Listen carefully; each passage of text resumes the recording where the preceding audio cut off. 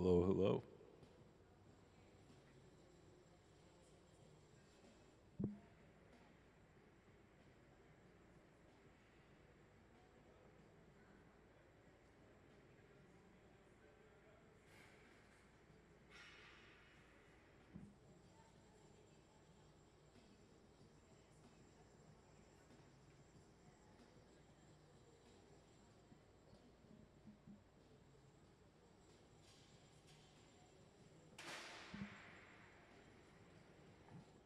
Oh, that's good. Oh, so you already have these.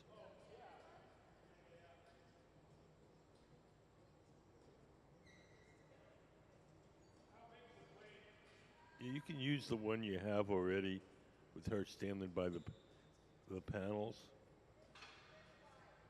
You just need one where you can see how the thing is displayed.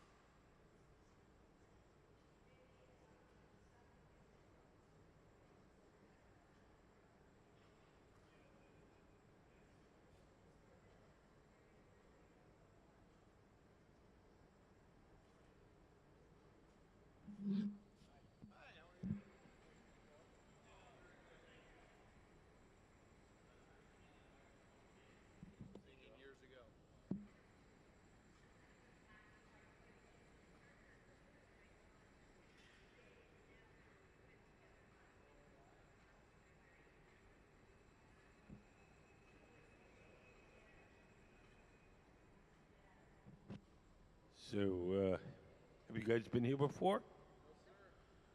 So let me start out with just a very quick introduction to how glass blowing works.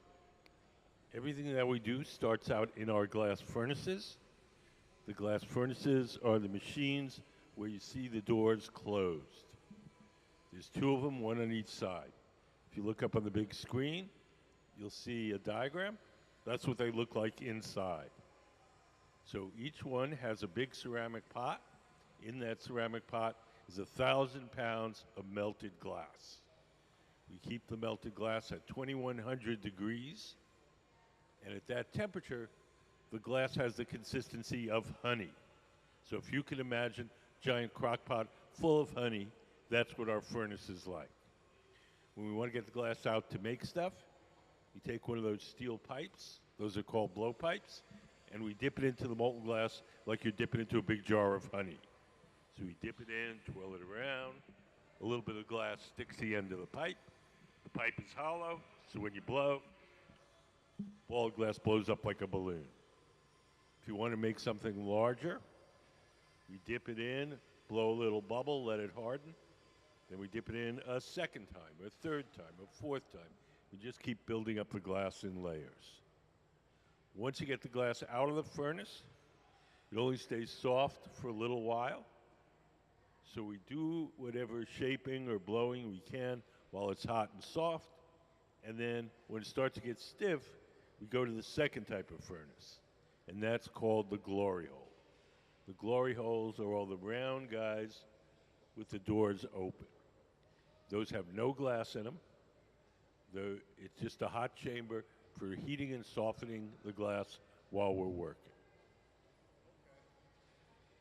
So he just heated it up, made it soft, and now he's taking it to Nancy, sitting at the center bench. She'll do whatever she needs to do. So the woman sitting at the center bench is our guest artist, Nancy Callan, and she's working with our Museum of Glass Hot Shop team.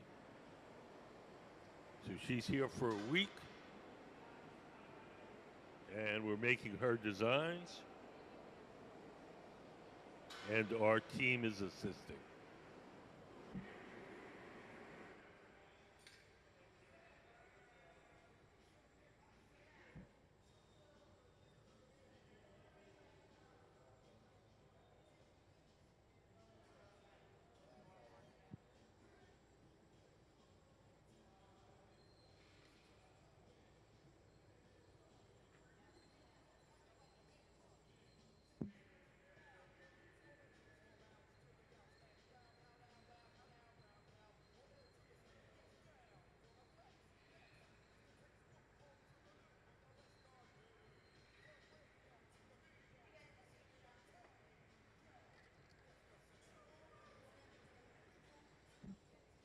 Can we put up a picture of Nancy standing by her panels?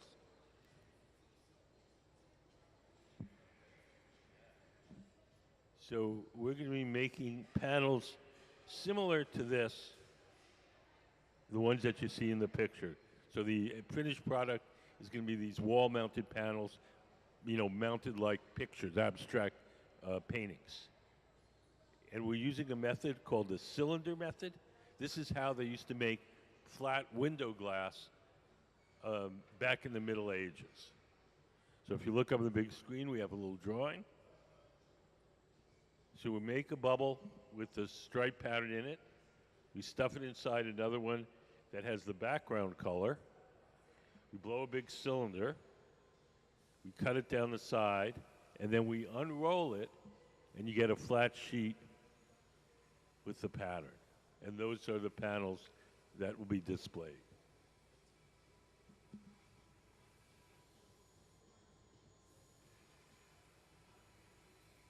We play Nancy Callan Meet the Artist.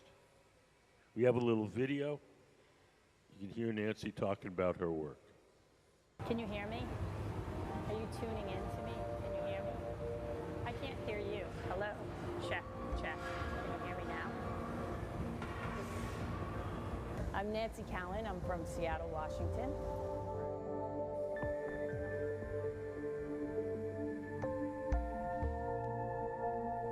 My focus as an artist is to create sculptural forms that are fun, playful, elegant, and a lot of my work is inspired by fashion. I look to designers and what's hip and what's happening, and also a lot of different patterns. My mom was pretty fashionable. She had some crazy suits when I was growing up, and I can remember she also had this canary yellow suit that was just fantastic. It was a skirt and a blazer and a hat with a feather. Well, I started blowing glass at Massachusetts College of Art, and I was a little bit older, so I knew that I had to learn from somebody that was really good. And I knew I wanted to be a really good glass blower. That was like a driving force for me. Yeah. And so I took a class with Lino in 1996, and I think he saw that I was really enthusiastic and very dedicated to what I was doing. And he told me to move to Seattle, and it was my dream to be able to work with him and be the person that like picked up the cane, that pulled the cane and did all that stuff. So that's my main gig now. You want it right here. Okay. For me, having him have the confidence and the belief in me to do that for him, that was pretty huge.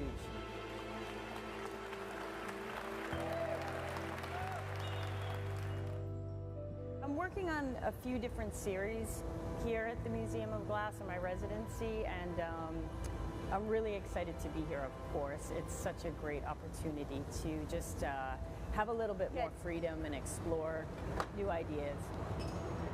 Which side wants to go? This one right here. Right now I'm working on this pattern right here, and there's some cane in it, but there's some other like color fields that I want to try and figure out how to get to those. Here's one of my drawings that goes with the pattern. This is what the piece is going to look like.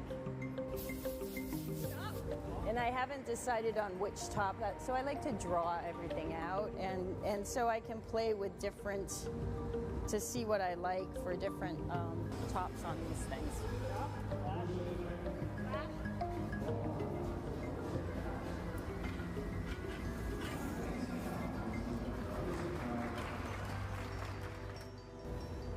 I'm also working on another series that I started maybe a year ago. I'm really attracted to this form, and I'm trying to figure out different cane patterns to use on it. And I've been doing this new cane pattern where I cut the canes up really small. So I am experimenting and really trying to fine-tune some forms. I'm really interested in graphics and like a wide band of colors. I was really inspired by superheroes and their costumes. So this piece we're going to do today, and I'm not sure, I think I'm going to go with the all white and black. Yep.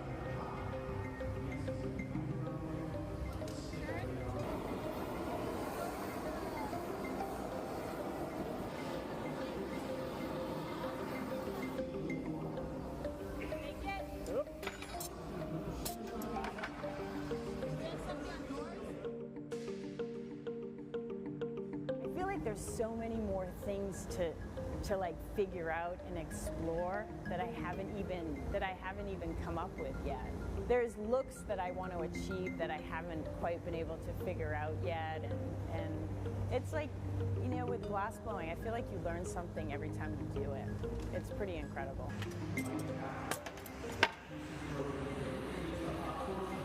Okay.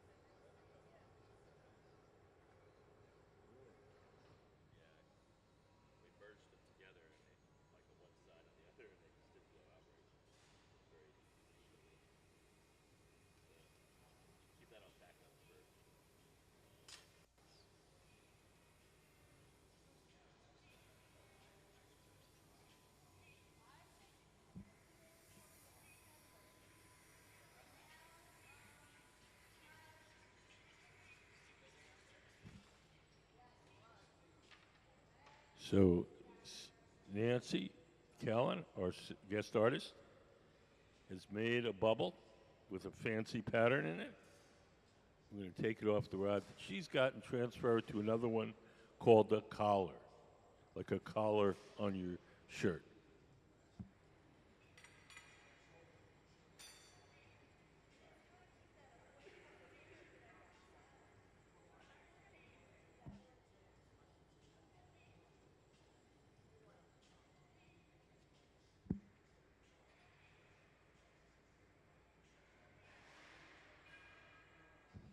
We put up just my drawing of the process.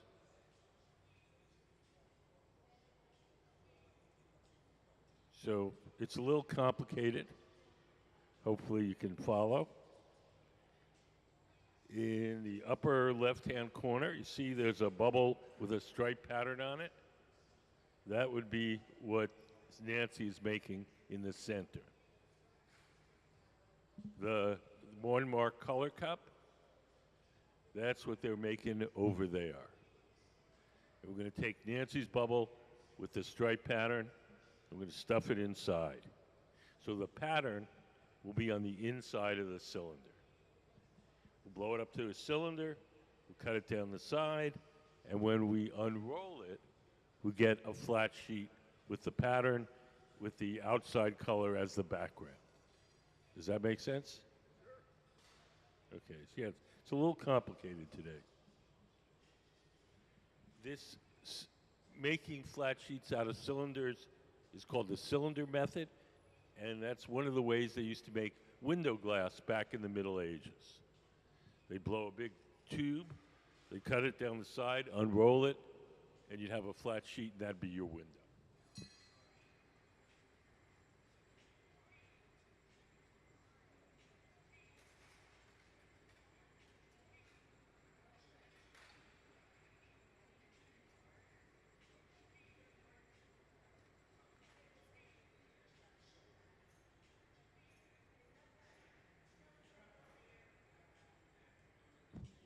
If you look over here, you can see some of the canes laid out for her pattern.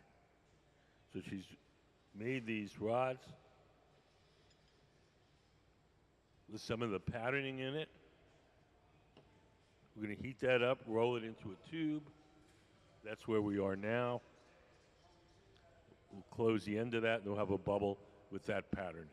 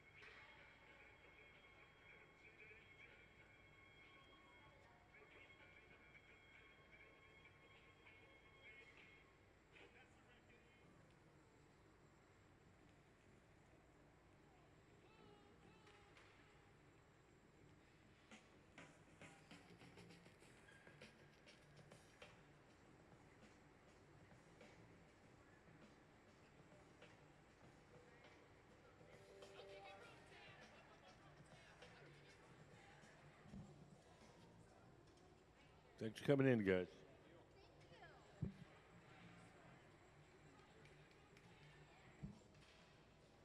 So now we're going to close up the end of the cylinder. Got a big blob of clear glass. We smushed it on the end.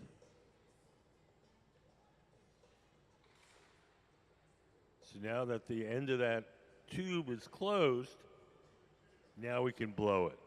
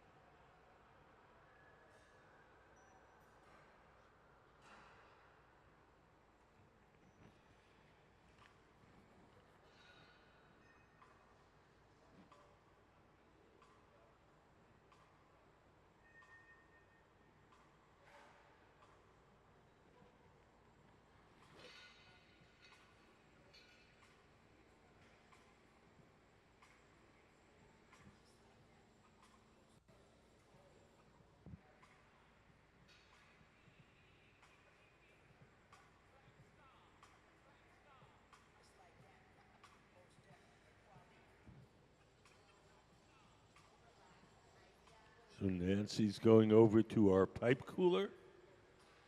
It's just a steel trough. We lay the steel pipe in the trough and spray water on it. That cools it down and makes it easier to hold.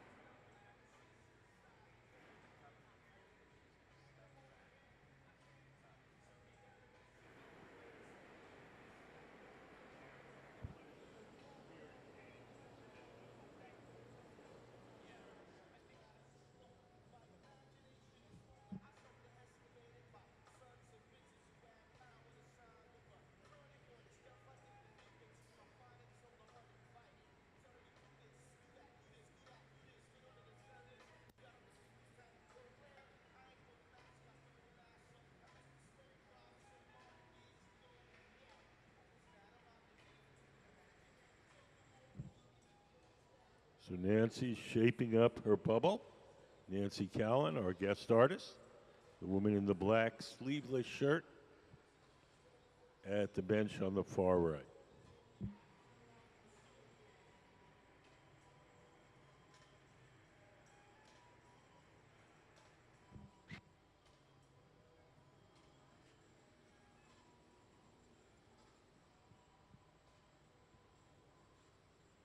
So we're going to layer two types of patterns. Nancy has one pattern on her pipe right now. I believe we have a little, what we call color cup with a different pattern in this oven here. And we're going to blow one inside the other.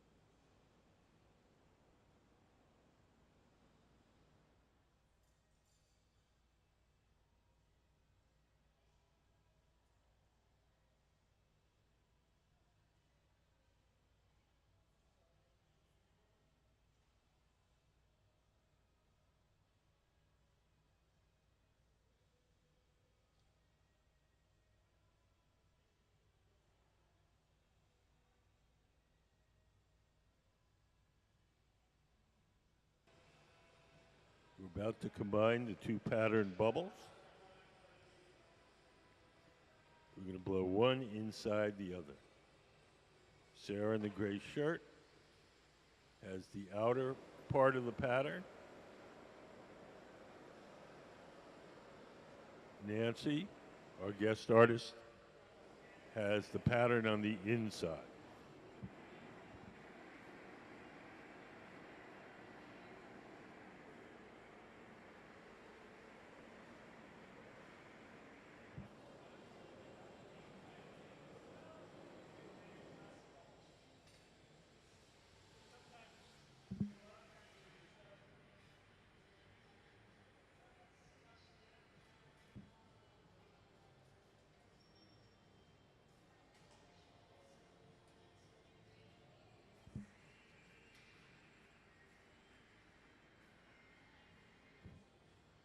So this process we're going to do next is called stuffing a color cup.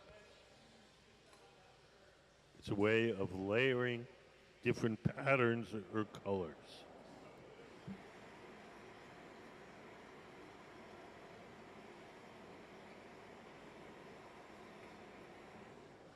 So we're going to take Nancy's bubble, Nancy on the bench on the far right. I'm going to put it inside Sarah's bubble, sitting in the center. And this will layer the two patterns.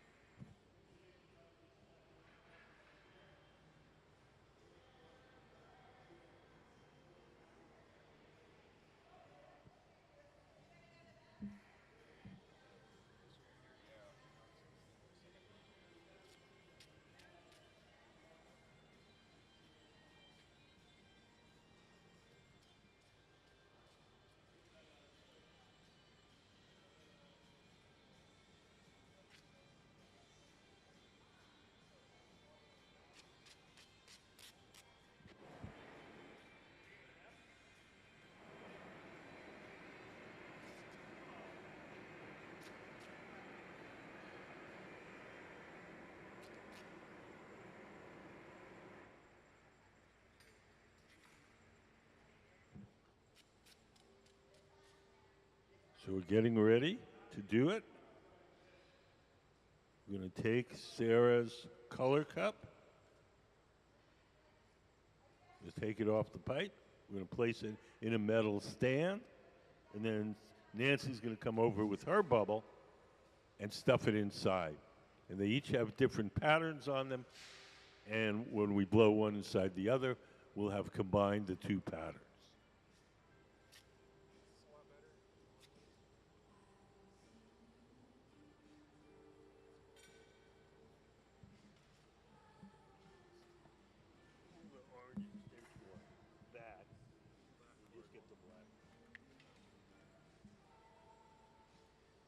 So Nancy's going into our color cup. She drops it down inside.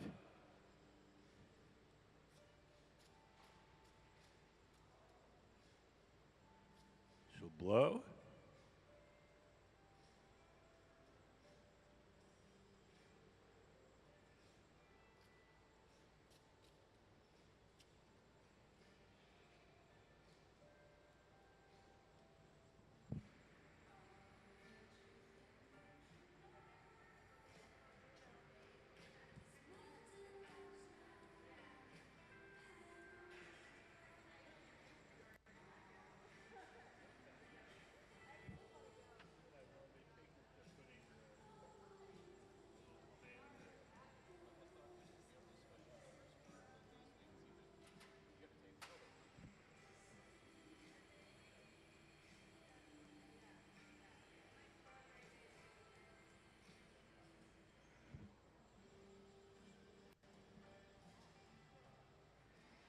So, hi everybody, welcome to the Museum of Glass.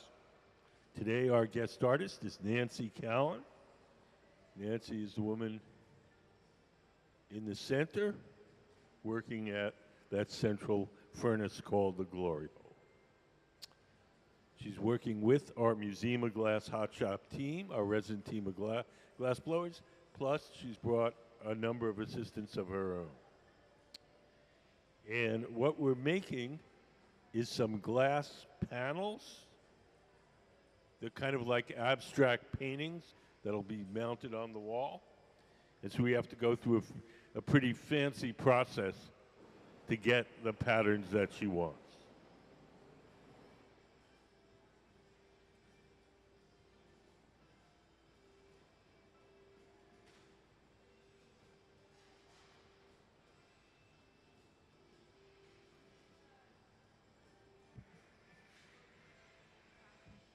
Right now, she's just rolling that bubble on a steel table. The steel table is called the Marver, M-A-R-V-E-R. And we use it for shaping the glass bubble.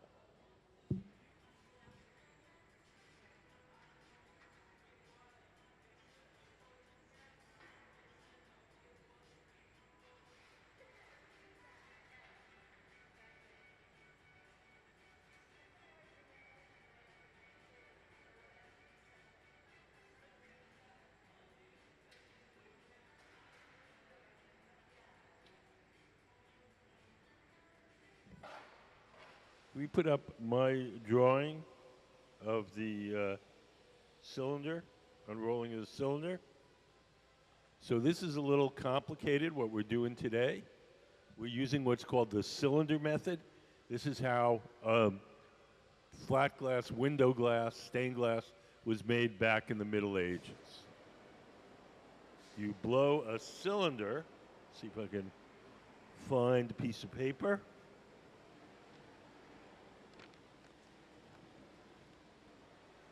You blow a cylinder, make sure there's cut off the top and bottom, slice it down the side, then put it in the kiln, heat it up till it's soft again, and unroll it, and then you have a flat sheet.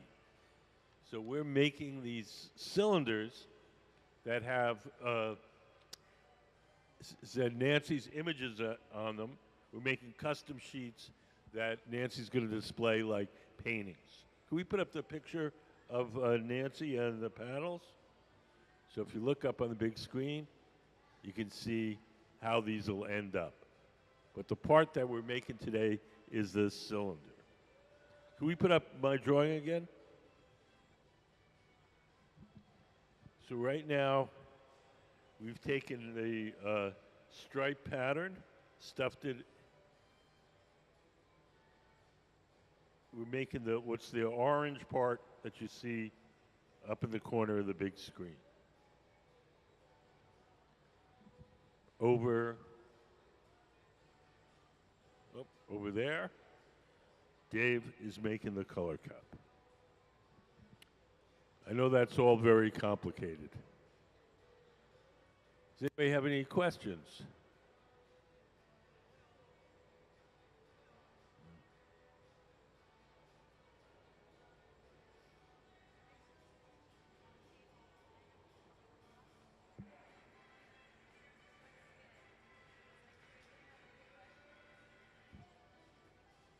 So over on the right, Dave Walters in the baseball hat. He's making the bubble for our color cup.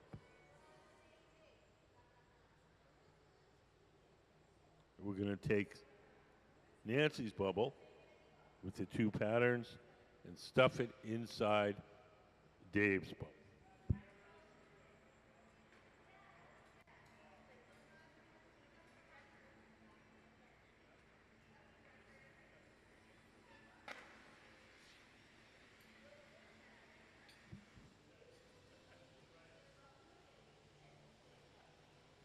Nancy is originally from Massachusetts, Boston area. She's a graduate of the Massachusetts College of Art. She's spent many years working for the Venetian master Lino Tagliapietra, who's the greatest glassblower in the world. Lino just retired. He started at 11. He just retired at 87. And Nancy was an integral part of his team for, I think, almost 20 years.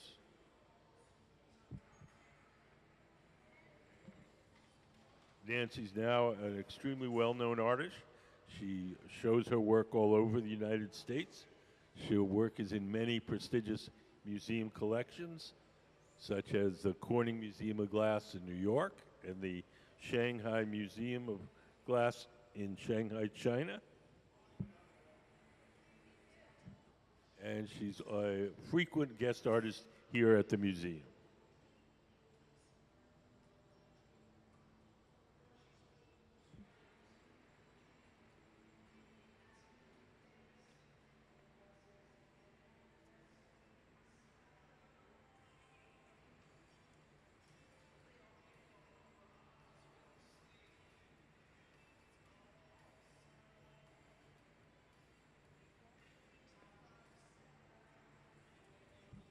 Does anybody have any questions?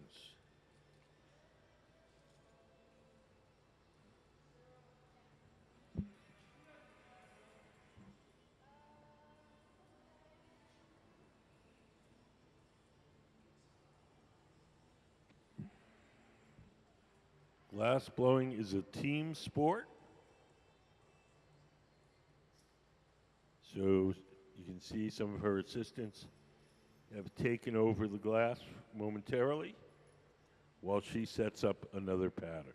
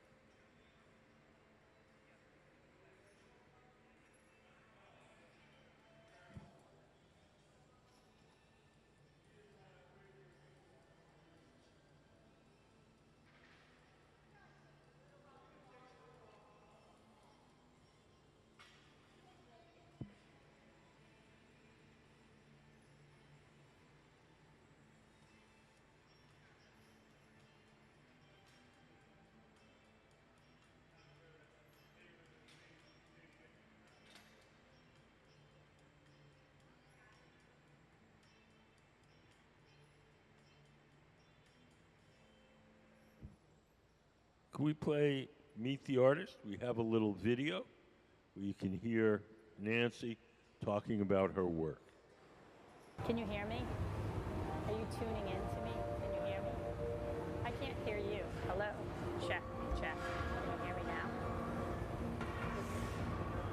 I'm Nancy Callan. I'm from Seattle, Washington.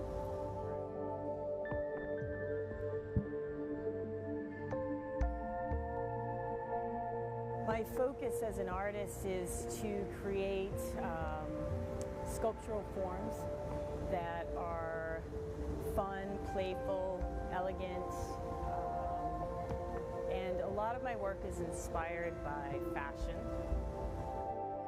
I look to designers and what's hip and what's happening, and also a lot of different patterns. My mom was pretty fashionable. She had some crazy suits when I was growing up, and I can remember she also had this canary yellow suit that was just fantastic. It was a skirt and a blazer and a hat with a feather. Well, I started blowing glass at Massachusetts College of Art, and I was a little bit older, so I knew that I had to learn from somebody that was really good. And I knew I wanted to be a really good glass blower. That was like a driving force for me. Yeah. And so I took a class with Lino in 1996, and I think he saw that I was really enthusiastic and very dedicated to what I was doing. And he told me to move to Seattle, and it was my dream to be able to work with him and be the person that like picked up the cane, that pulled the cane and did all that stuff. So that's my main gig now. You want it right here. Okay. For me, having him have the confidence and the belief in me to do that for him, that was pretty huge.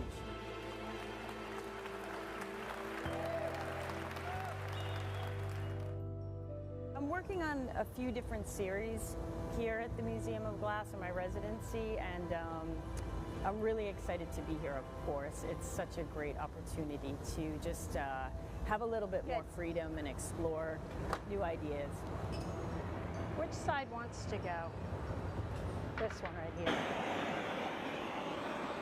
Right now I'm working on this pattern right here, and there's some cane in it, but there's some other like color fields that I want to try and figure out how to get to those.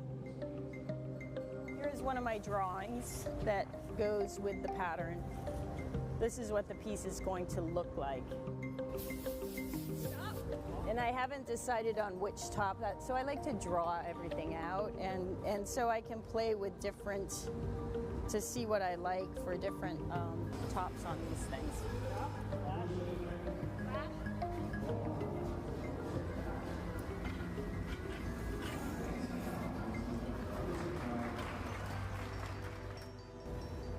I'm also working on another series that I started maybe a year ago.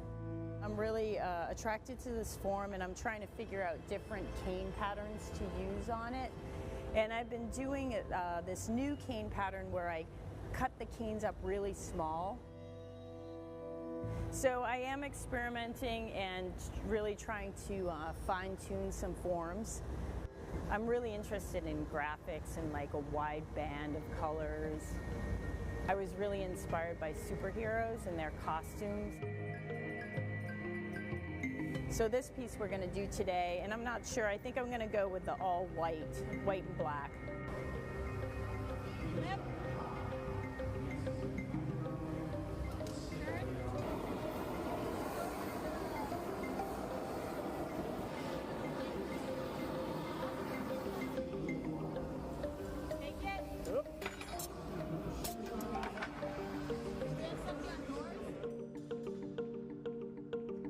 I feel like there's so many more things to like figure out and explore that I haven't even come up with yet. There's looks that I want to achieve that I haven't quite been able to figure out yet, and it's like, you know, with glass blowing, I feel like you learn something every time you do it. It's pretty incredible.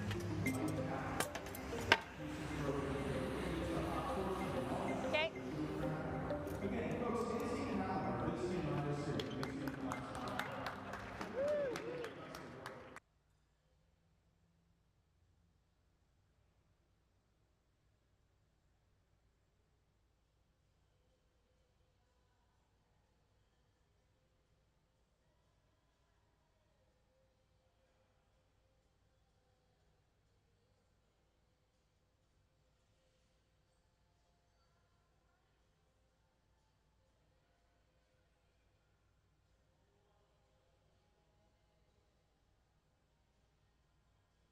Does anybody have any questions?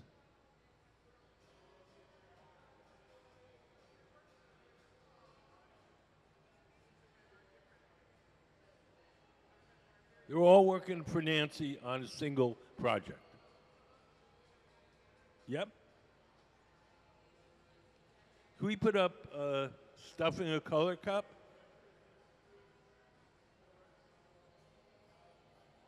So the next part of this process is to take the bubble that Nancy has with all the patterning in it and stuff it inside the bubble that Dave is making on the right.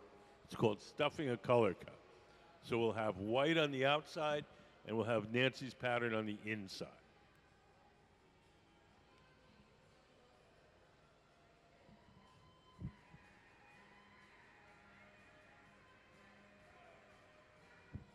Can we put up a picture of Nancy standing with the panels?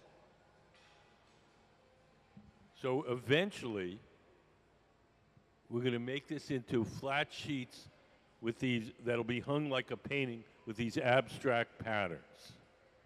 So all the stuff we're doing now is working towards making this type of panel. But it's a little bit of a complicated process. It's not super straightforward. So hopefully we can keep you abreast of it while it happens. It's called the cylinder method. Can we put up my cylinder method drawing? So we have a little summary diagram up on the big screen. So we have the bubble with the pattern on it. You can see the orangey one. We stuff it inside another one. We make a big cylinder. We cut the top and bottom off, make a little slit down the side, and when we heat it up, we can unroll it and then have a flat sheet. So it's called the cylinder method, and this is how they used to make window glass back in the Middle Ages. So we're using that same process, except we're using it to make Nancy's images.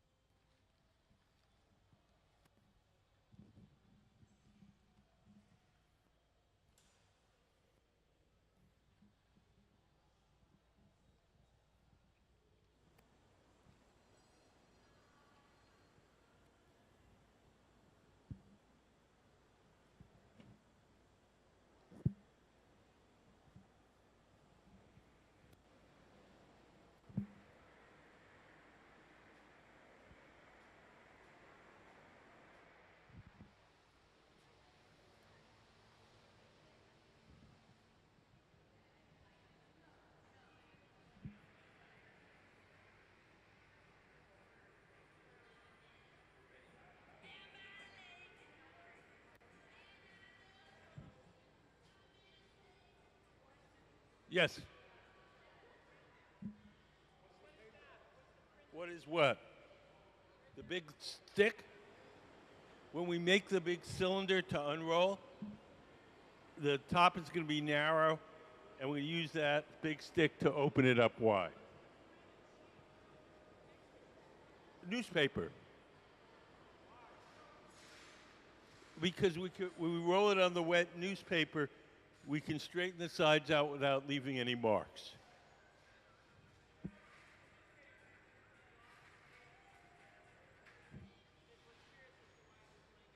It's the same thing as the newspaper that you shape the hand with. It just, you can roll it on there, it doesn't leave any marks. If we rolled it on the steel table, it would leave marks.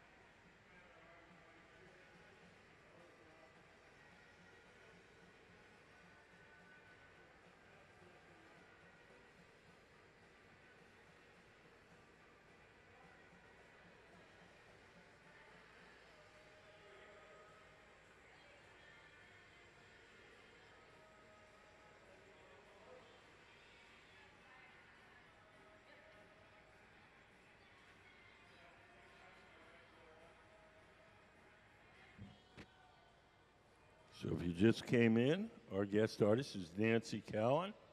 Nancy's the woman over on the right side of the studio. She's working with our Museum of Glass Hot Shop team to make some of her panels. Can we put the Nancy on the panels picture up? So the final product are going to be these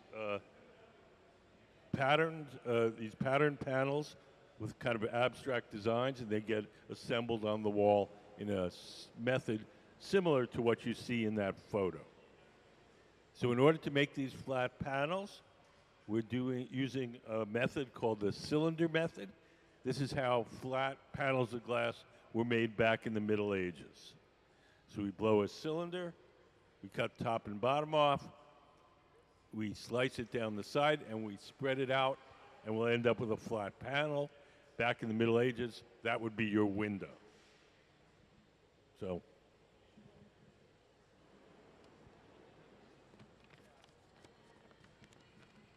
if you can imagine, this is our cylinder.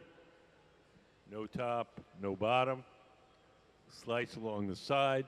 We put it in a kiln, heat it up till it's soft.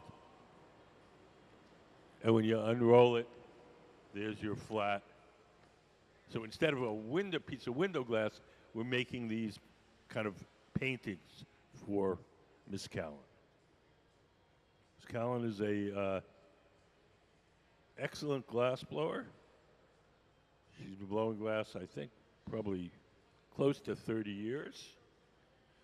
She worked for many years with Lino Tagliapietro, the Venetian master. And now she's an independent artist showing her work all over the United States. Nancy is going to have an exhibition here in 2024 at the Museum of Glass. And some of these things you see making today will end up in that exhibition.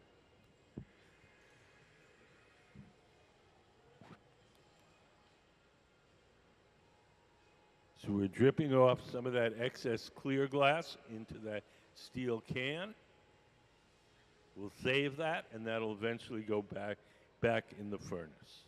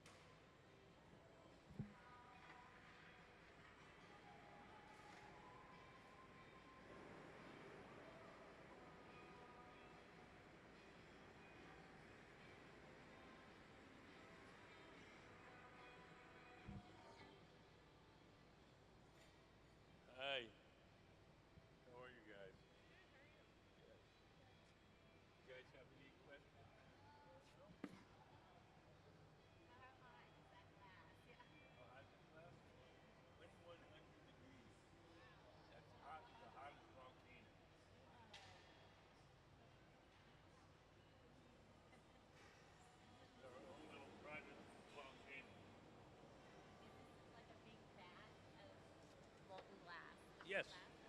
Can we put up the glass furnace diagram?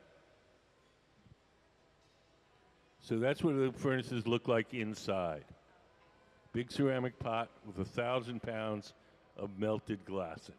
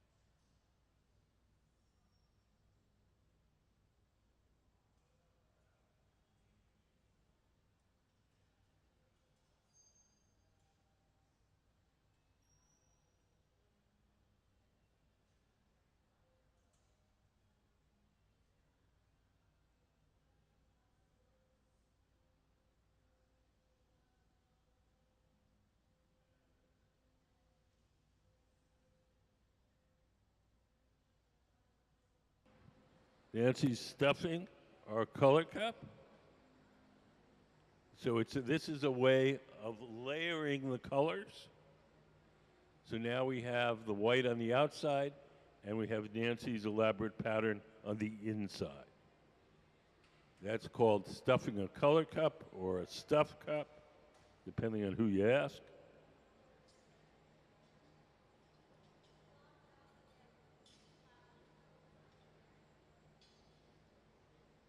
We're going to blow this up into a big cylinder.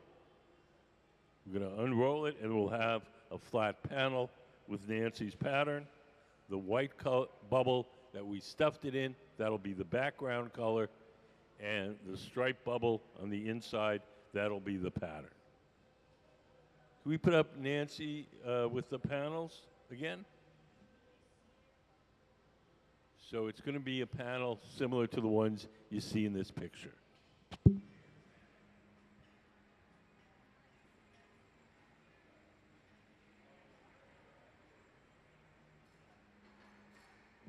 Does anybody have any questions?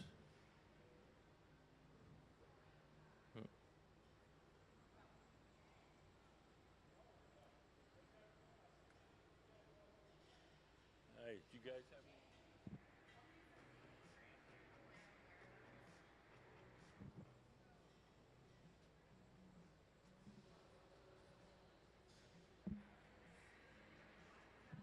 Yes. Can we put up my unrolling drawing? So if you look up on the big screen, so we've taken the bubble, we've done the first thing where we took the bubble with the pattern and put it in the plain cup. Then we're going to blow it up to a big cylinder. We're going to cut the top and bottom off, make a little slit down the side, and then we'll put it in a kiln and heat it up till it's soft, and unroll it, and we'll have a flat sheet.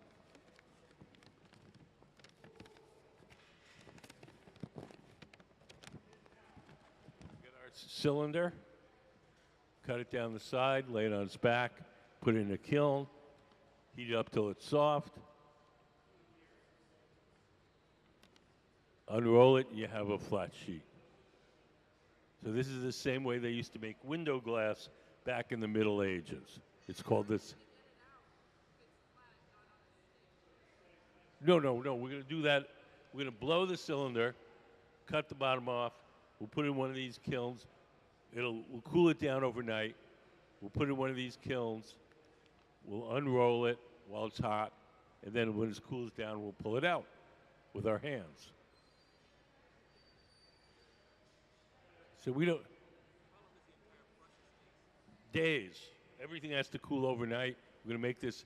We're going to probably take almost the whole morning to make this big cylinder. Then we're going to put it in an oven, cool it overnight. It's not all one straight, continuous thing. They just got to cut it. Then we got to put it in another kiln, unroll it, then cool it again. So it's a big long thing. Where do you go to learn something like this? Oh, there's about 50 art colleges around the United States that have glass programs. There's a couple of private studios here in Tacoma that give lessons. Tacoma Glassblowing and Area 253.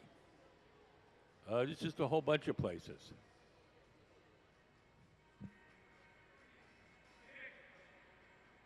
There you go. Yeah, they'll teach you.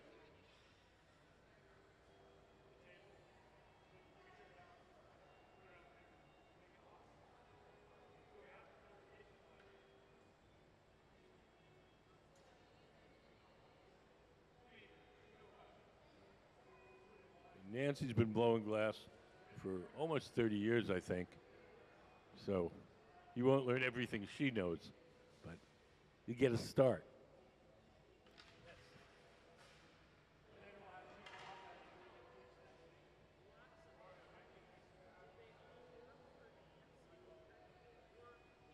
We have a mixed team. We have Nancy brought 3 people with her. Wait, 4. Jen Ellick over there on the right. Mariah here with the paddle behind her. Dave Walters, who's rolling the glass right now. And Jack Spitzer, who's somewhere. So she brought those people. Then the rest of them are our people from the Museum of Glass. Ben Cobb sitting at the workbench. Sarah Gilbert in the light gray shirt. I guess Jack is really with us.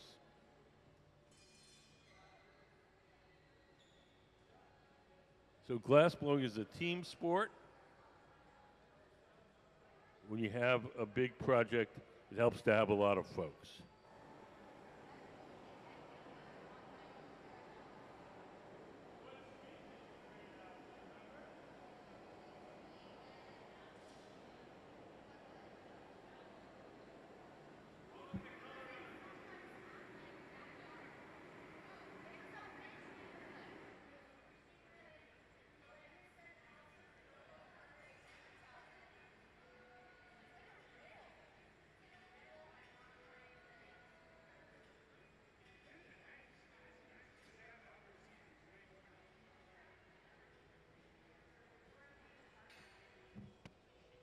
So in the center, Dave Walters in the hat. He's heating the glass up, making it soft. He's going to bring it back to Ben sitting at the workbench for him to start to shape it and blow it up.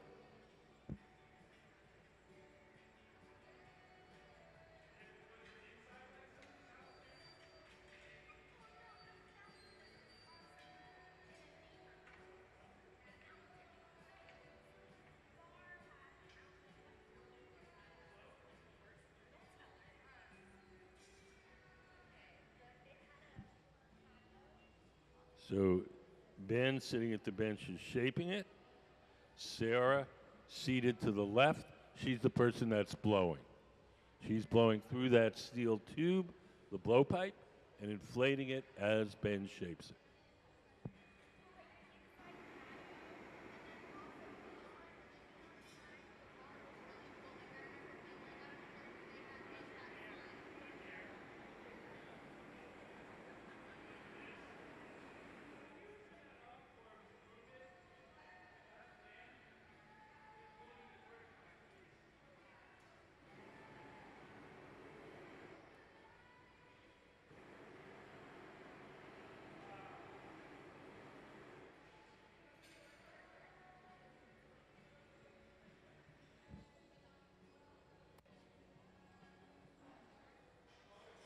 In the center, Dave Walters is heating up the glass in an oven called the Glory Hole. The Glory Hole runs on natural gas and forced air, and we keep it at approximately 2,300 degrees.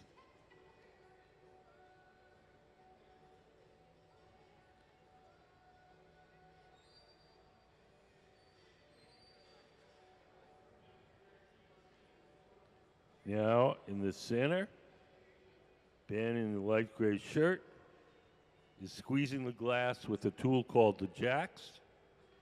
He's making a sharp crease in the glass. That sharp crease will be the place where we can break the glass away from the metal pipe once we're done shaping it. The tool is called the jacks, and making this crease is called jacking it down. His assistants are holding wooden paddles in front of his hands to shield him from the heat.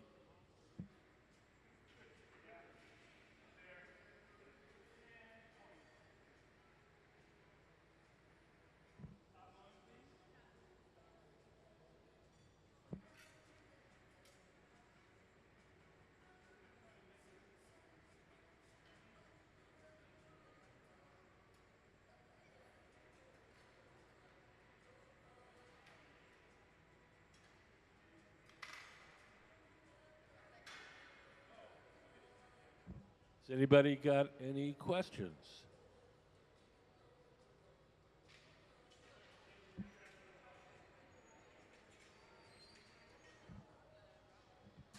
You noticed you just made a big notch in it?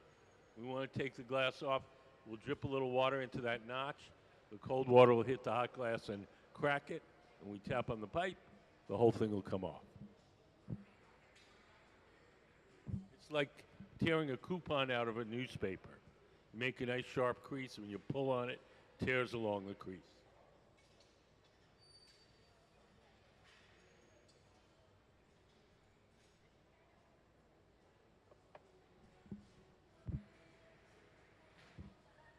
When they swing the glass like that, the centrifugal force stretches the bubble out and makes it longer.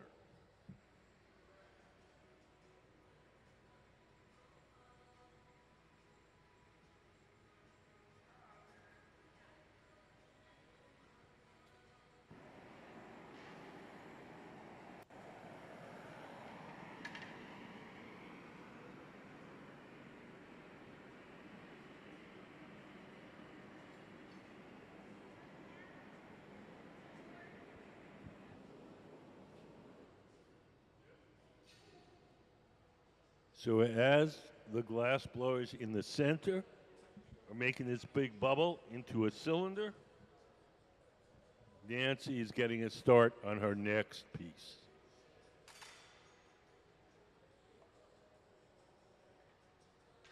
We've laid out a pattern of striped rods called cane on a ceramic plate. And Nancy's going to pick those up.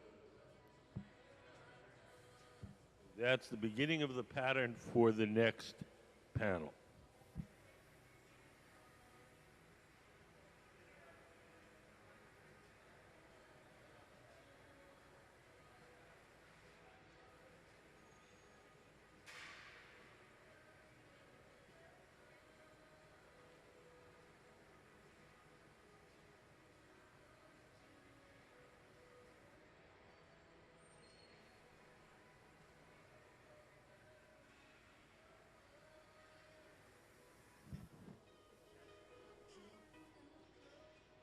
Does anybody have any questions? White with black stripes.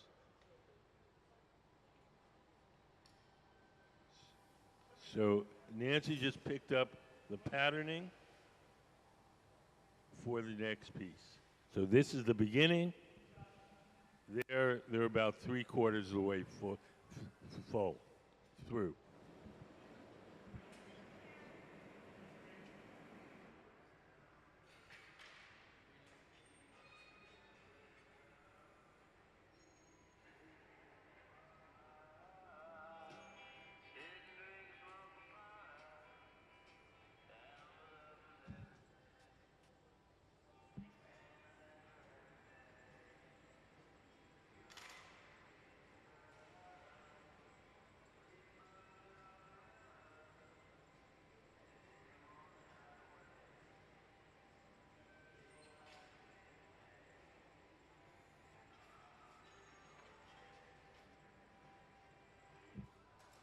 When they swing that bubble, the bubble is hot and soft, and it makes the bubble longer.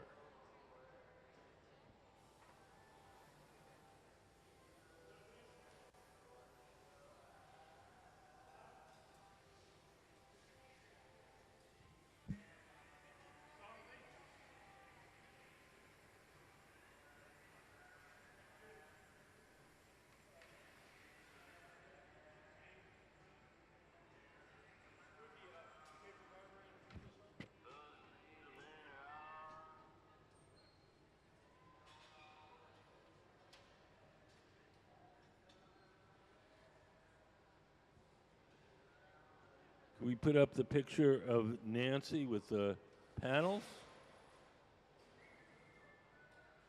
So it's going to end up making these into flat panels, which will hang on the wall like paintings. We're using what's called the cylinder method, which is the way they used to make flat glass back in the Middle Ages. So the first thing you do is blow a big cylinder with your pattern in. It's a little complicated, so if you guys got questions, you don't understand it, just ask.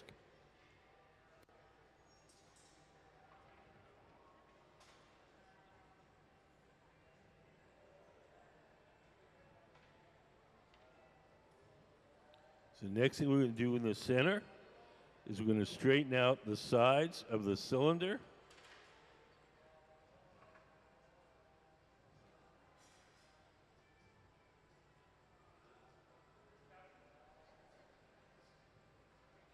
You roll that bubble on a couple of sheets of wet newspaper, and that'll straighten out the sides without leaving any marks.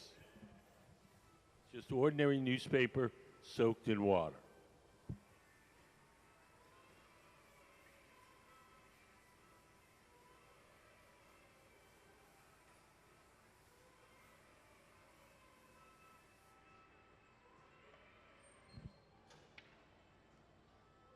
Our team has become very good at this.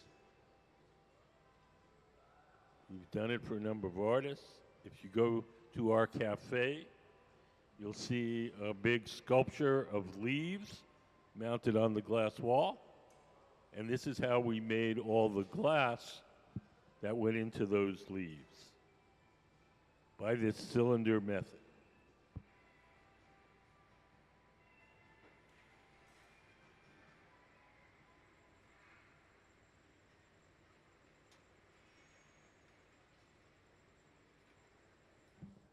So the white that you see on the outside of that cylinder, that's going to be the background. Inside, we've put the pattern. You can't see it now, but once we unroll that cylinder, you'll see the pattern.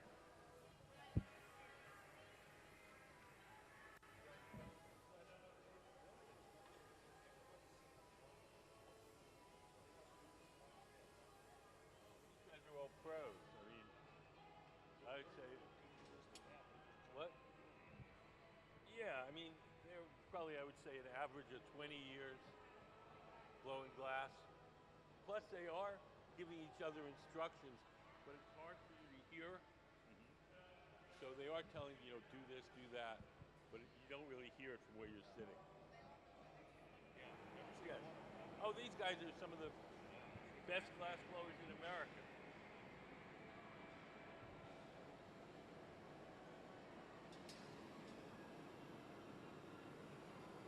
Yes, Sarah. You're up.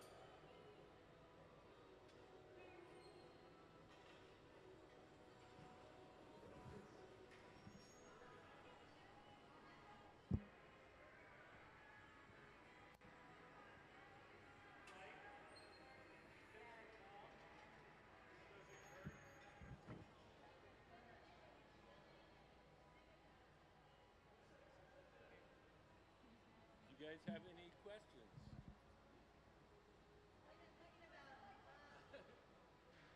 We have a lot of questions. Is the thing she's making going to be part of the same No, this is she's starting the next one.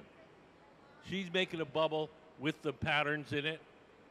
We're going to stuff it inside of another bubble that has the background color, and then we make big cylinder and unroll it. So there's the cylinder. So, yes. Can we put up my drawing of the unrolling? So the bubble that she's making in that drawing would be that orange bubble with the little stripes.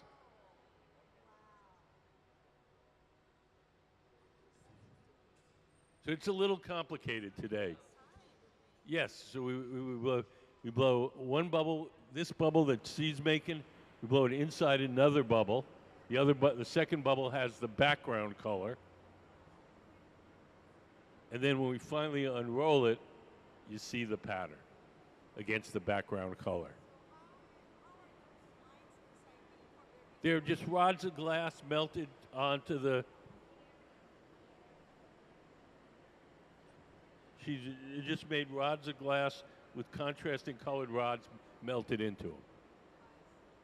She's doing all different patterns, so there's all different ways she prepares them. But you say you have questions? No, I said they have a lot of questions. That's why I'm here. Doing great. You guys have any questions? Really fun to watch. Good. You guys have any questions? Fascinating. Good.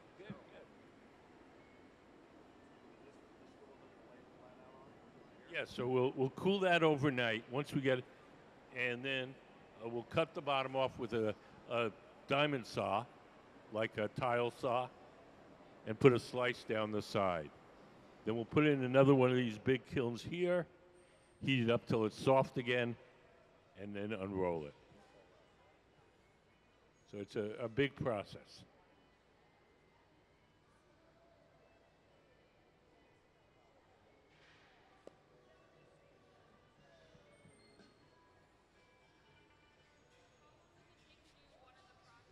What?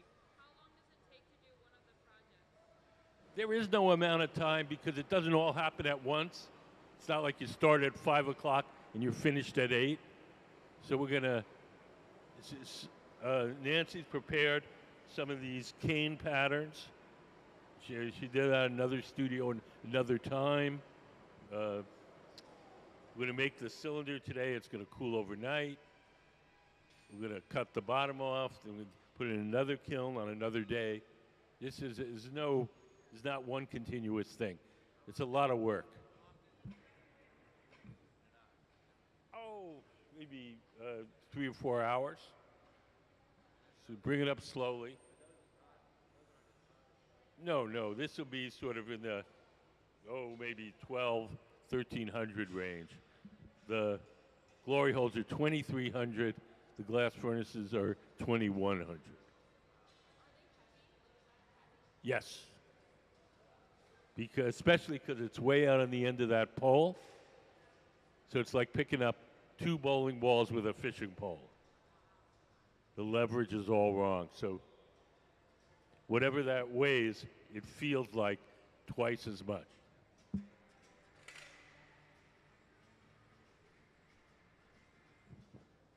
Now we're going to transfer this cylinder from the rod it was originally blown on to a second steel rod called the punty. This second steel rod will hold it from the bottom while we shape the top.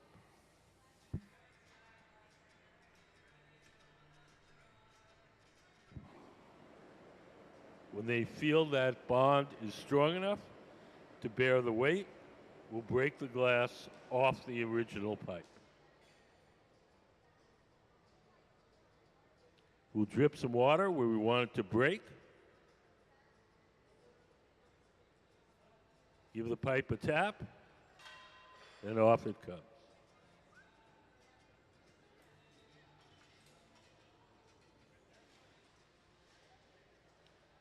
So Ben is supporting it with that wooden stick till that puntee stiffens up a bit.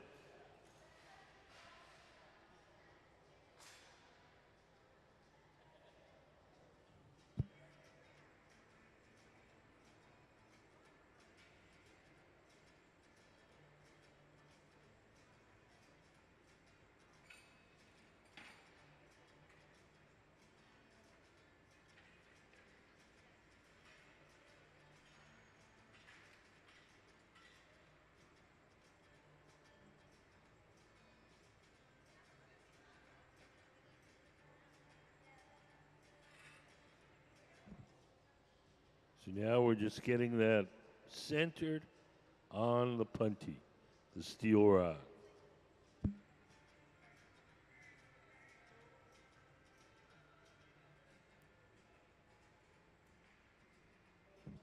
anybody have any questions?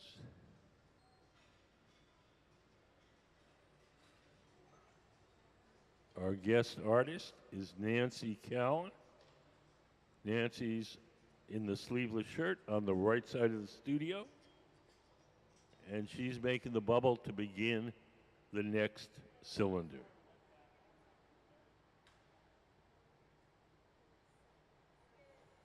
Nancy's originally from Massachusetts.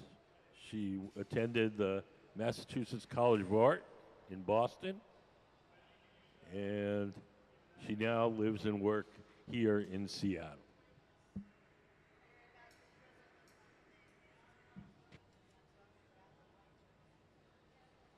Nancy has been a great friend to the museum. We've had her here a number of times.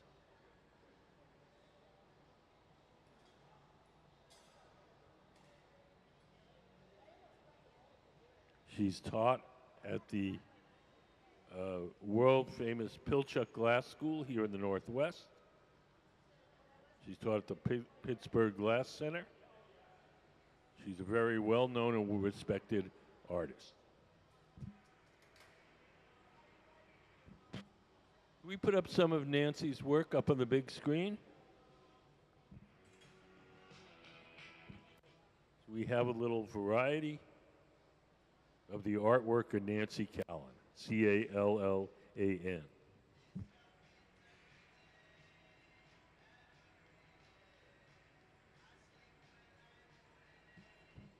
Nancy locally is represented by the Traver Gallery, T-R-A-V-E-R, and that's located in Seattle, in downtown Seattle, on Union Street between 1st and 2nd.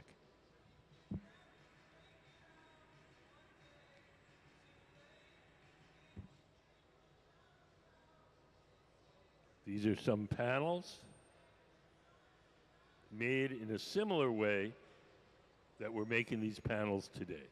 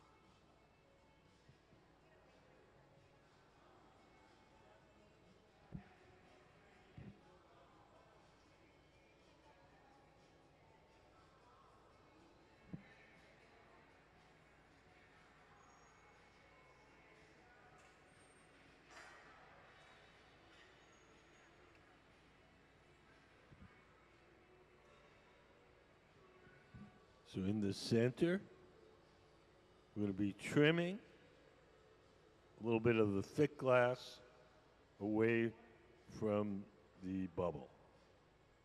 When glass is hot, you can actually cut it with the scissors.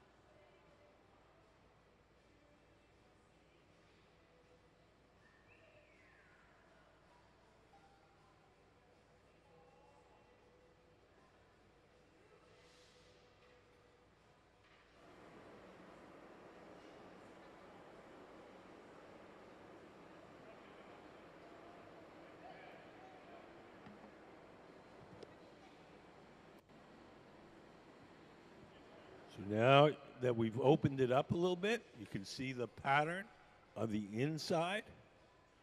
When we unroll that cylinder, the white will be the background and the pattern will be facing you. Hey, how are you guys?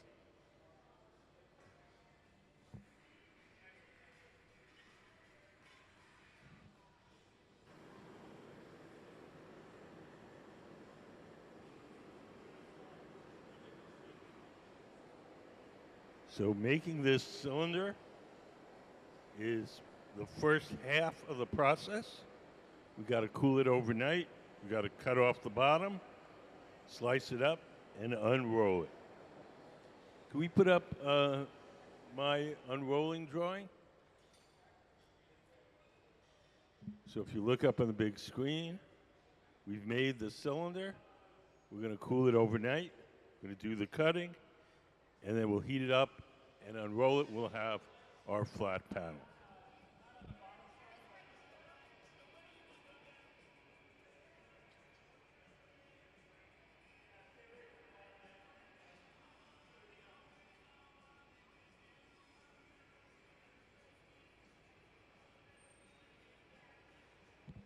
Everything that we make here has to be cooled slowly or it'll break. So once we finish the cylinder, we'll take it off the metal rod. We'll put it in an oven called the annealer, where it'll be cooled very slowly overnight.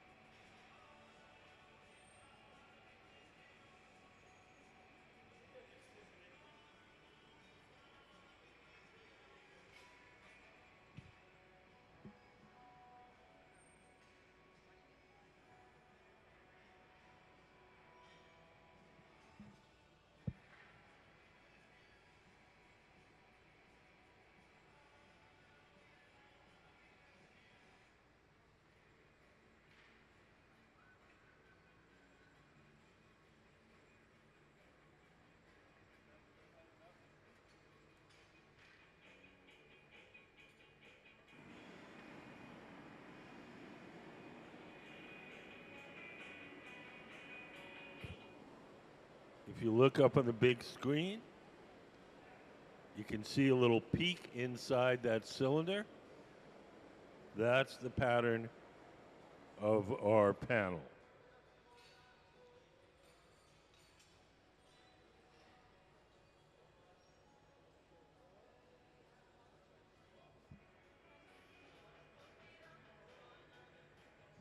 It's gonna be. Can we put up Nancy and the panels?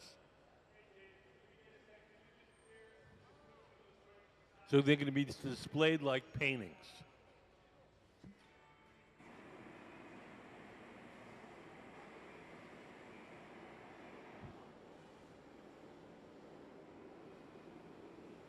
Think of them like abstract paintings.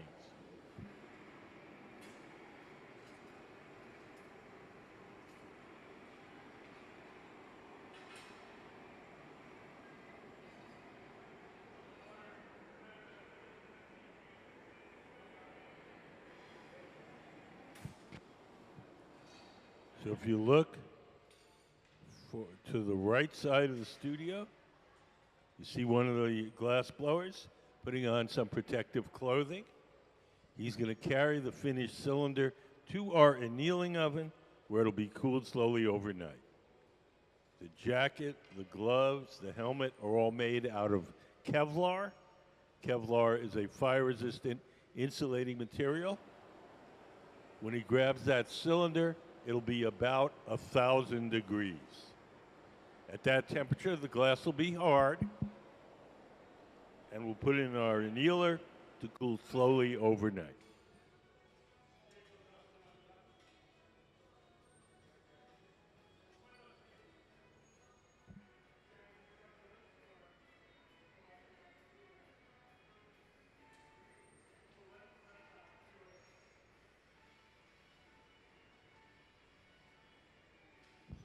We have sort of a little assembly line going. The cylinder in the center is pretty much done. And over on the right, Nancy's making the next one.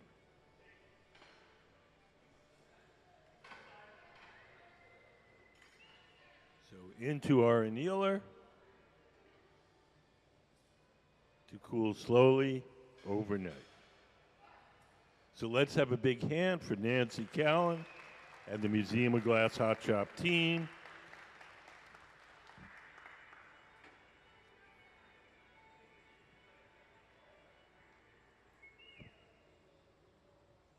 Yes, there were two different methods. That's called the cylinder method, where they roll it out. And then there's what they called the crown method, which was making a rondelle, a big flat disc, and then cutting little squares out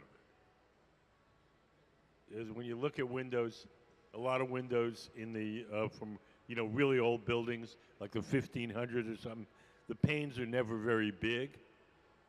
There's always lots of little panes. Those were made in the rondelles. Yes. Oh, I don't know, sometime later this week. Yep. On a ceramic shelf. It's a long process. It's not going to happen right before your eyes.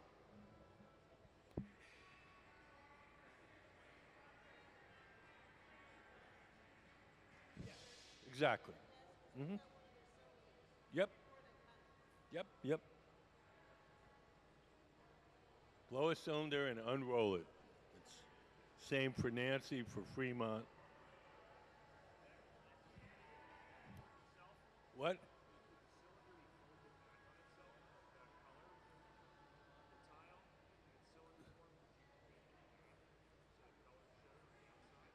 Yes. Can we put up my drawing again?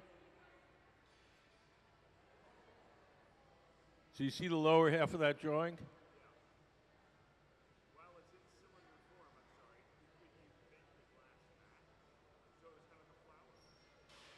Sure. Yeah, you can unroll it any way you want. This is the way you do it if you just want a flat sheet. We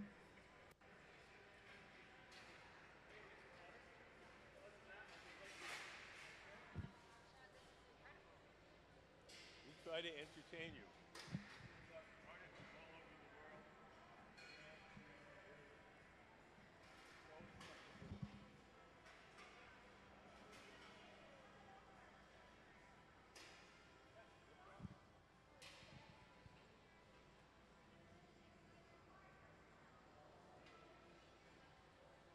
So Nancy Callan, she's cooling off her pipe.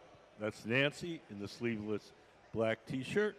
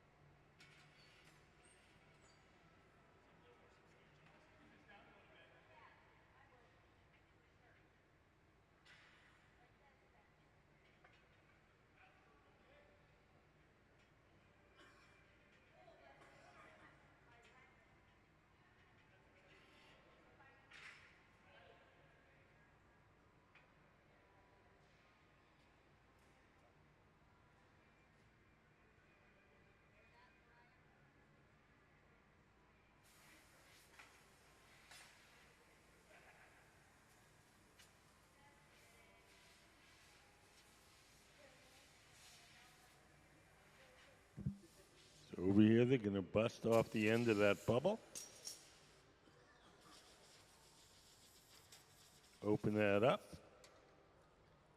And eventually, we're going to stick it on the pipe that Ben has. Ben is a guy in a light gray shirt in the center of the workshop. He's making what's called a collar, like the collar on your shirt. And we're going to transfer Nancy's bubble with the pattern in it from the pipe it's on now to the pipe being prepared by Ben in the center.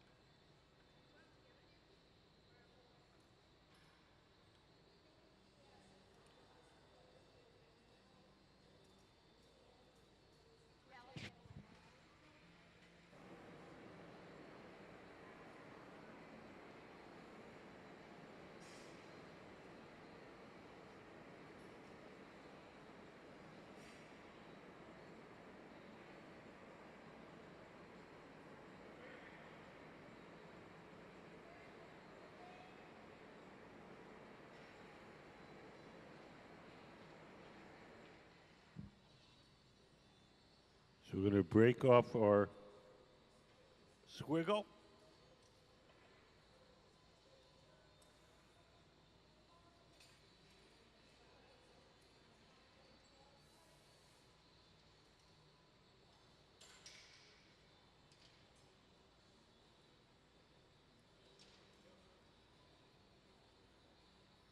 Now,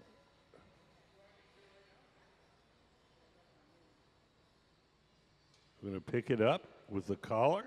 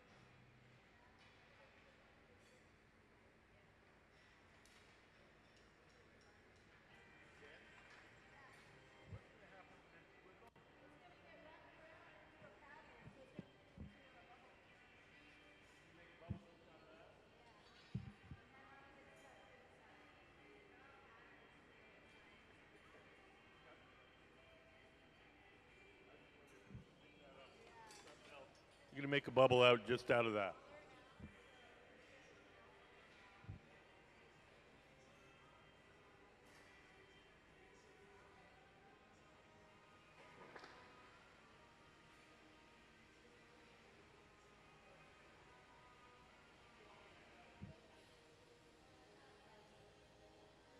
So eventually we're going to make that big squiggle into a bubble, and then we're going to make a flat pattern out of that. So right now we're just folding it over. We're going to shape it into a tube, close the end of the tube. We'll have a bubble with the pattern in it, make a big cylinder, and unroll it. Has anybody got any questions? Yes.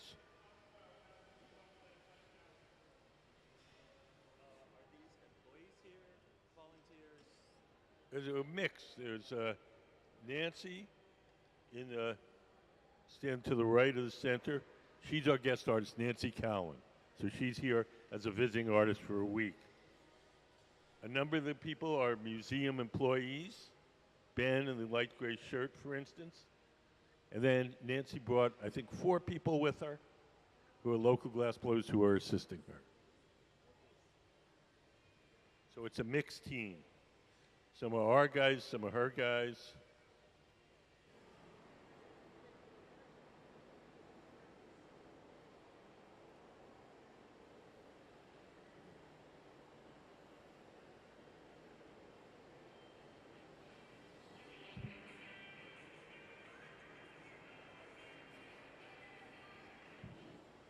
So I'll be kind of interested to see how this squiggly thing becomes a bubble.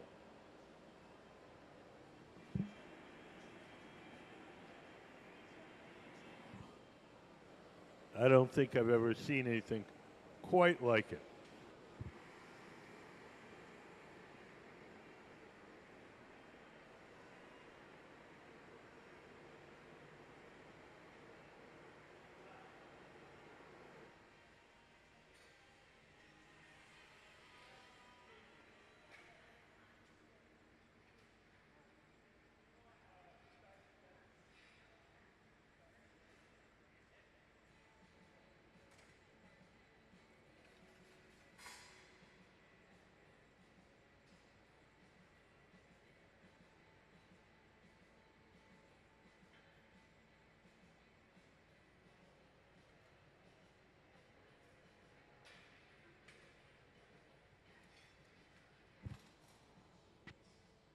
So just to get you guys a little bit familiar with our guest artist, Nancy Callan, we have a little video called Meet the Artist, and you can hear Nancy talk about her work.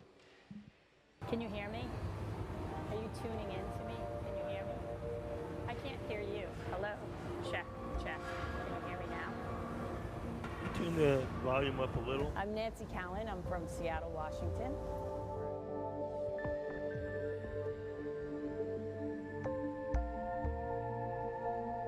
My focus as an artist is to create sculptural forms that are fun, playful, elegant,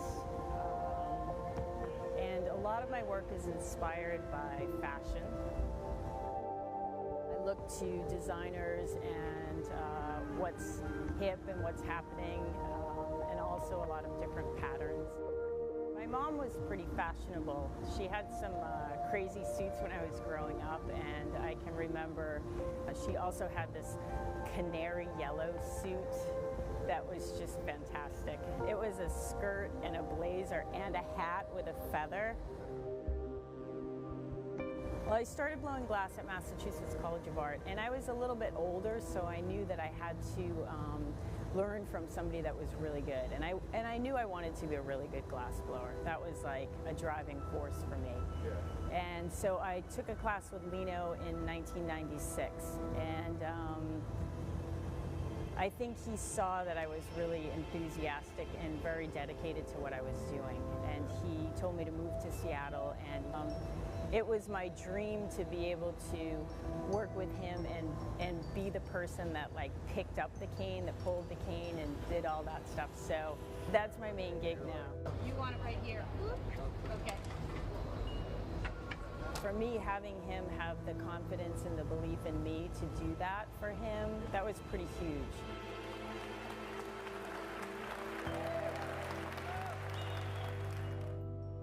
I'm working on a few different series here at the Museum of Glass in my residency, and I'm really excited to be here, of course. It's such a great opportunity to just have a little bit more freedom and explore new ideas.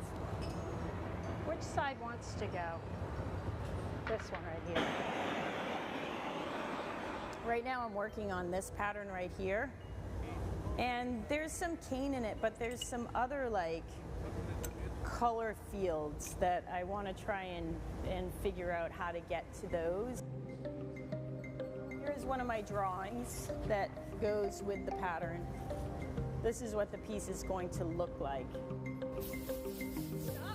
And I haven't decided on which top so I like to draw everything out, and so I can play with different, to see what I like for different tops on these things.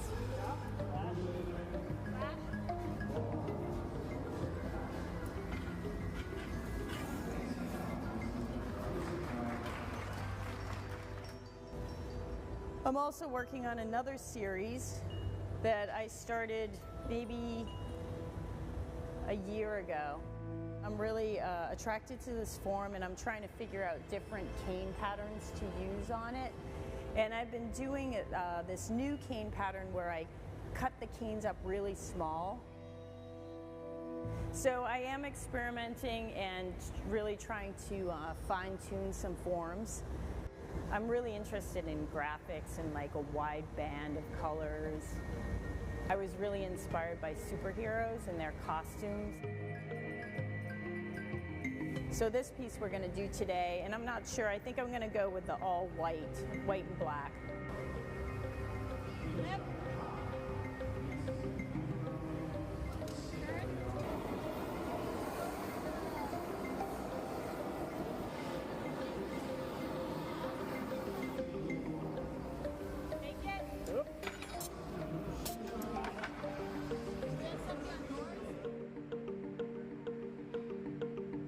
There's so many more things to like figure out and explore that I haven't even come up with yet.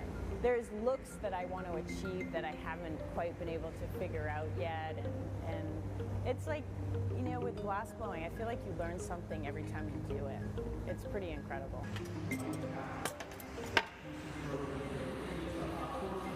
Okay.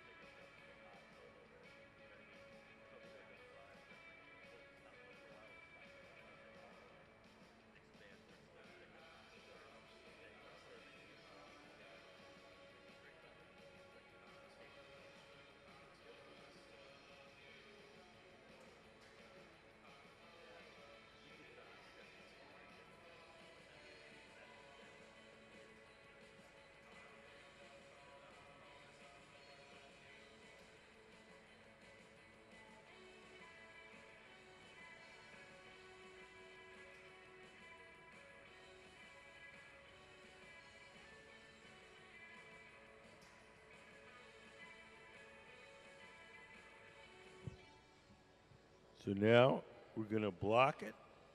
The tool in Nancy's hand is called the block. It's made out of wood. It's stored in a bucket of water. As long as the wood is wet, the tool doesn't burn, and she can shape the glass without leaving any marks. The tool looks like a scoop, but we don't scoop up any water in it. We use it empty. We just want the wood itself to be wet.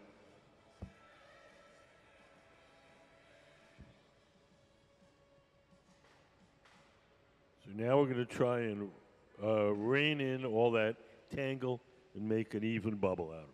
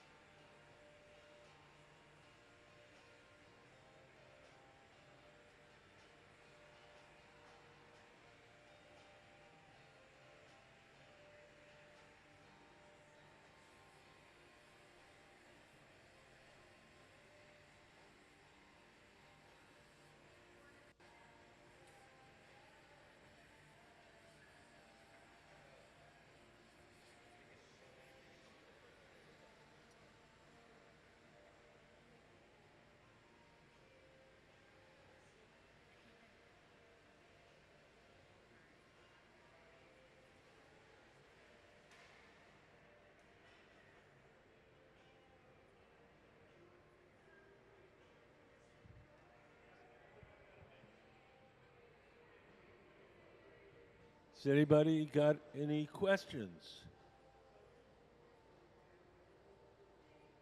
Questions are free.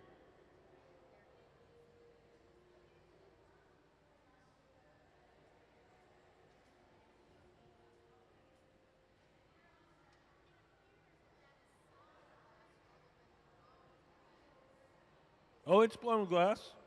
We took the big squiggle and we kind of pieced it together and made a hollow bubble out of it.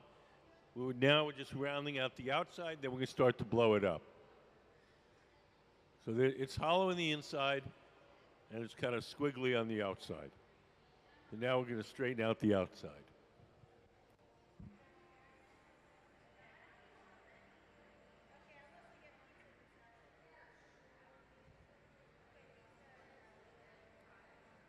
We're going to make these flat panels. Could we put up Nancy and the panels? Nope. There we go. So they're going to be panels that are kind of like an abstract painting. They're going to hang on the wall. Look up, up, up, up, up. Look up. Don't look at me. Look up at the screen. Do look up at the screen. That's where the picture is. So we're making all sorts of weird patterns. We're going to turn them into a big sheet. I'm going to hang them on the wall like an abstract painting.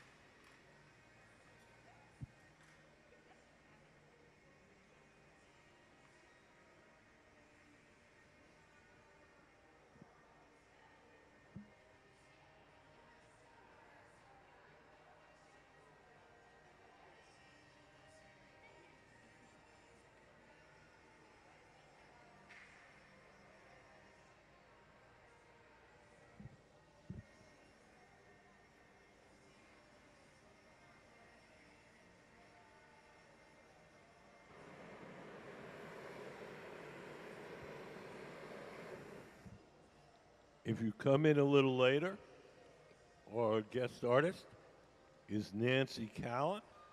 She's the woman at the center of the work studio with the cut-off sleeves. She's our guest artist all week long, and she's working with our Museum of Glass Hot Shop team, plus she's brought a number of her own assistants as well. We're making a bunch of glass panels. We're making them using what's called the cylinder method. This is the old-fashioned way of making a flat sheet of glass. And we're making very special flat sheets of glass with Nancy's patterns in them.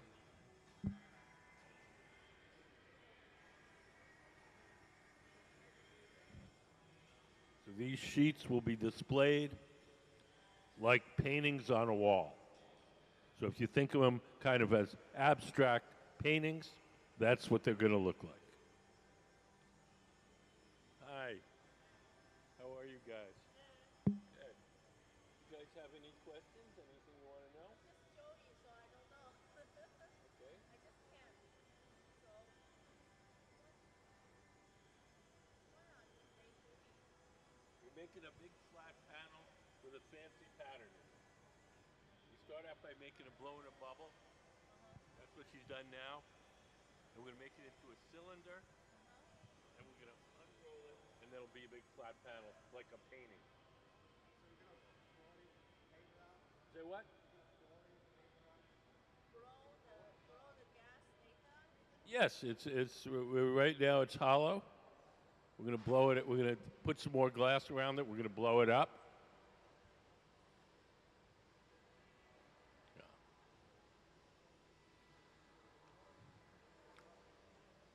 And then we're going to, can we put up my drawing of the cylinder method?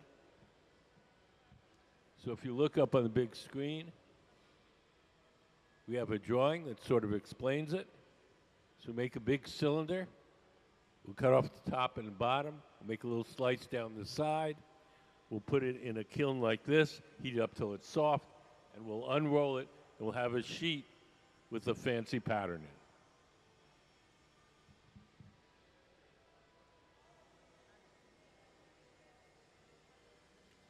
Right now, all the patterning is distorted by the heat. Everything kind of looks orange, some shade of orange.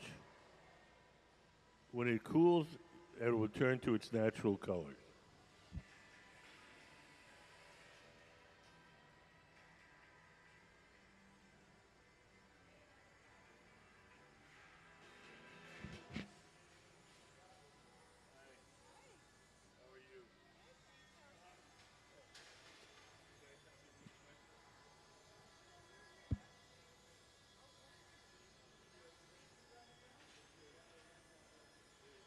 They find any impurities in the glass, they take a little Dremel tool and grinding them out. The artist is going to be exhibiting this work in 2024, like what time of the year? Or? No, I don't. Okay, that's fine. I'm not sure it's even settled yet. Oh, gotcha.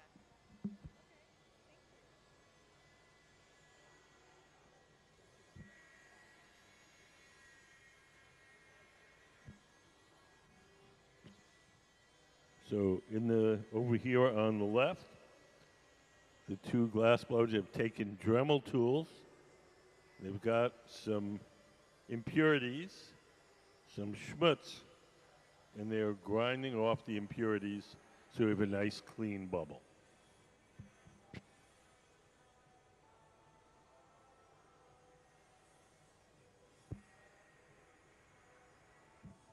In the center, you have our guest artist, Nancy Callan.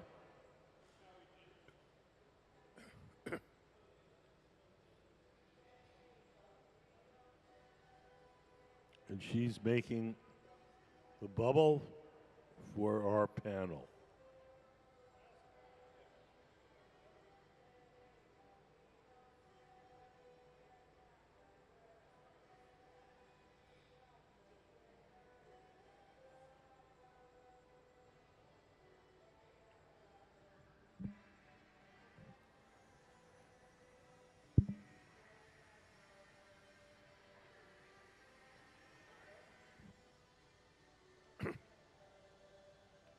At this point, you can only see little hints of the design.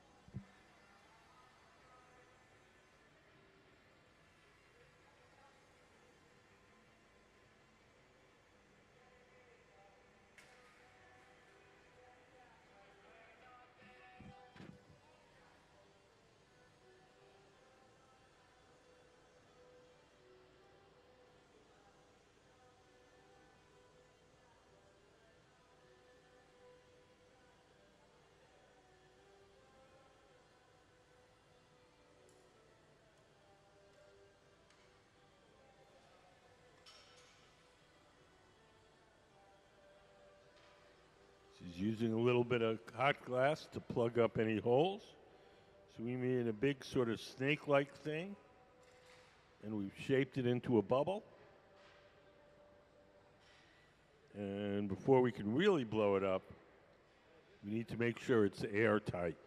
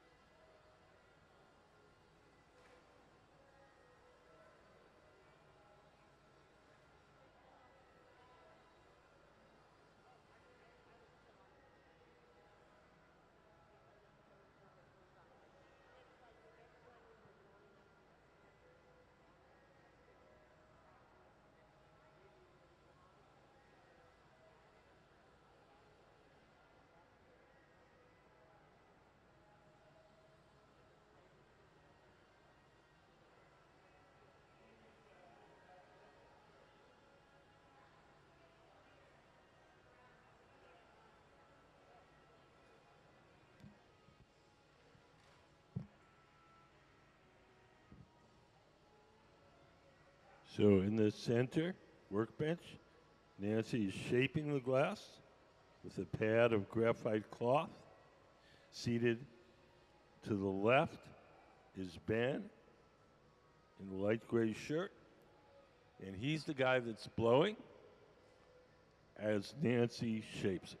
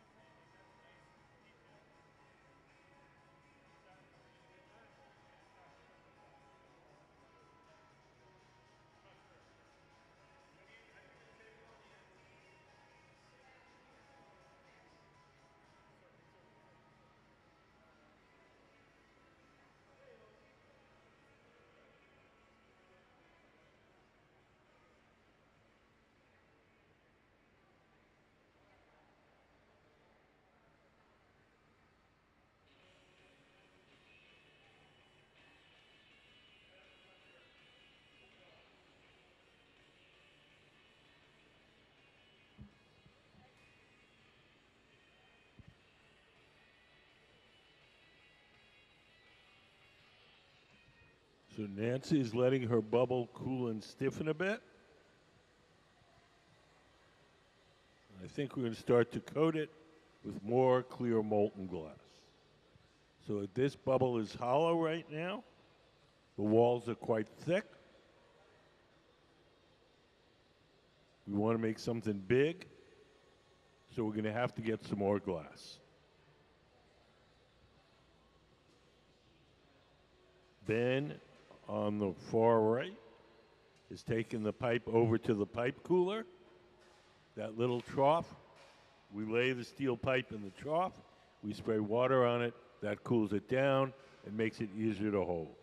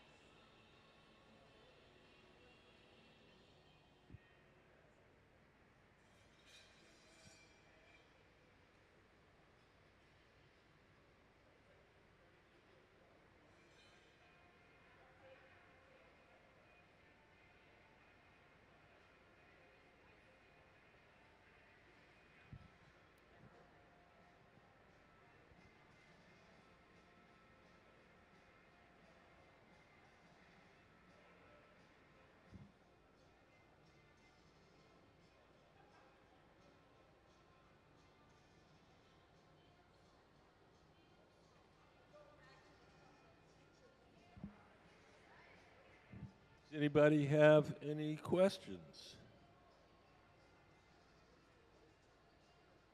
Can we put up some of Ms. Callan's work up on the big screen? So this is our visiting artist, Nancy Callan, currently living and working in Seattle, originally from Massachusetts, and a graduate of the Massachusetts College of Art in Boston.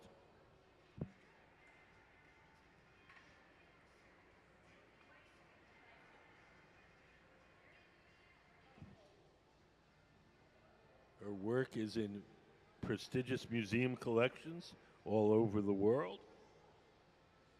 Here locally, you can see her work and purchase it at the Traver Gallery, Traver, in downtown Seattle.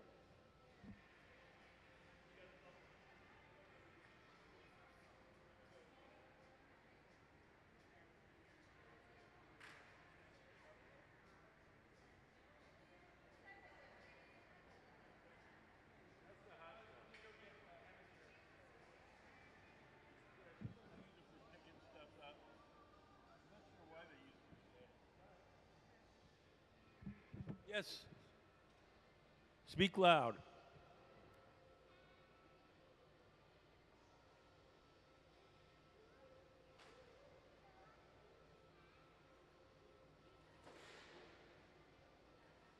You're going to have to speak loud. I can't hear you.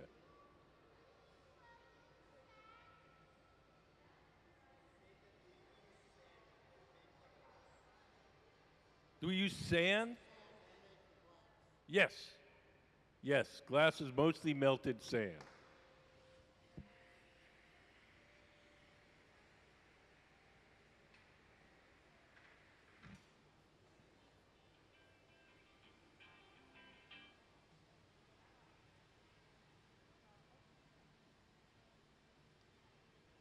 Hi. How are you guys? You guys have any questions?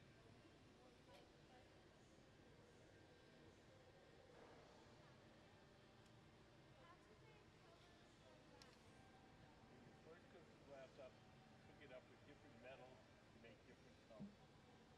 Cobalt makes it blue, chromium makes it green, and gold makes it red.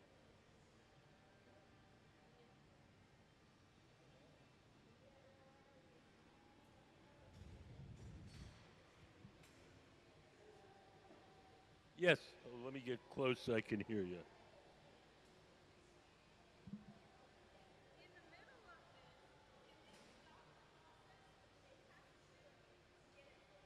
Uh, it depends. You see that silver oven over with the curved side? That's called the garage. And if the thing is small enough to fit in there, we can put it in there and go take lunch and continue. We try to finish most things in one sitting, if possible. Oh, they've got a ways to go. We're about, I don't know, one third done.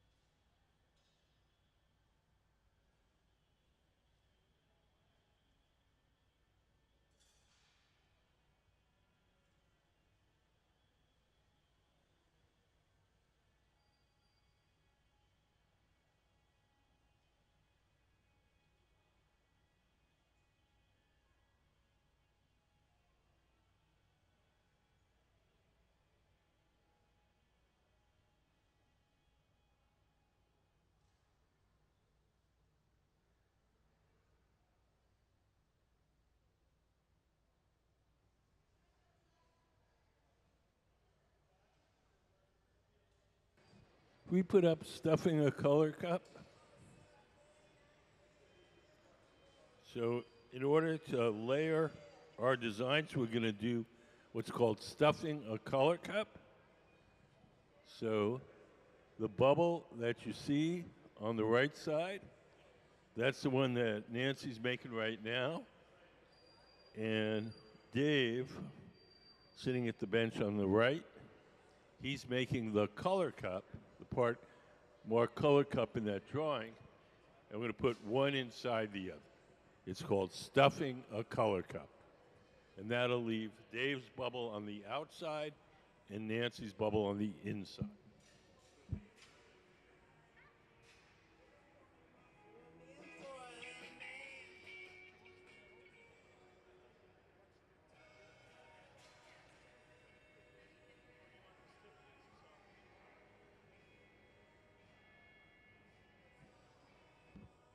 So when we finally make this panel, Dave's bubble is going to be the background color. Nancy's bubble is going to be the fancy pattern.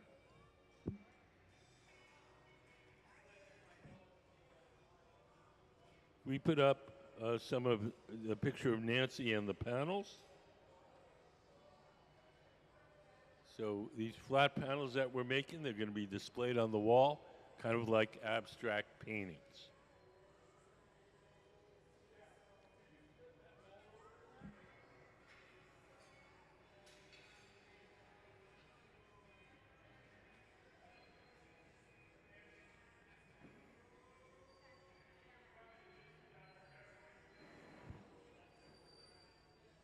Over on the right, Dave Walters has dipped his bubble into our big tank of molten glass. He's coated his bubble. So now we have more glass and we can make a bigger bubble.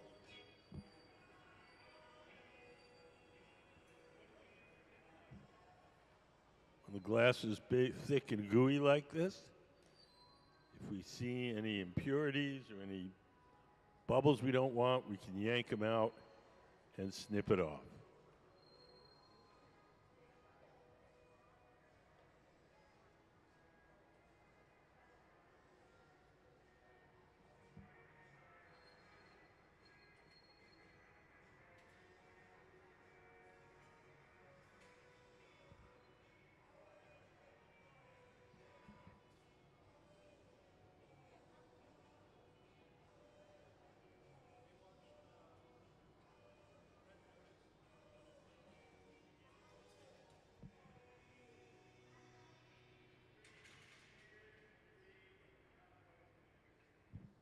Does anybody have any questions?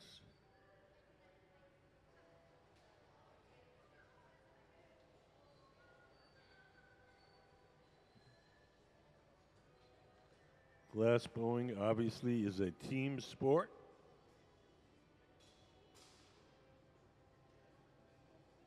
So all these folks are working for Nancy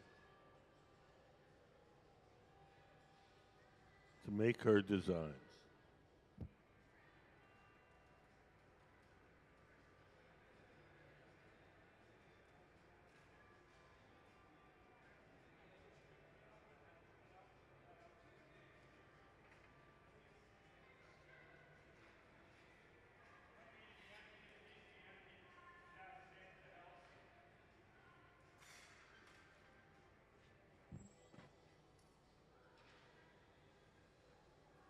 So in the center, Ben is picking out some bubbles.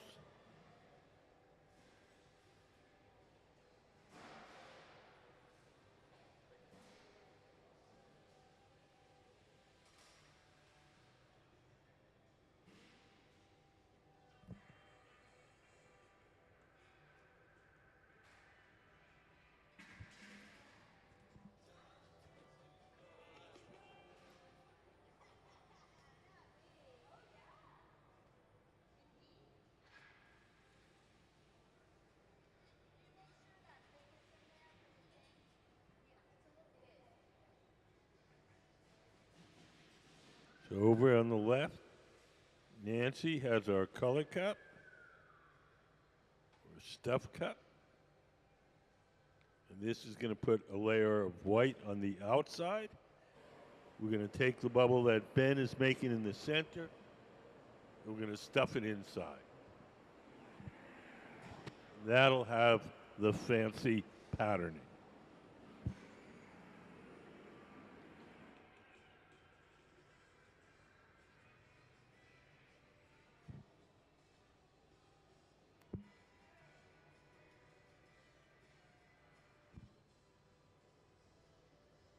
Can we put up my unrolling drawing?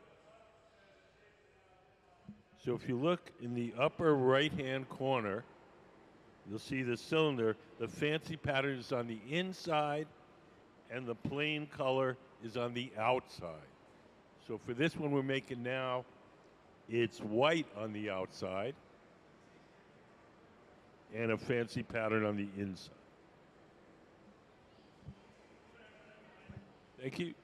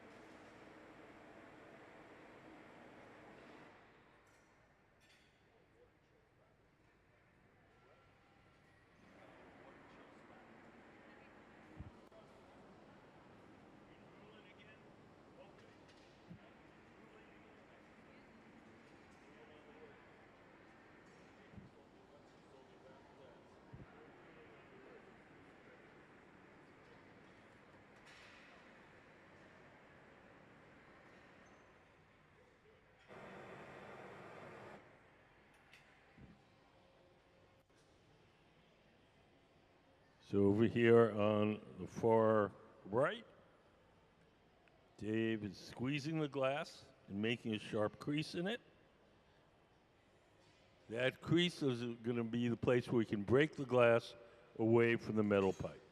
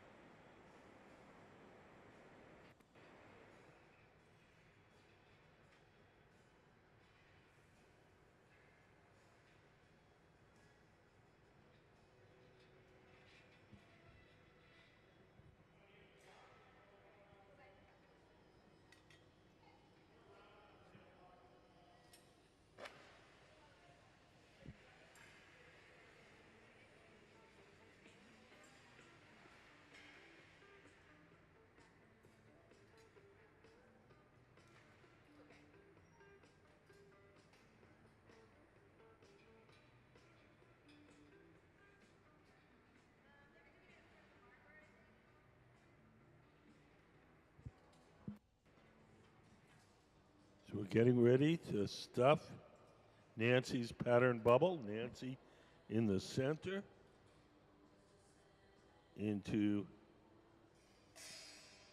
the bubble. We'll call a color cup. Looks like a little bowl on the left. We put up stuffing a color cup up on the big screen.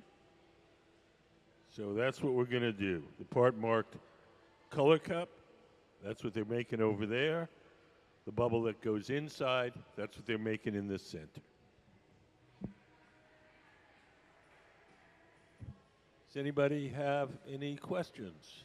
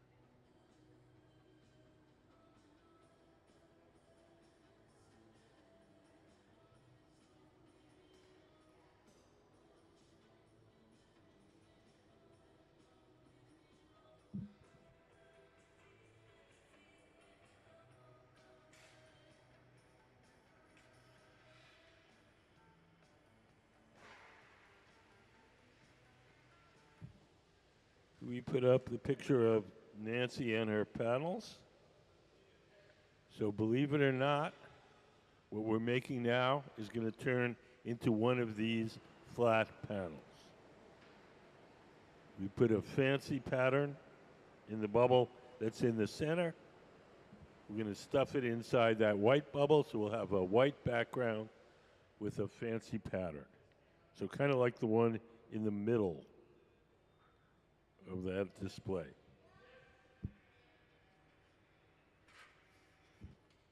So we're getting ready to stuff it. I know that because Nancy is standing on the table, the marver.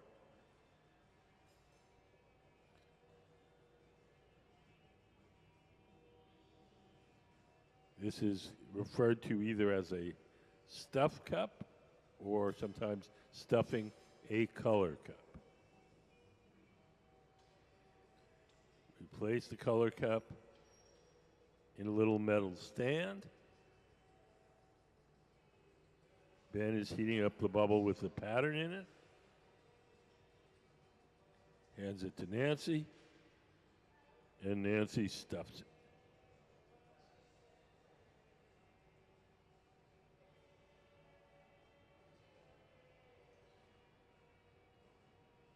So this is a way to layer different colors or different patterns.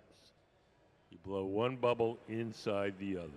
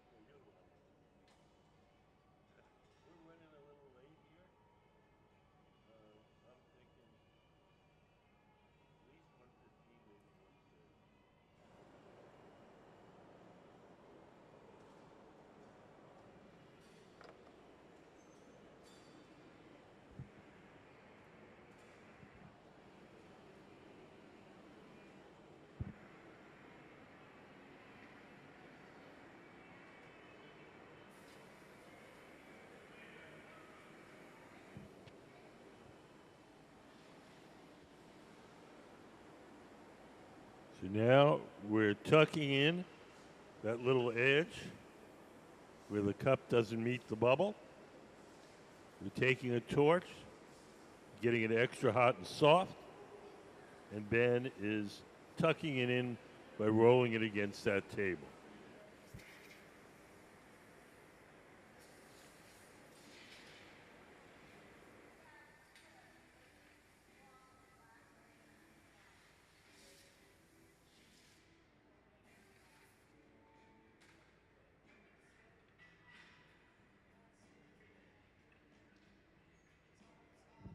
Has anybody got any questions?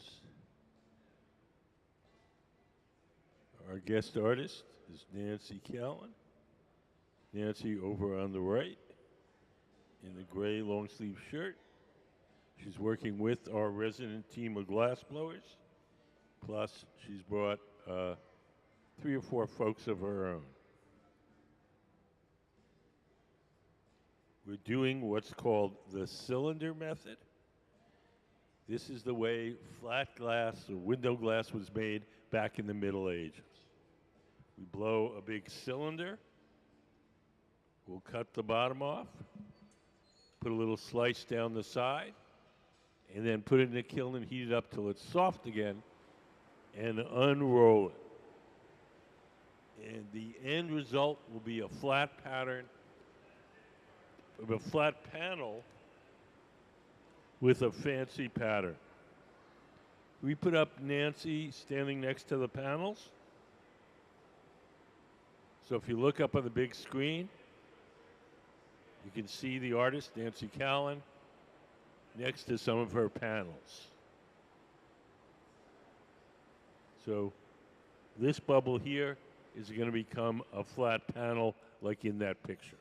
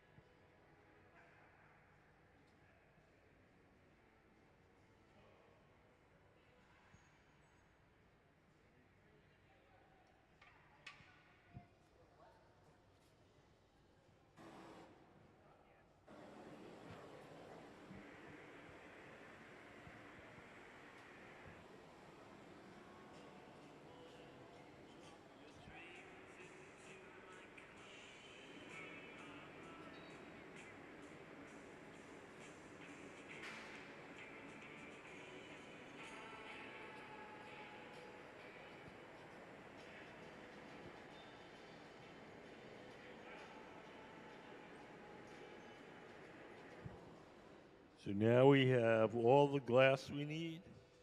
We have all the patterns. We have the background color on the outside, the pattern on the inside.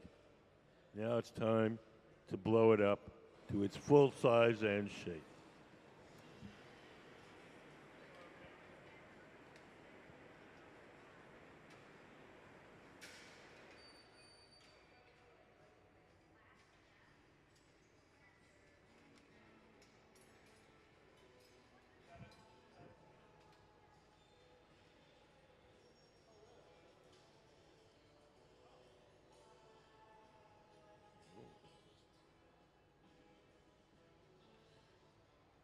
The jack.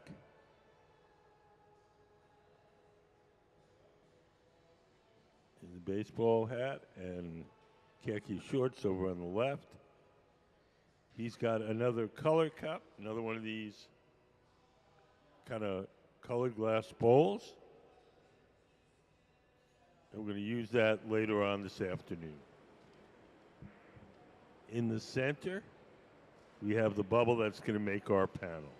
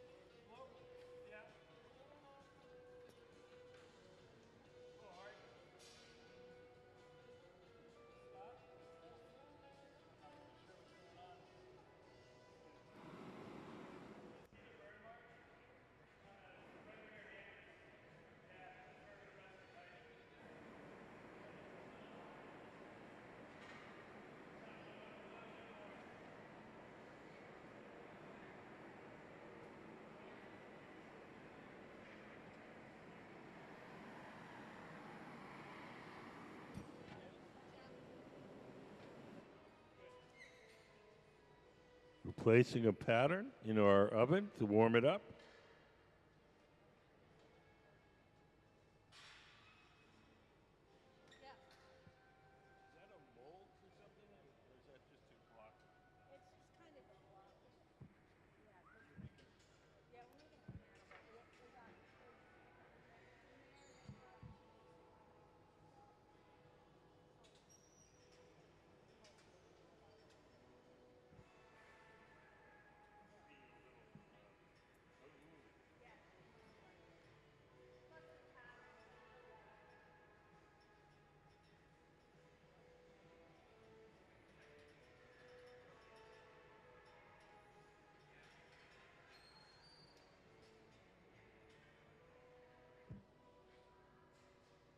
So we're using this mold as a block, B-L-O-C-K. And it's made out of wood. It's soaked in water. As long as the wood is wet, we can shape the glass without burning out the wood. So we have a lot of wiggly patterns and several different kinds of white in this bubble. So we're kind of rounding it out, making it sort of even so it's easier to deal with.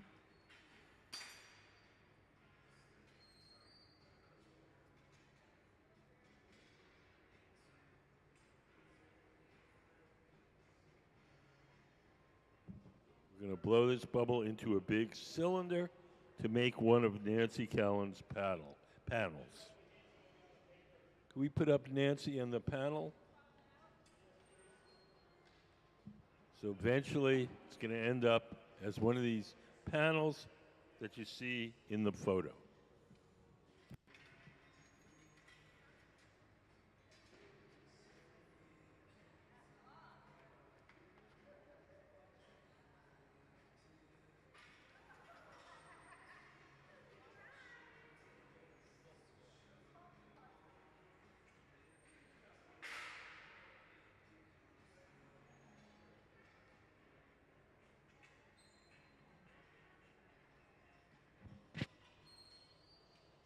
So the first part of this cylinder method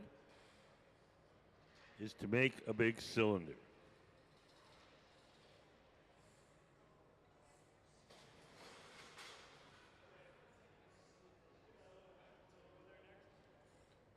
This is the way that flat glass was made back in the Middle Ages. You make a cylinder, you cut off the top and bottom, you put a slice down the side, and you unroll it, and you get a flat sheet of glass. Can we put up my drawing? So if you look up on the big screen, we have a little diagram. So this is the way you turn a bubble of glass into a flat panel. It's called the cylinder method, and we're in the process of making this cylinder. Does anybody have any questions? It's a little bit complicated. Don't be shy if you have no idea what we're doing.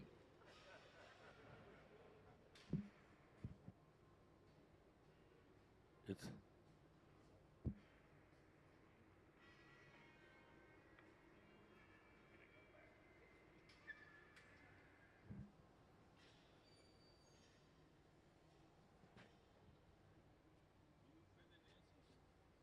Work at Olympic.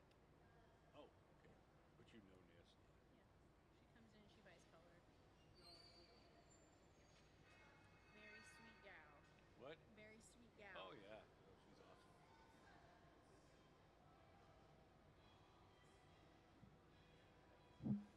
Do you guys have any questions? No.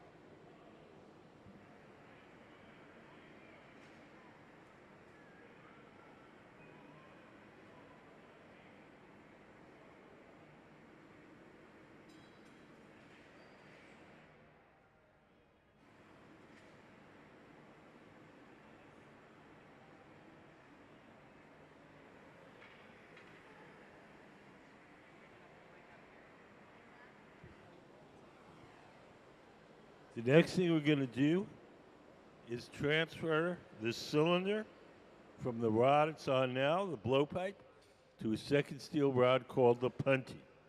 The second steel rod will hold it from the bottom while we shape the top.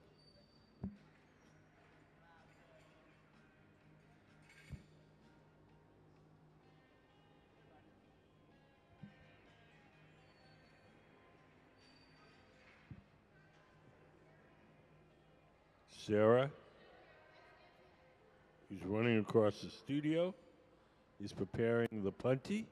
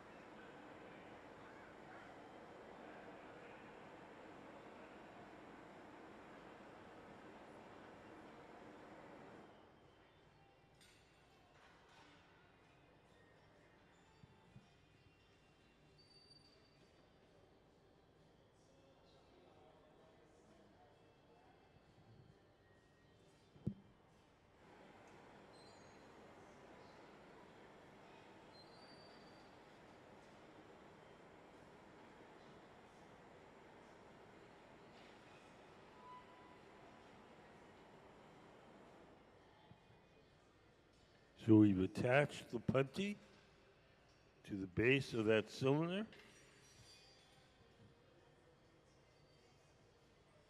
We'll make a little notch in the putty so we have a place to break it off.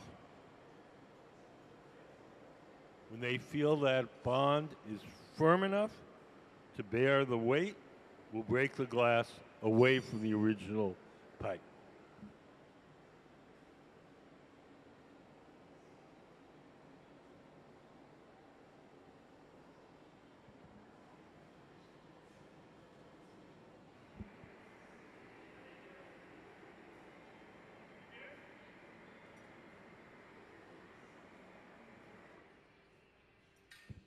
We'll drip some water where we want the glass to break. Give the pipe a sharp tap. And off it comes. We're using that wooden stick to support it until that connection solidifies. It's easier to bear the weight.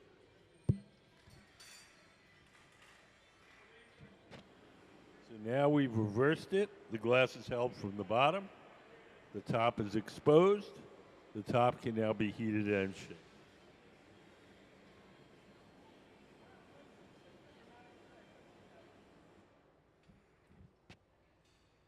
So just to give you a little insight into our guest artist, Nancy Callan.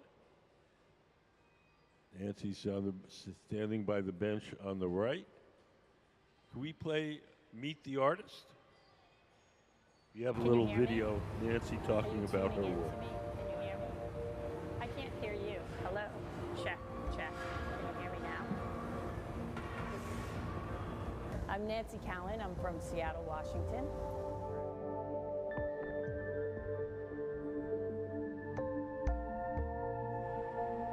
My focus as an artist is to create sculptural forms that are fun, playful, elegant, and a lot of my work is inspired by fashion. I look to designers and what's hip and what's happening, and also a lot of different patterns. My mom was pretty fashionable. She had some crazy suits when I was growing up, and I can remember she also had this canary yellow suit that was just fantastic. It was a skirt and a blazer and a hat with a feather. Well, I started blowing glass at Massachusetts College of Art, and I was a little bit older, so I knew that I had to learn from somebody that was really good. And I knew I wanted to be a really good glass blower. That was like a driving force for me. Yeah. And so I took a class with Lino in 1996, and I think he saw that I was really enthusiastic and very dedicated to what I was doing. And he told me to move to Seattle, and it was my dream to be able to work with him and be the person that like picked up the cane, that pulled the cane and did all that stuff. So that's my main gig now. You want it right here. Whoop. Okay. For me, having him have the confidence and the belief in me to do that for him, that was pretty huge.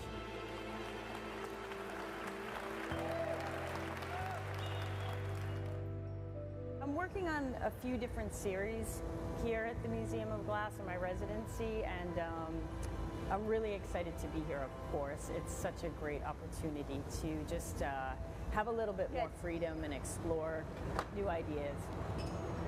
Which side wants to go? This one right here. Right now I'm working on this pattern right here, and there's some cane in it, but there's some other like color fields that I want to try and figure out how to get to those. Here's one of my drawings that goes with the pattern. This is what the piece is going to look like. And I haven't decided on which top that, so I like to draw everything out, and so I can play with different, to see what I like for different tops on these things.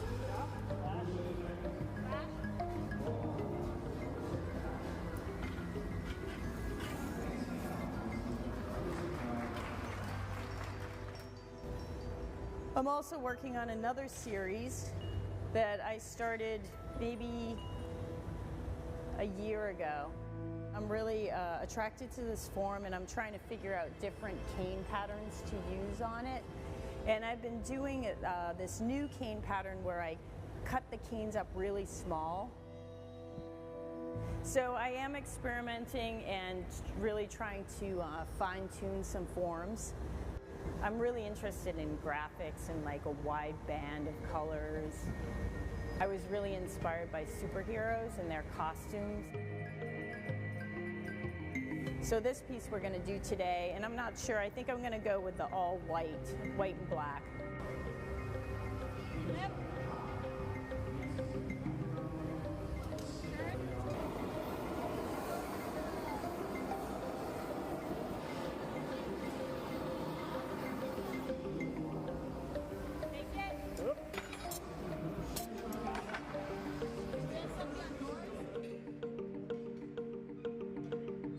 There's so many more things over on the right to like figure out. Nancy's and getting ready that to I pick up haven't even- another that pattern. I haven't even come up with yet. Patterns There's laid looks out that I on want to that achieve ceramic that plate. I haven't quite been able to figure out yet, and it's like, you know, with glass blowing, I feel like you learn something every time you do it.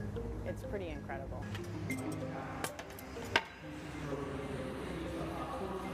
Okay.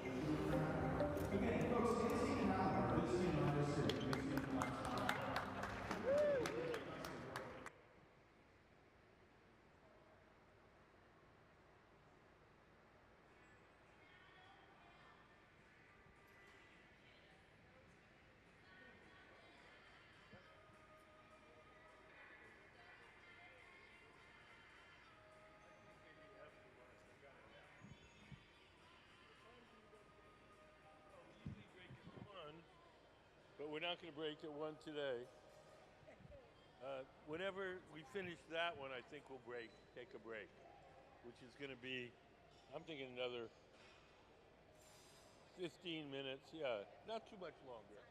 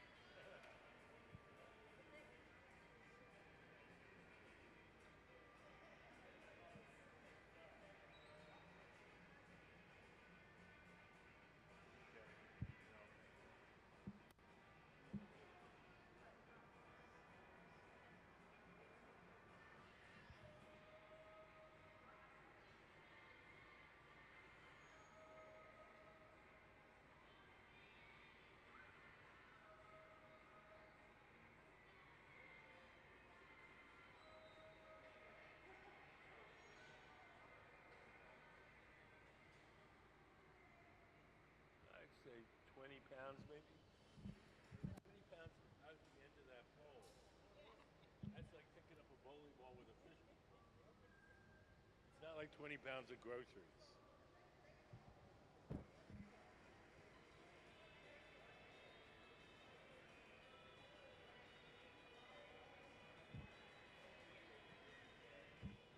But the thing that really gets you is having the weight. It's like having the heavy kid on the end of the seesaw.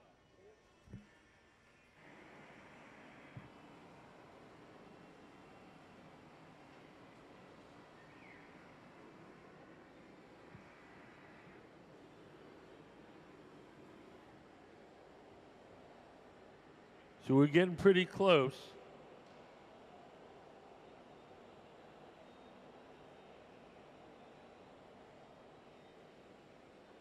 If we get a shot from the front, you can see they're looking inside the cylinder. Maybe next time we'll get it.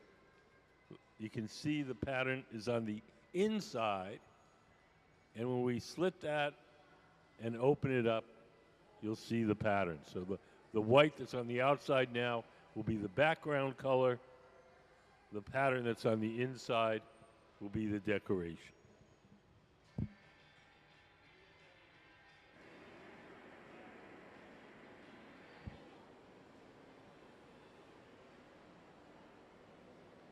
No, now you can see, if you look on the big screen, you can see some of the pattern in the opening, and it's surrounded by completely opaque white.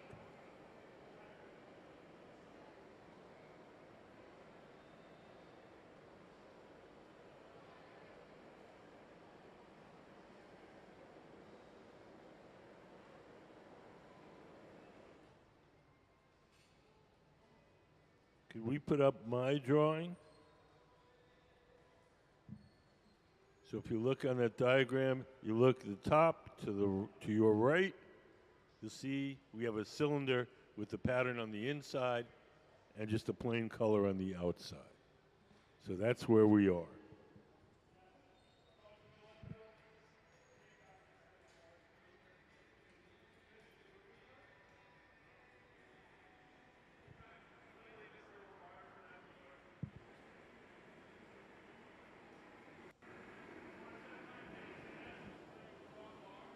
Everything that we make has to be cooled slowly or it'll break.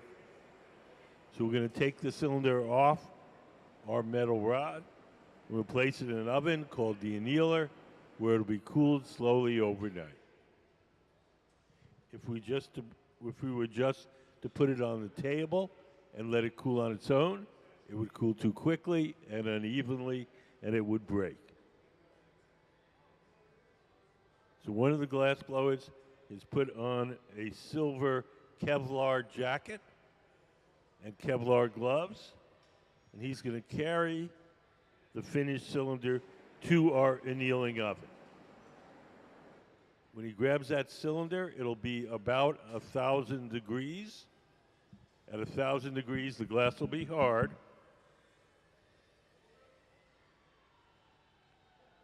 We'll drip some water on the joint between the metal rod and the cylinder. Give it a tap, off it comes, and into our annealer to cool slowly overnight. So I think that's lunch. We're going to take an hour lunch. We'll be back in an hour. If anybody has any questions. Could we put up my drawing again? Are you still up there, Chris? Okay. So if you look up on the big screen, we have a little diagram. So when it cools off, we'll cut the bottom off. We'll make a little slice down the side. Then we'll put it in one of these kilns here. We'll heat it up till it's soft again, and we'll unroll it, and that'll make a flat sheet. Yes. The cold shop is right behind the furnaces.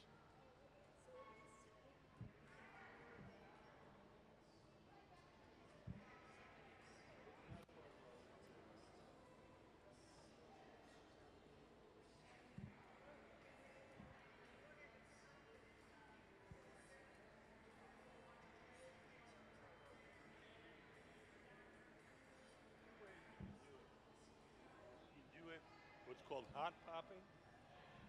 Where we put Say it again. Hot popping. Hot popping. Okay. Where we put it on a turntable. Okay. We hold a torch against it, and when it gets hot enough, put one little drop of water, and it cracks, falls off. Oh, really? Pull the top. Oh, wow.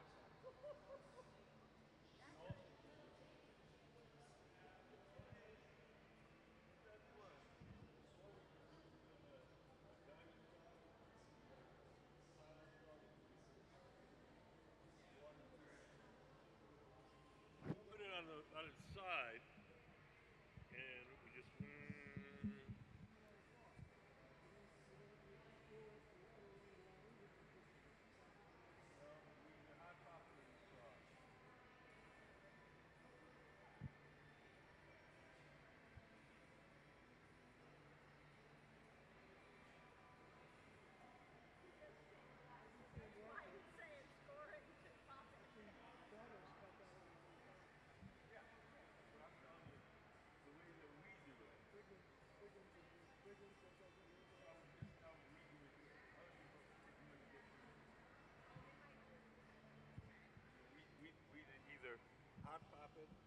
make one little score and put it on the turntable with a little tiny torch that has a little concentrated flame.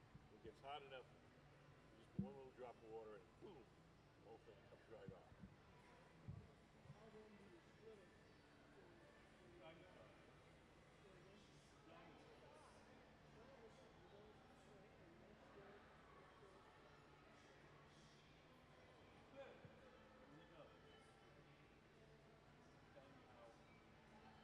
Each shop does it differently then, huh?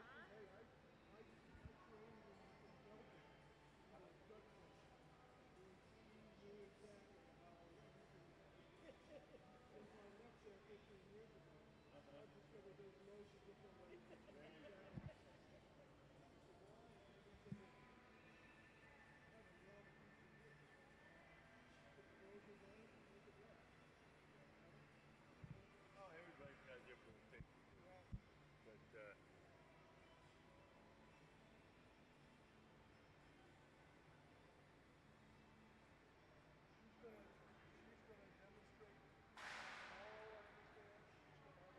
yeah, all week.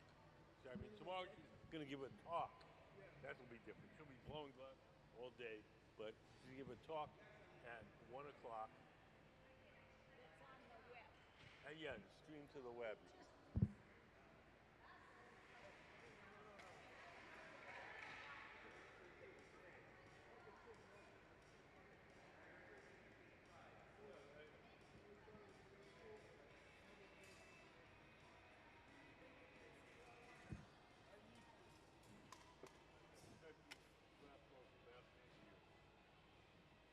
And then decided that I changed over to glass paint now.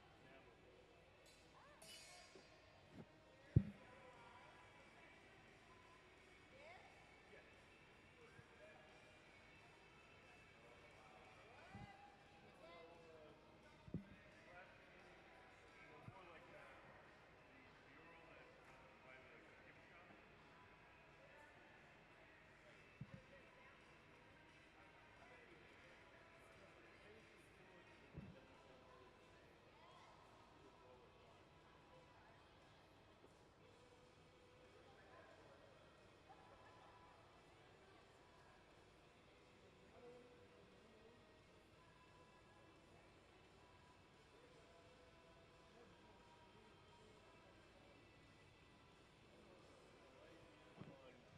On vases, on flat sheets.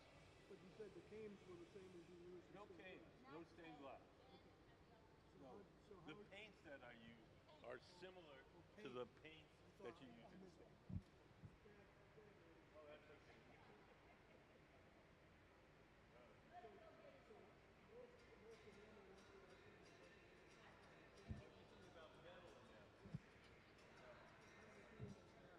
is there any? You just take, you're able to blow a vase for me to my design, and when it's cold, I use this, use the glass paints. They're made of crushed clear glass and metal oxide pigments.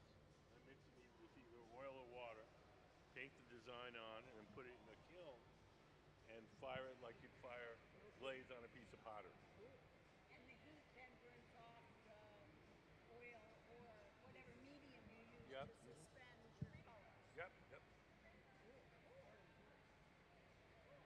there any pieces like that in the shop? Yes, that's what he just said, out by the What? gift shop. No, that's not mine. That's not yours. That's the but same technique, but that's not mine. No, there's nothing here at the moment, but there's a bunch of things over at Comar.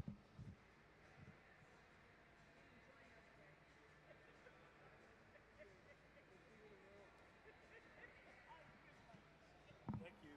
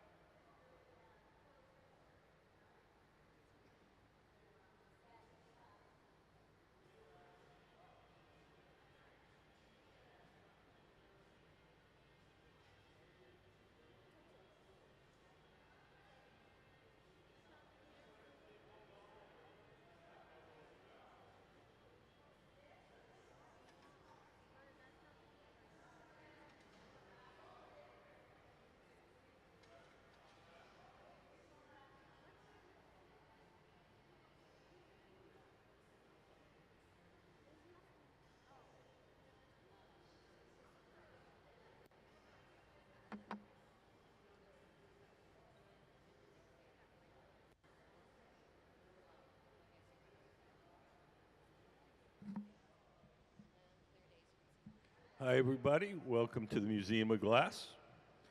Today we have a guest artist, Nancy Callan, the woman in the center of the workshop with the sleeveless t-shirt. Everybody else you see is working for Nancy. It's a combination of glass blowers that she hired, plus the Museum of Glass resident hot shop team. Could we put up a picture of Nancy with the panels? So if you look up on the big screen, these are basically what we're making today. So these are flat panels, and we're going to make them in a method called the cylinder method. This is the method that they used to make flat glass back in the Middle Ages. You would blow a cylinder, you would cut it down the side, you'd heat it up till it's soft, and open it up and make a flat sheet out of it. There's a drawing up on the big screen. And that sort of gives you an idea where we're going. So we're going to sort of make two bubbles. We'll make the bubble that Nancy is working on right now, and that will be the interior pattern. We'll make a bubble over on that bench. That'll be the exterior color. Put one inside the other, blow a cylinder, and unroll it. And eventually, all these panels will be arranged on the wall like an abstract painting.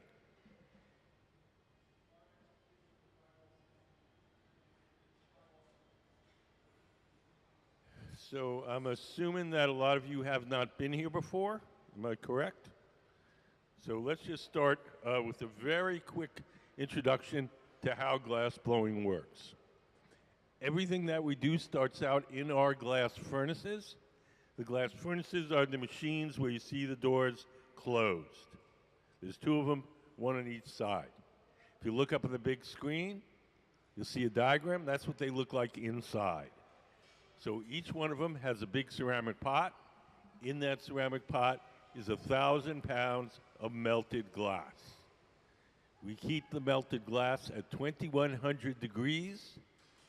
At that temperature, the glass has the consistency of honey. So if you can imagine a giant crock pot full of honey, that's what a furnace is like. We want to get it out to make stuff. We take one of those steel pipes. We dip it into the melted glass like you're dipping into a big jar of honey. So we dip it in, twirl it around. A little bit of glass sticks to the end of the pipe. The pipe is hollow, so when you blow, the ball of glass blows up like a balloon. If you want to make something larger, we dip it in, blow a little bubble, let it harden. Then we dip it in a second time or a third time. You just keep building up the glass in layers. Once we get the glass out of the furnace, it only stays soft for a little while. So we do whatever shaping we can while it's still hot and soft. And when it starts to cool and get stiff, we go to the second type of furnace, and that's called the glory hole. The glory holes are the round guys with the doors open. Those have no glass in them. They're just a hot chamber for heating and softening the glass while we're working. If you've ever seen anybody work at a forge making swords or horseshoes, they take the metal, put it in the fire, soften it, work on it a little bit, back in the fire, soften it again. That's the same type of routine you're going to see here.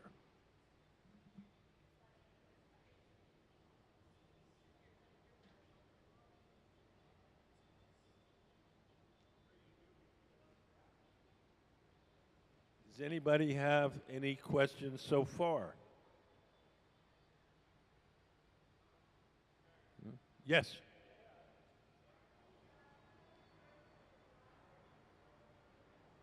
It's all clear, yes.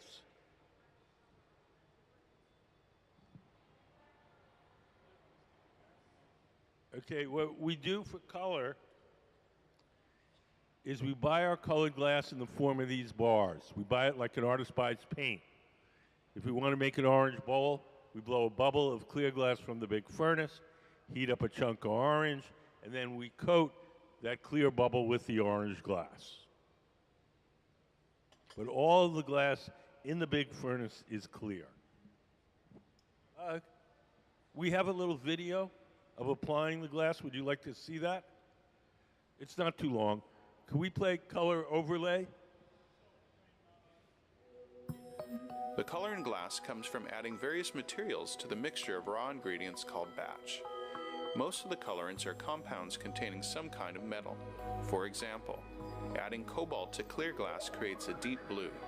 Tin and antimony can be used to create white glass, and gold chloride can produce a rich red or pink colored glass.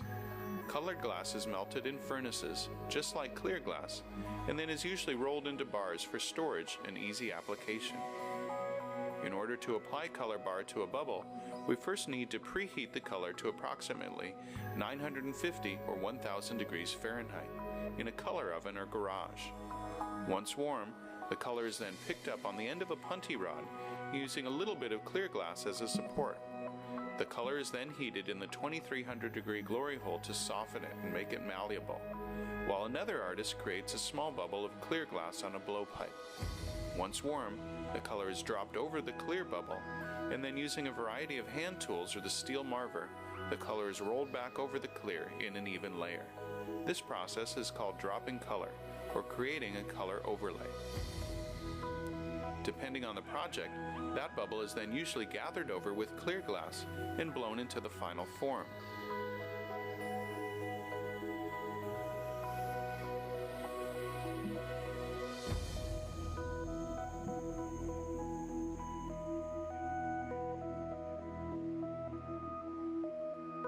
The finished product may appear to be all made from colored glass, but when viewed in cross-section, we can see that there is only a thin layer of color sandwiched between many layers of clear glass.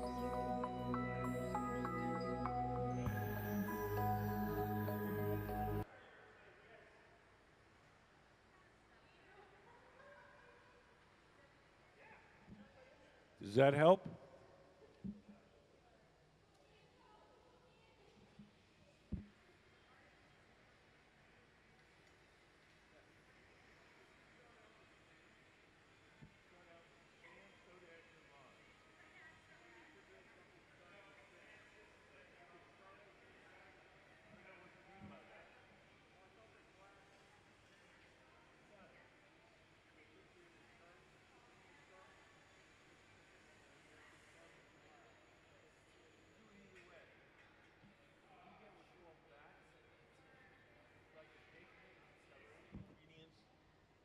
All portioned out, shovel in the furnace.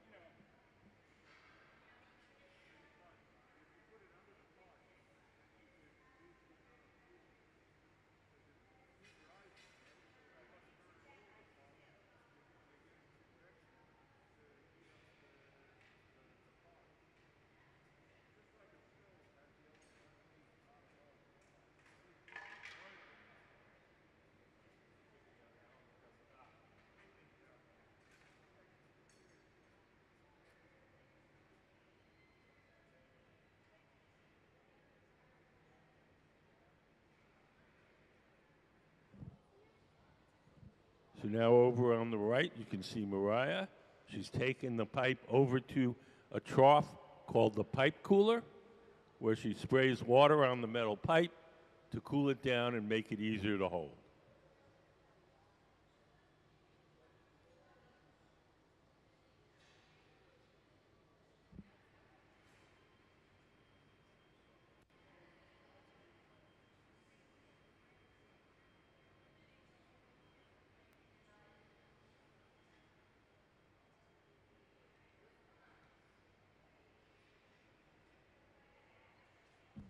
We put up stuffing a color cup.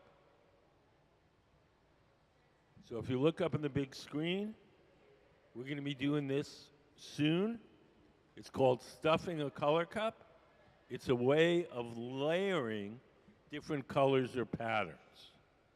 So the part that's marked inside color, that's the part that Nancy has. We're going to add a little spiral.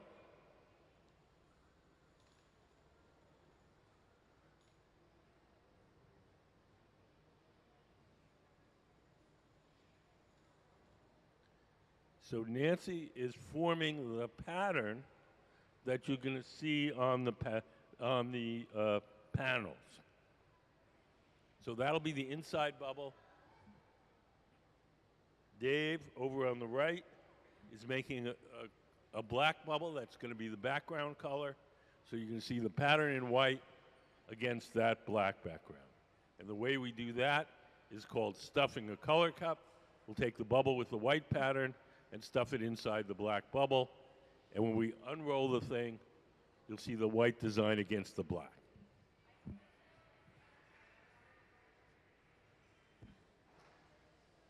What we're doing today is a little bit on the complicated side, so don't be shy if you have questions.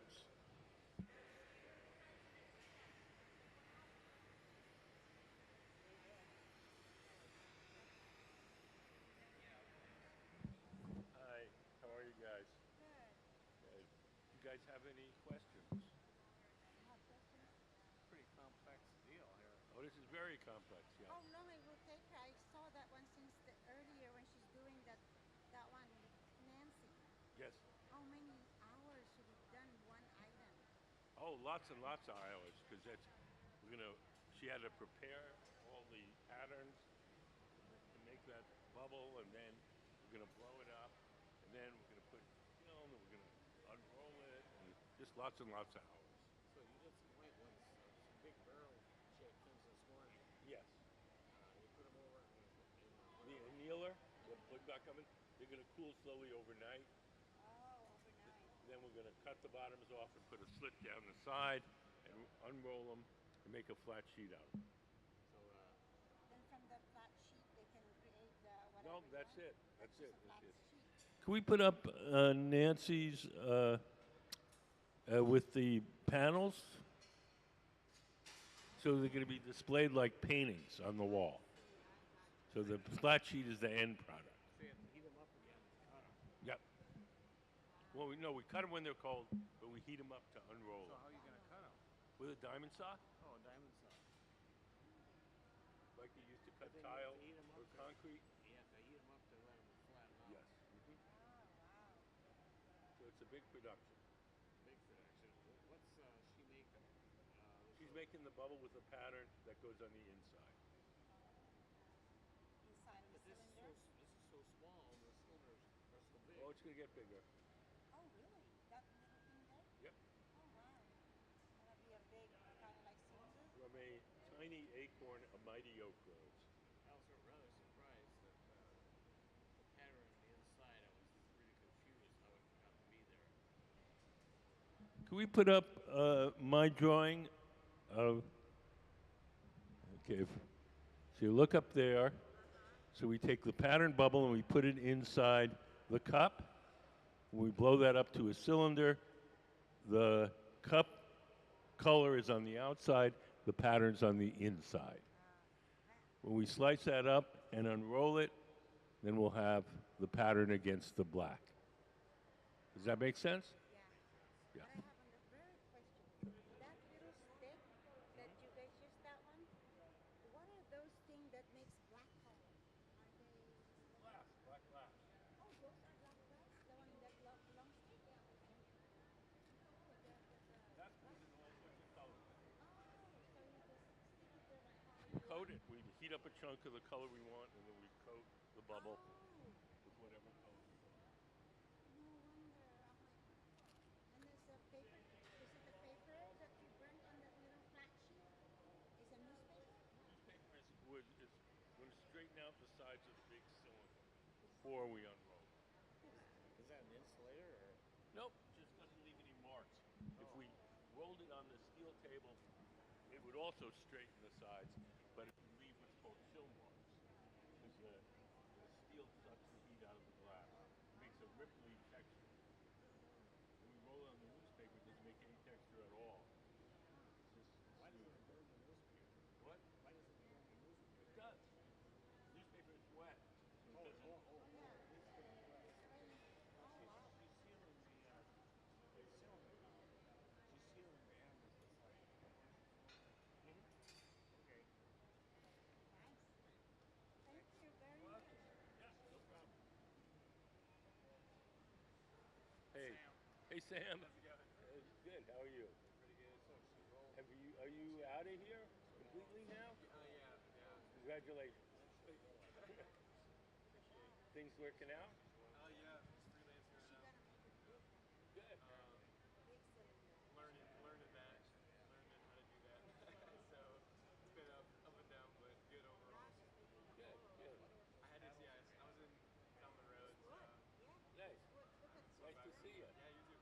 That's good. Hi. Good. How are you guys? Good. You guys have any questions? Anything you want to know? I'm curious, how much of what they're doing here is something that they work together on a plan versus a bunch of people working on a small item? None of it. None of it's all improvisation. Yeah, Nancy knows what she wants to do. Yeah. But But these then the guys plan are pros. They don't meets need. reality, and so it is Yeah, kind of. if something fucks up, we got something fucked up.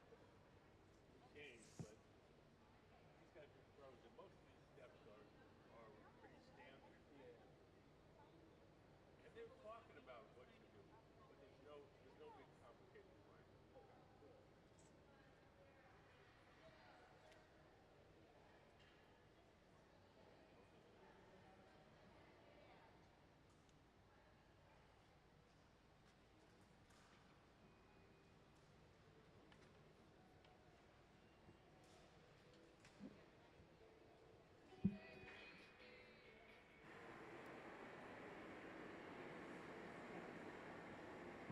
Yes.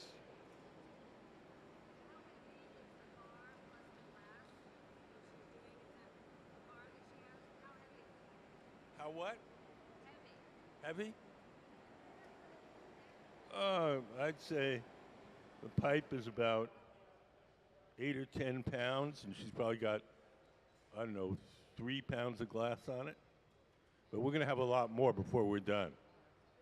This is just the beginning. Yep. Glass weighs 2.5 times as much as water. So think how heavy a bucket of water is, double that and then some.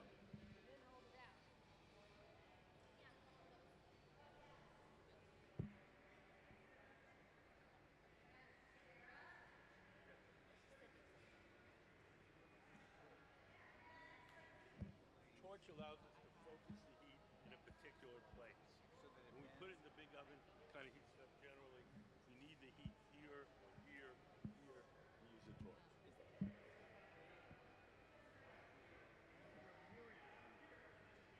Because in the big oven, you can't focus the heat exactly. When we use a torch, we can focus it wherever it's needed.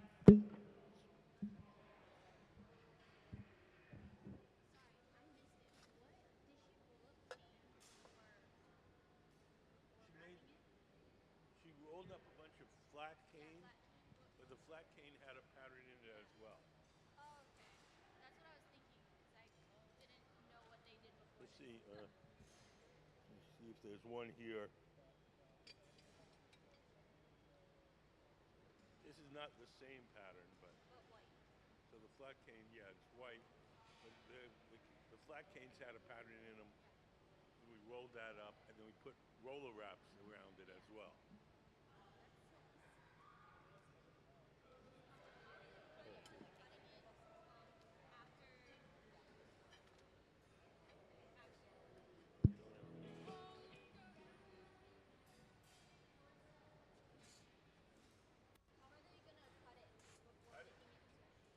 Oh, we put diamonds on it.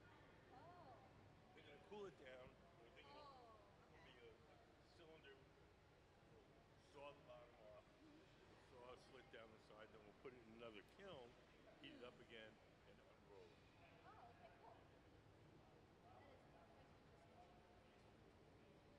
Can we put up my drawing again? So that's the process right there. So our cane pattern's on the inside. We stuff the cup. We cool it down. We slice it up. And we put it in a kiln and unroll it. You a glass person? Yeah, I took glass in high school. Oh, really? Where? One Oh, really? Yeah. Oh, no, you come from Boyd, Siggy. No, Mark One of the guys that lived here. Super good, super nice guy. He went to Oh, that's so cool. If you ever want to take a class, he's like the best class teacher there is. Oh, where would you take a Silka, Penland, Haystack. Yeah, I definitely wanted to take a class at both of them. If you want to learn glass blowing, Boyd, Siggy.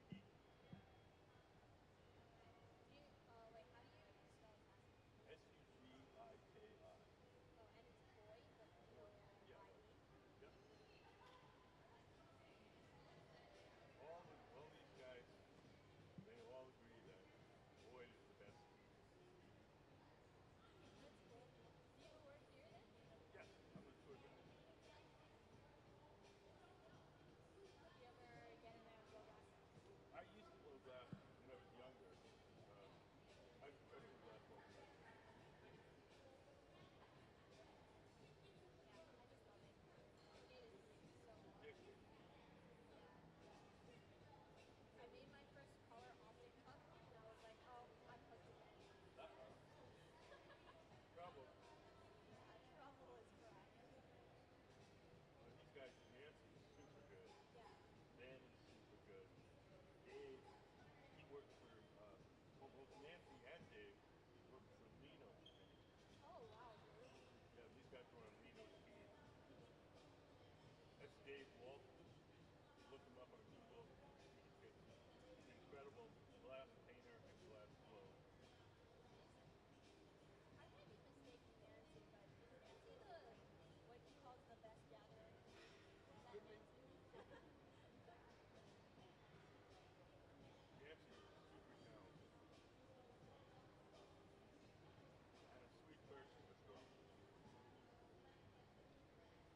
This is super cool. I haven't been to a lot of them. Well, these guys, starting at the top. These are, you see, Ben, who's a tall guy in the team, he's our lead glass blower here.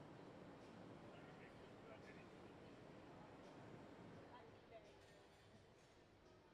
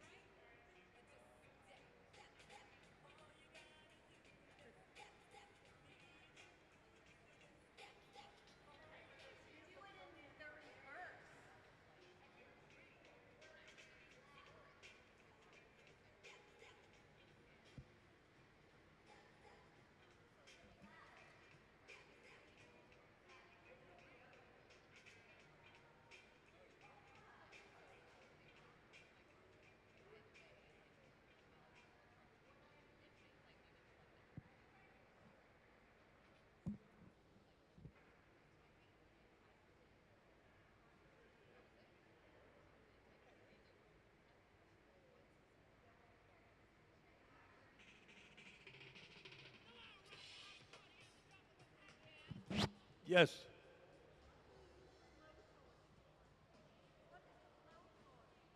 What is the what for? Why do we blow into it? What is the blowtorch for? Oh, the torches allow us to focus the heat in a particular place. When we put it in the round oven, the glory hole, it heats it up generally. If we need the heat just here or here or here, we use the torches.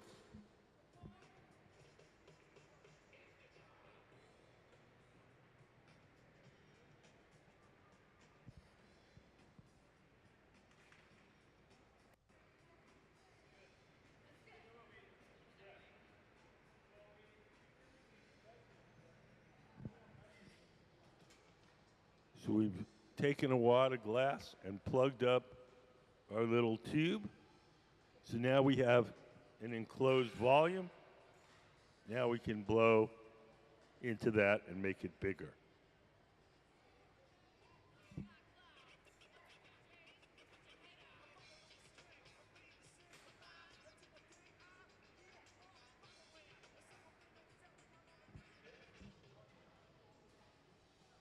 Can we put up some of Nancy's work up on the big screen?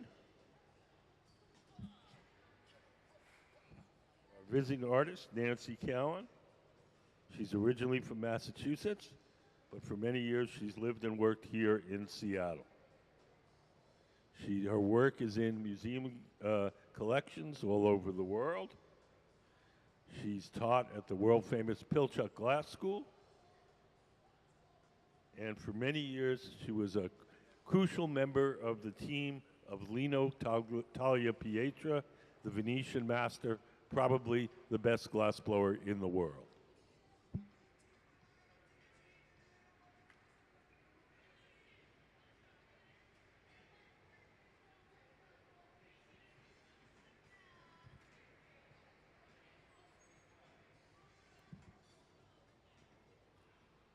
Nancy is very interested in patterns. And she takes a lot of traditional Venetian techniques and uses the pattern making in a much more modern and avant-garde way.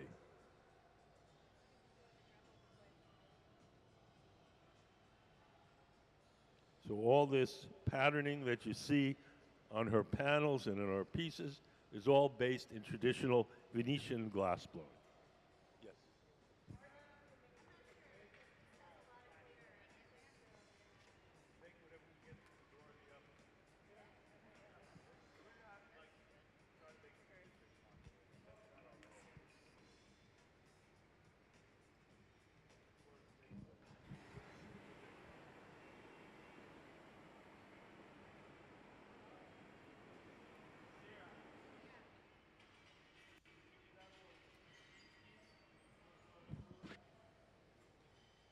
Are they using propane and natural gas?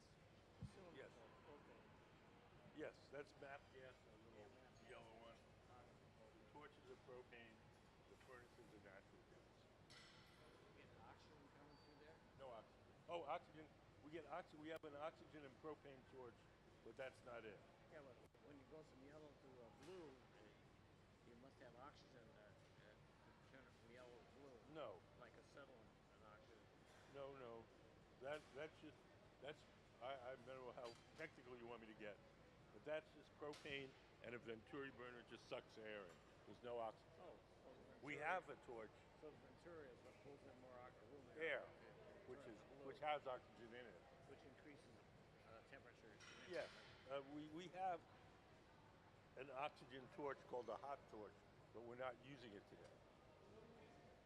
It actually has oxygen pumped into it. Yeah. Okay. I have a question. So what's gonna be that one in That's going to relation be the outside. We're going to. of that She's one? got the pattern here.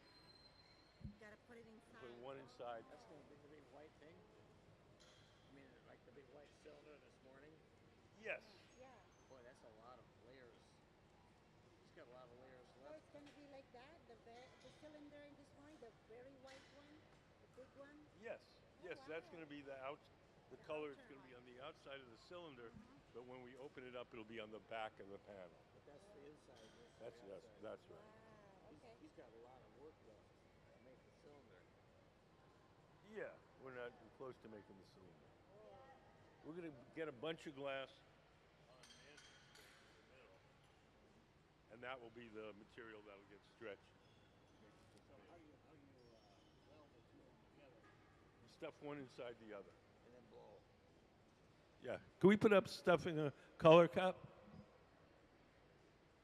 Oh, so this outside color, inside color cup.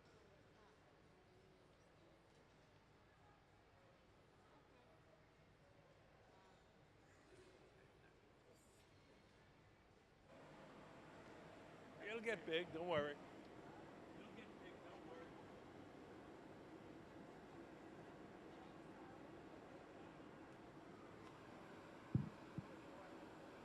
Selectively heat parts of the glass.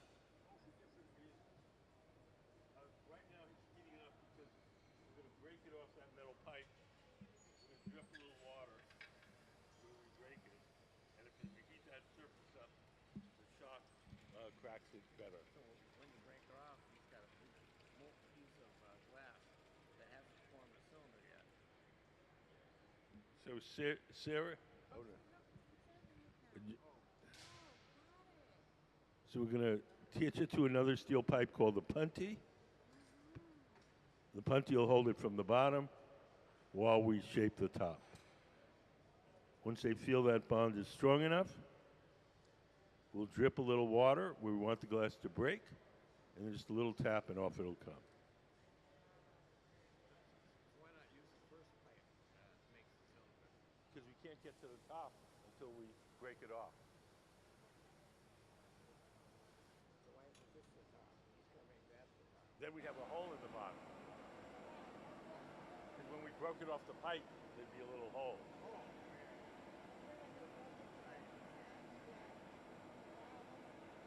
Almost everything we make, we shape the body and the bottom, and then we break it off, and then we shape the top. So here he goes. He drips a little water on the joint. Oh, now it's going to be the bottom is this one. Little tap, off it comes. Amazing. Classic pianist. What? He's a classic pianist. Wow, that got big. So there you can see the pattern. It is generating a lot of heat. So he's just cooling off the pipe so that it's easier to handle. You get a good leverage on it. So now they use the other handle to be the bottom. Oh, look, they're making a hole. Got it. Now you got it. There you go. You got the hole. That's from the You guys good? Yeah, thank you. It's small. They're gonna make it bigger just by using the instruments. Well, they're gonna. You see that bubble is just here? They're gonna layer that with a bunch of clear glass, and then stuff it in there. We'll have very thick walls, and then we blow it up. Blow it up. Yep. Got it. So that they have a design inside. Plain outside. Yep. See? You can go home and make your own now. You got quite a team there. They are really good. They are really good.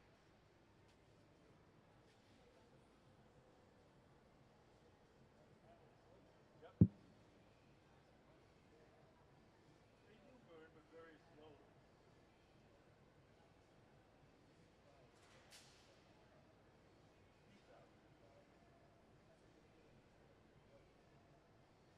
Once they're charred, it's like in a forest fire. Outside, sometimes a tree doesn't die because the outside charred and the inside stays alive.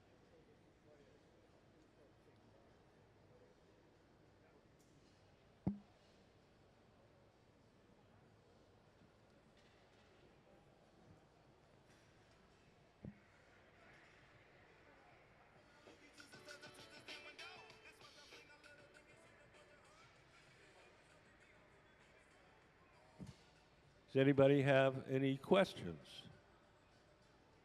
Yes.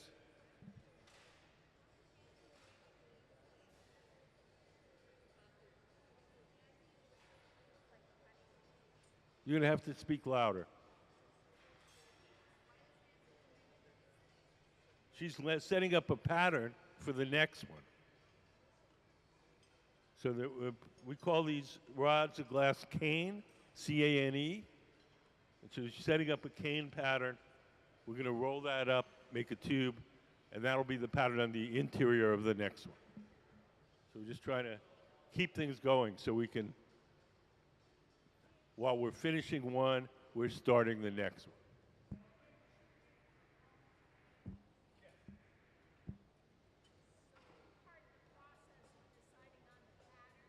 Yes, yes. I mean, Nancy's super good with cane.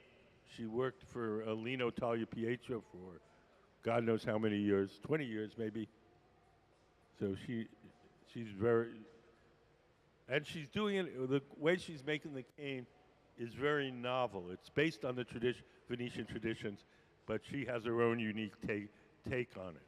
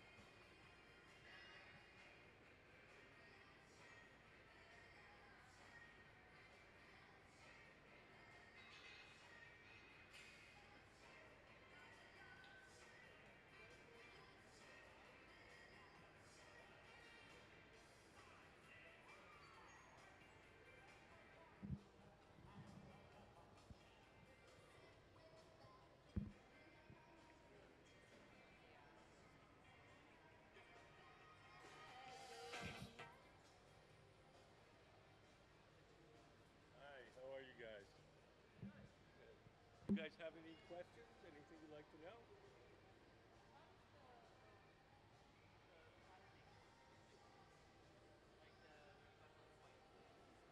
Those are, we melted in rods of white glass into the clear. Oh, okay. And so each one, they're called cane, C-A-N-E. So each cane becomes a stripe finished up. Wow. So as it's melted in, I'm like realizing how maybe everything.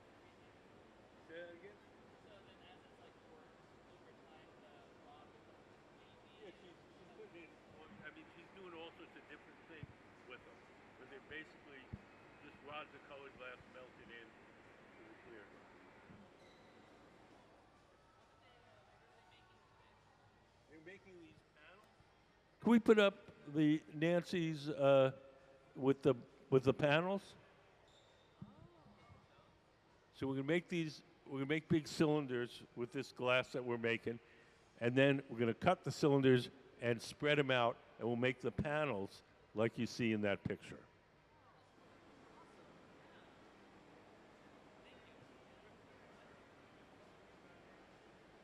So he's going to put that one inside of the other one. Exactly. Okay. Now, to open it up, they got to take them off of both rods? We're gonna take. Yeah, we're gonna take the cup-shaped one over there on the far end. We're gonna break it off. We'll put it in a little metal stand. We'll take Nancy's bubble and stuff it inside. So the glass is going to be stuffed inside of the metal stand? No, no. The metal stand just holds a little cup up. Okay. Can we put up stuffing a color cup? Okay. Okay, so the stick will be upright. So yes, so we'll just put the it's called a color cup on the stand, and Nancy will come over with our bubble and stuff it inside. The color cup is the black one he's working on. Yes.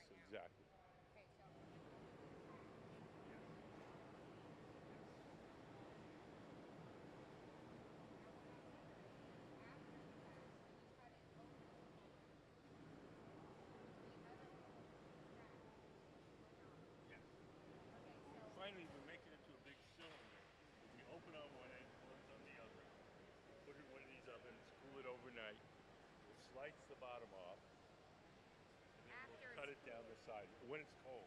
When it's cold, you put it in a cylinder shape. No, it's a cylinder. It'll be a cylinder. Can we put up my drawing again? Sorry to keep bugging you with this. But we'll make a big cylinder. We'll cool it down overnight. We'll cut the bottom off so it's open at both ends. We'll make a slice down the side, and then we'll place it in a kiln like this, heat it up till it's soft again, and unroll it, and we'll get a flat pattern. Spread it out. Okay, so you have to heat it up again the second time. So that doesn't affect it. Do you guys have a problem with breakage in between that? Not if we're careful. No, these guys are very good at unrolling. They've done it wonderfully. Typical for a project like this to have this many assistants involved in the project? Yeah. Yeah. It's a pretty complicated thing. It's also,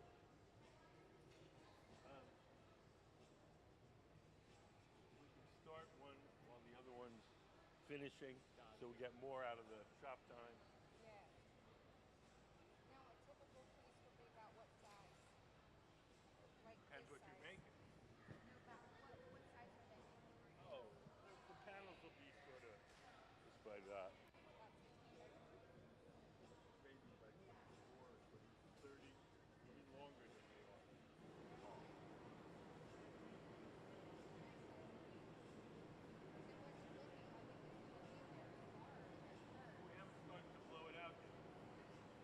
Now, when you closed it and I saw you had the air bubble inside there, I realized it was going to get much larger. Yeah, we dipped it in several times with more clear glass. So now it's hollow but thick. Hollow but thick, and now it can spread out. We stuff it, and then we're going to start to really blow it up. Yeah, why not? Today is a pretty complicated day. Yeah. How long is this process going to be? Because it looks like... It's a 2-day process, right? Yeah, Let it or cool, then cool it overnight. Then we cut it, then we heat it up again, then we open it up, and then we have to cool it again overnight. And a piece like this, the burner, how much? I have no idea. The price of glass depends on the reputation of the artist more than it does labor and material. If I paint a sunflower at $50, if Van Gogh paints it, $5 million. I haven't gotten my pieces out there yet.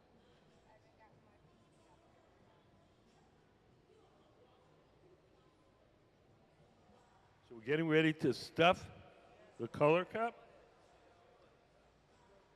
You see Nancy's standing on the marver, the steel table.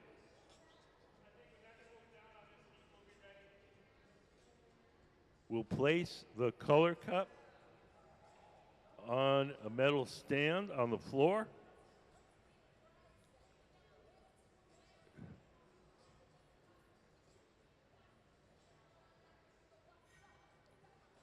Jack brings it over.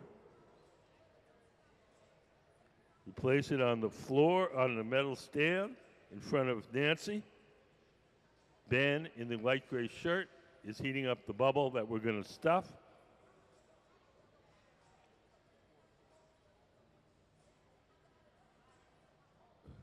We'll let it drop down to the base.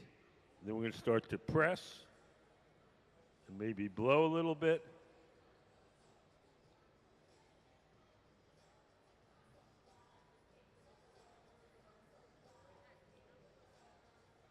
And now the two bubbles are joined. So Nancy's pattern is on the inside, and there's a straight black layer on the outside.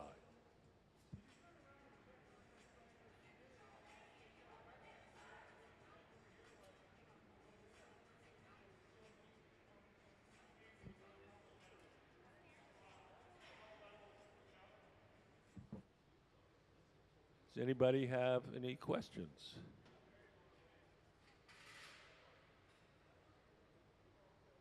So we've done all this to get the right patterns and colors in the right place, to accumulate enough glass to make the big cylinder, And now, we're going to start to blow it up to its full size and shape.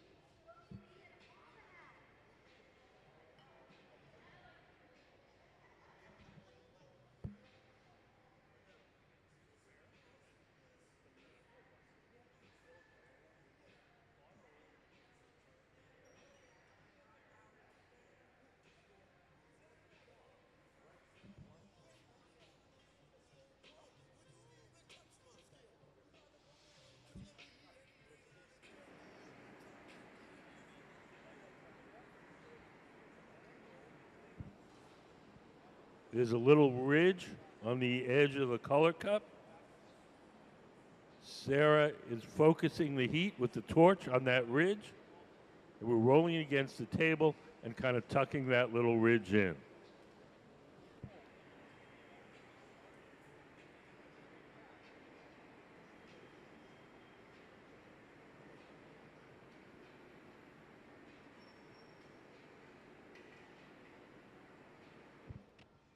When we use the torches allow us to focus the heat just exactly where we want it.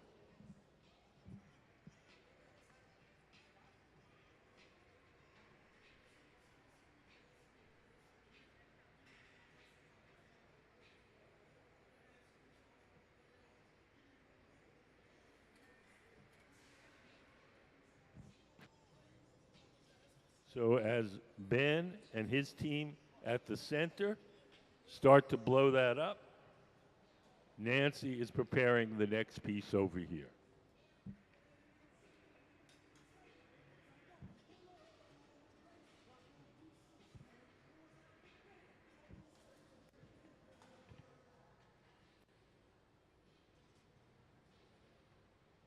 Nancy is making what's called a collar, like a collar on your shirt, and she's going to use it to pick up the pattern rods of glass called cane.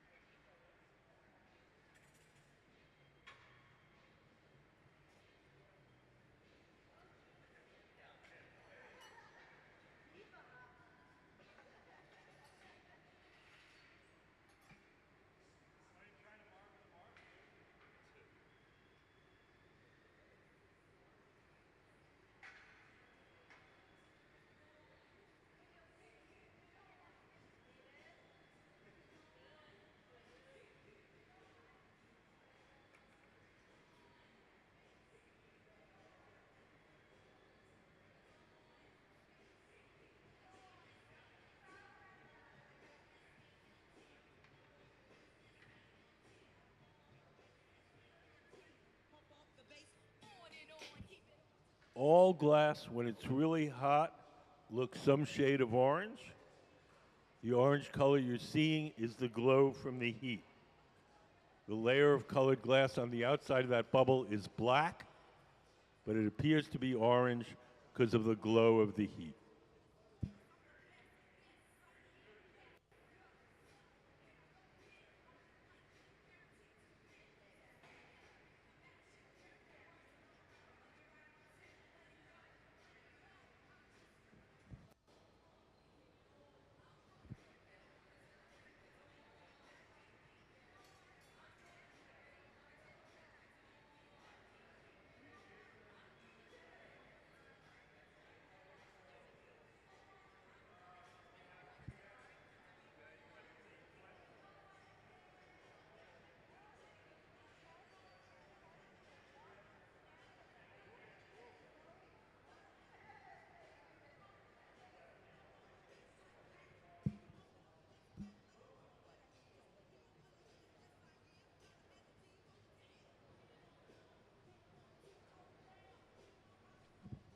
So over on the far right, Nancy has placed a ceramic plate on the end of the pastorale. And we're going to warm that up. And Nancy, that's going to give Nancy her pattern.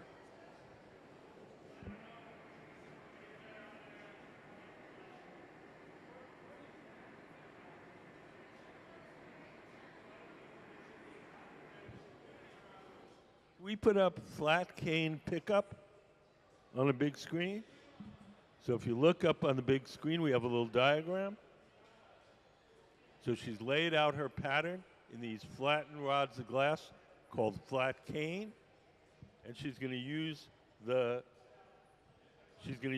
collar, the pipe with the ring of glass around it, to roll it up into a tube, and then we'll close the end of the tube, and we'll have a bubble with the pattern in it.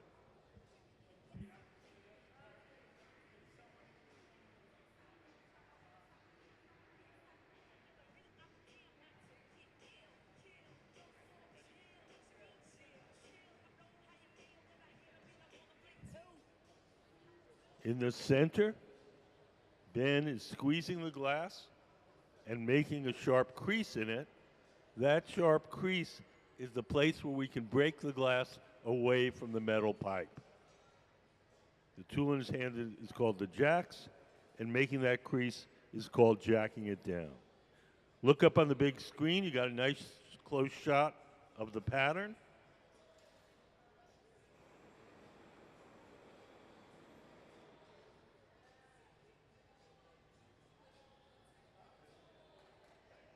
Oh.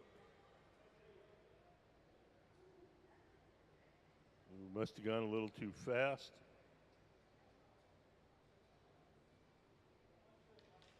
And one of the pieces of cane shattered.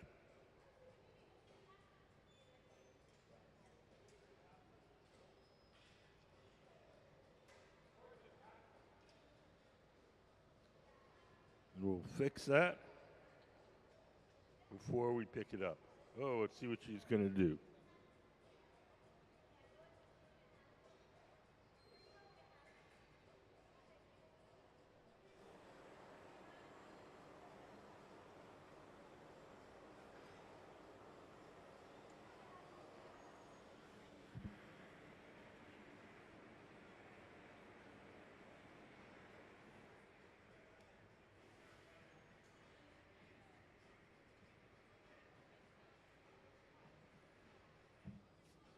So in the center, we're blowing up the bubble. Sarah, seated to the left of the workbench, she's the person that's blowing. She's blowing through that steel tube and inflating the glass as Ben, sitting at the bench, shapes it.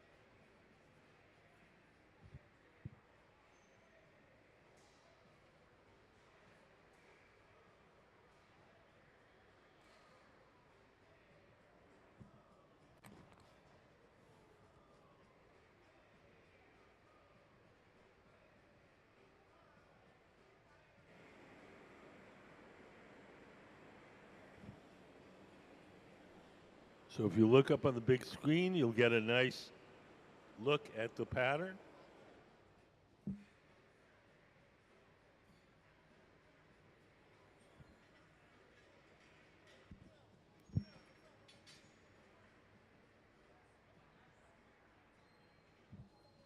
When we swing the glass like that, the glass is soft and it's stretching under its own weight, making the bubble longer.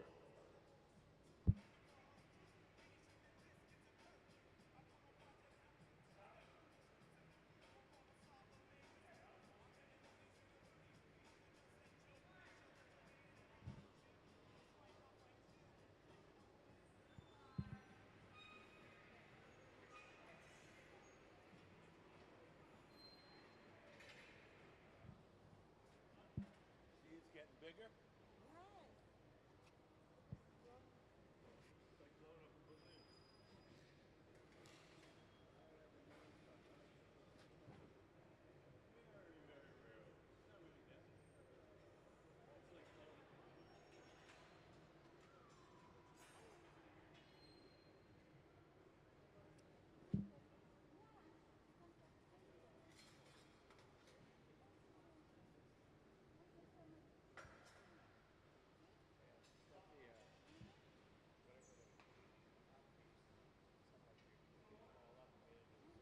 Can we put up picking up flat cane again?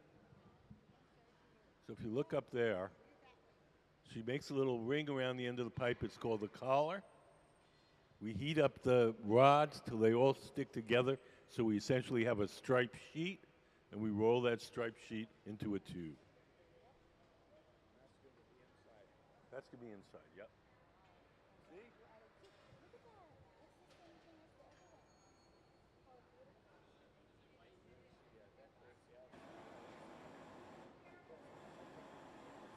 She did it on the last one. I don't know if she's going to do it on this one.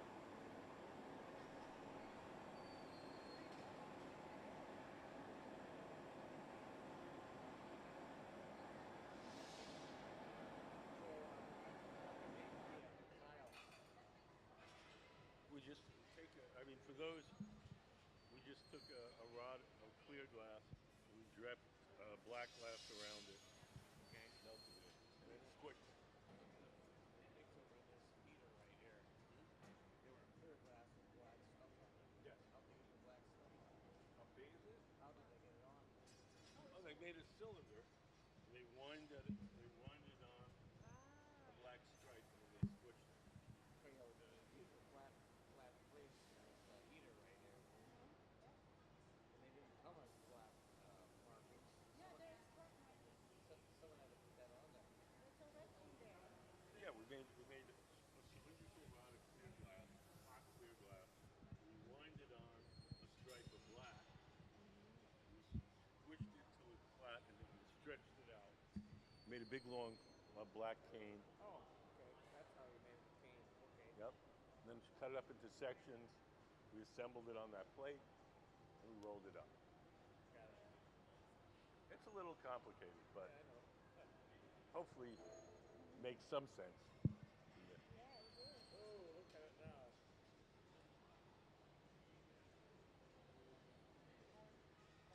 So we're going to roll it on wet newspaper to straighten out the sides of this cylinder.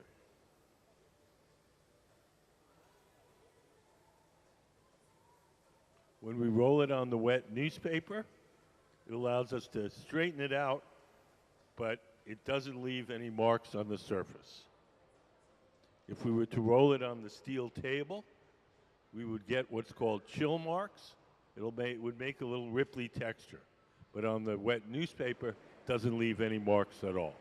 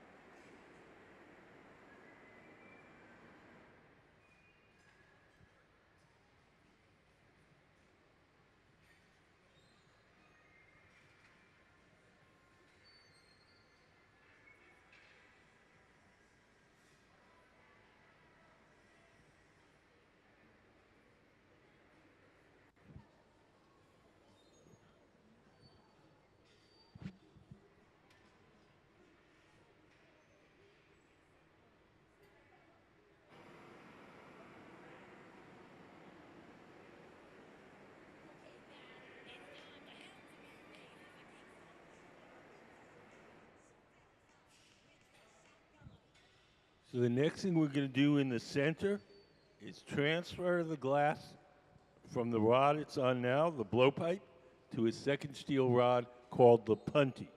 The second steel rod will hold the cylinder from the bottom while we shape the top. So here comes Sarah with the punty. We stick it on the bottom.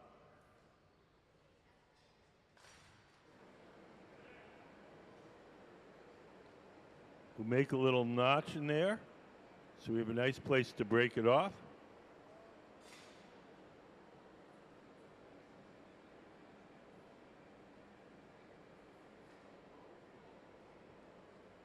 Now Ben is going to take his tweezers, Ben in the light gray shirt.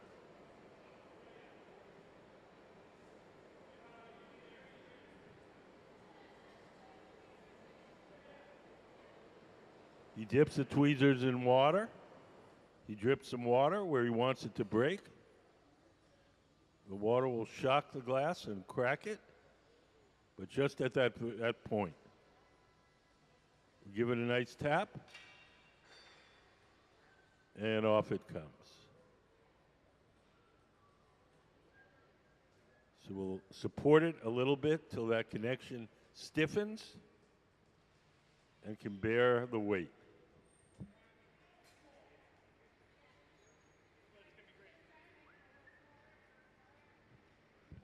So now the cylinder is held from the bottom. The top is exposed. The top can now be heated and shaped.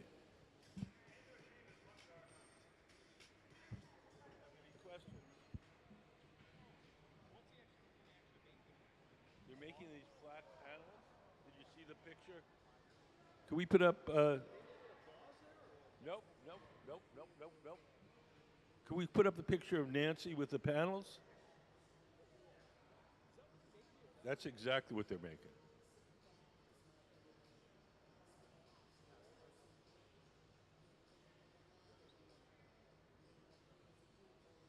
Can we put up my drawing?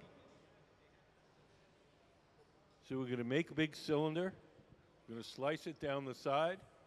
We're going to put it in another kiln, heat it up till it's soft again, and unroll it, and then we'll have our flat panel.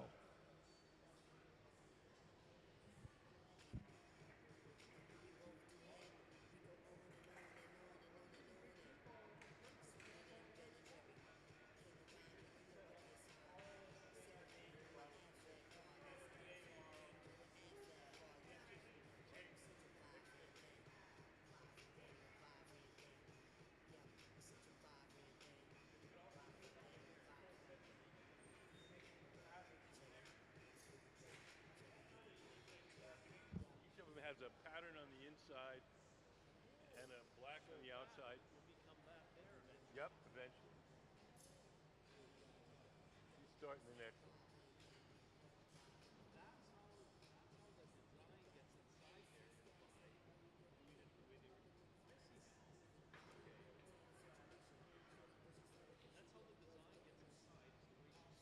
Right.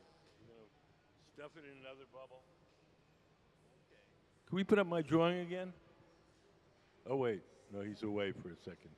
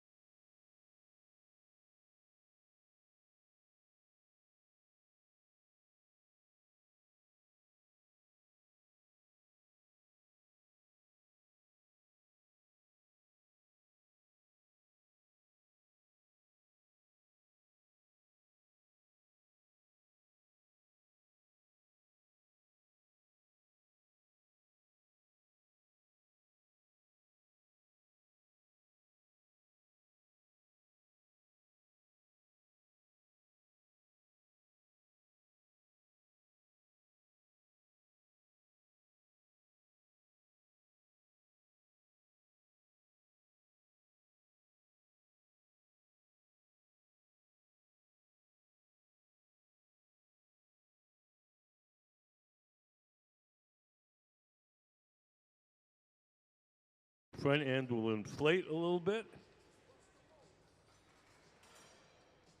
So make it rounder and fuller.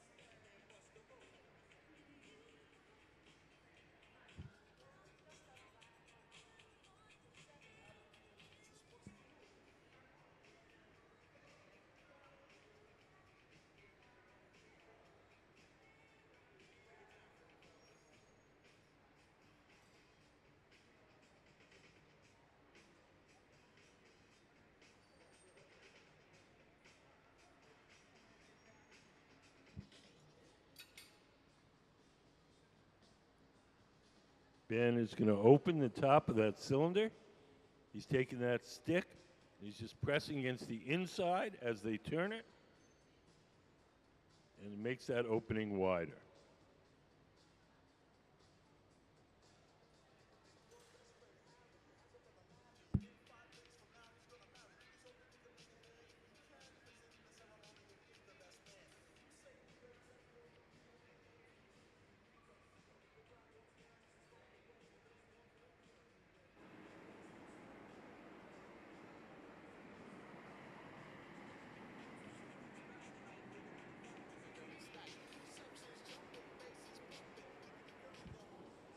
If you look up on the big screen, you can see a little sneak peek of the pattern on the inside.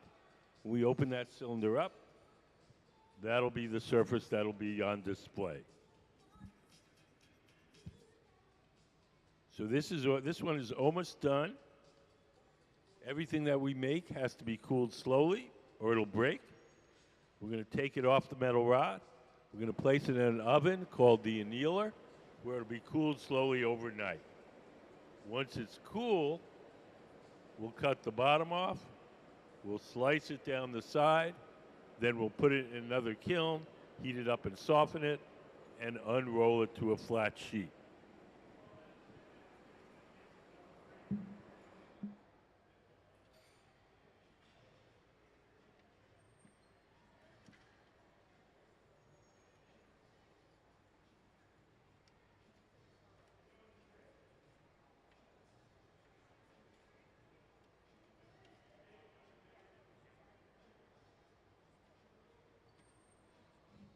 So we're going to make a big cylinder. We'll cut the bottom off, slice it down the side. We'll put it in a kiln, heat it up till it's soft again, and then unroll it, and we'll have our flat sheet. This is called the cylinder method. This is how flat glass was made back in the Middle Ages when they made the glass for the stained glass windows. You blow a cylinder, cut it open, and unroll it, and you get a flat sheet.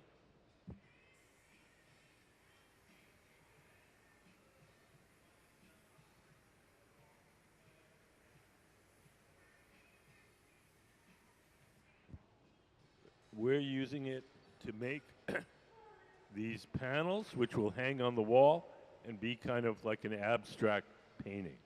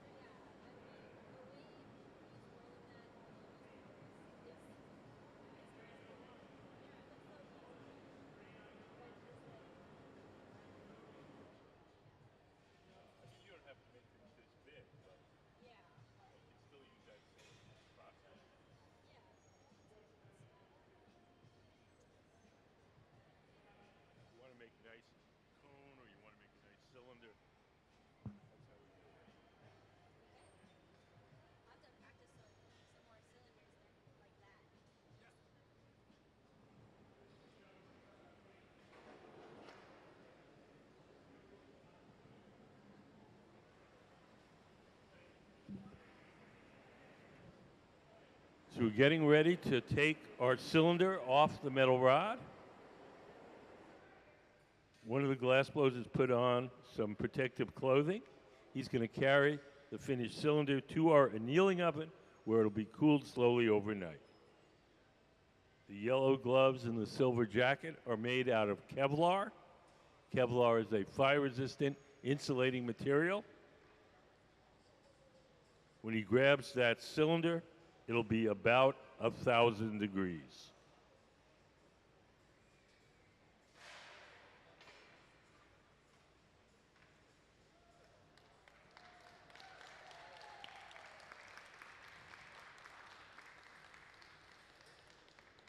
And into the annealer to cool slowly overnight. So let's have a big hand for Nancy Callan and the Museum of Glass Hot Shop team, plus Dave Walters, Mariah, Jen Ellick.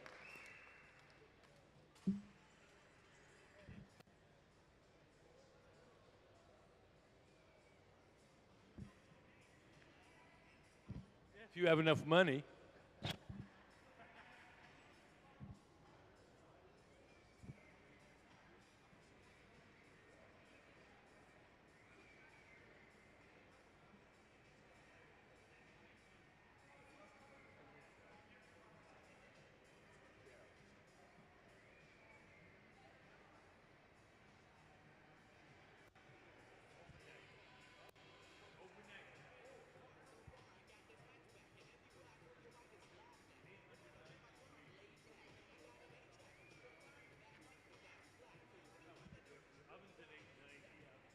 Put it away, it's a little bit hotter. Soak it at 890 for a while, same temperature inside and out, and then slowly turn it down to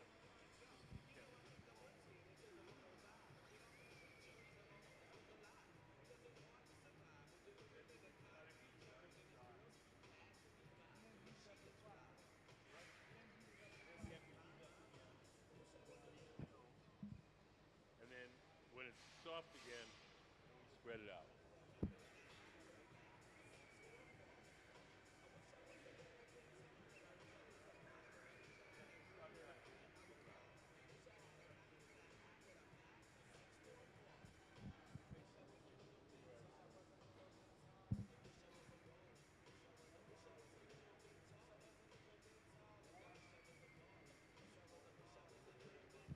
What time is it? Yeah, we'll get one more, I think.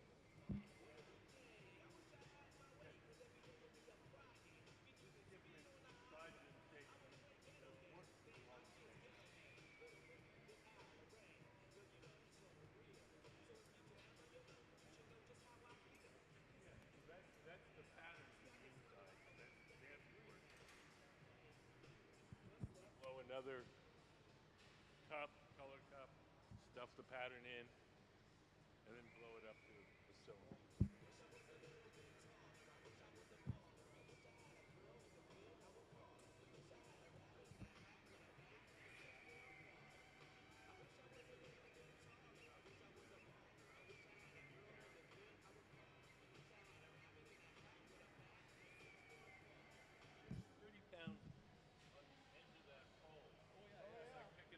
Two bowling balls with a fishing pole. No, I appreciate that. Yeah, things get big, if we're making wine glasses, it doesn't require any physical strength. But when you make something that's 30 pounds, it's at the end of that pole. It doesn't make it big, but it makes it very strong. Just don't, not going to the top. They're very, very strong.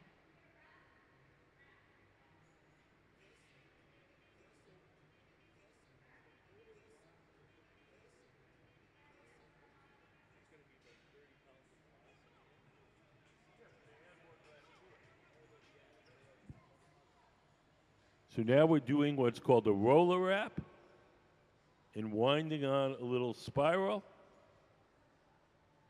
The rollers are set at an angle so that as the pipe turns, it turns on its axis, but it also moves backward. And that allows us to spin on a little stripe. Can we put up the roller wrap illustration?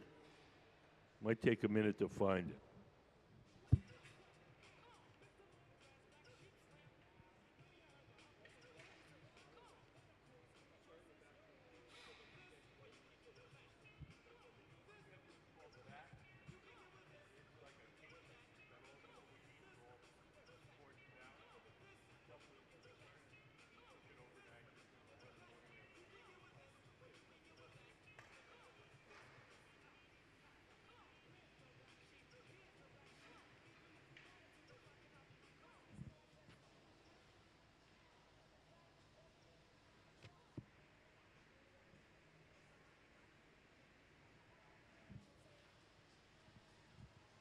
So Nancy is melting in our roller wrap. Nancy Callan, our guest artist. She's a Seattle artist, originally from Massachusetts, and a graduate of the excellent Massachusetts College of Art.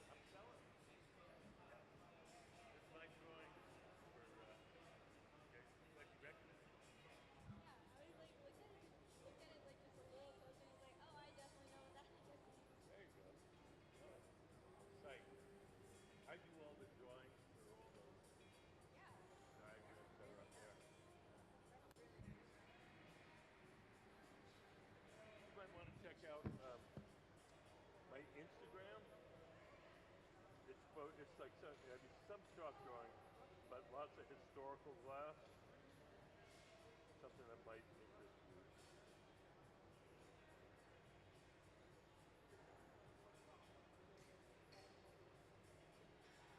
It's Walt L2.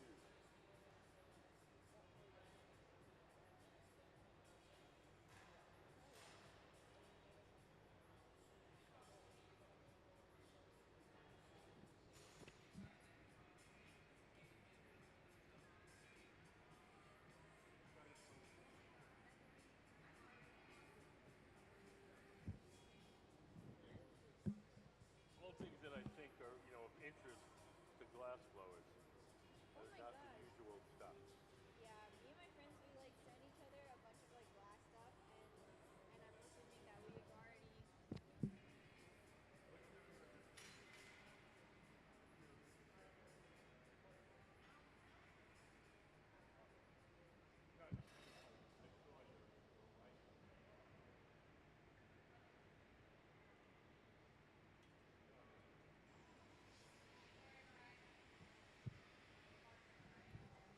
Cool. A Hey. little crooked. Yeah. No, it's cool.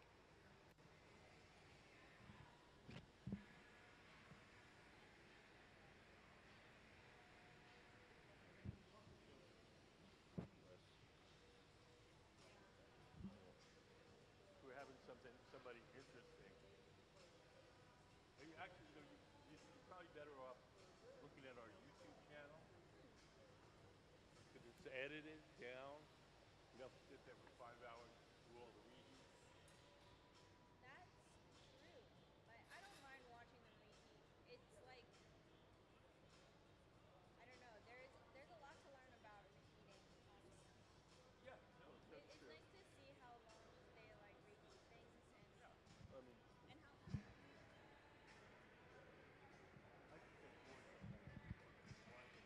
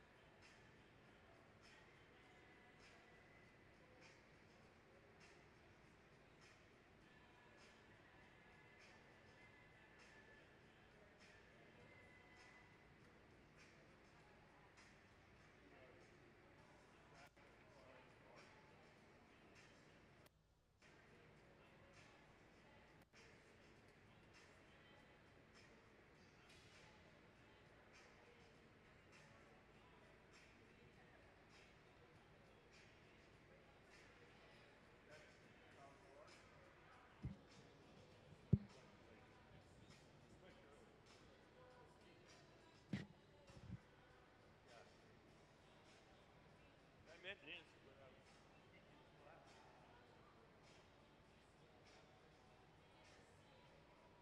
I'm a glass reader.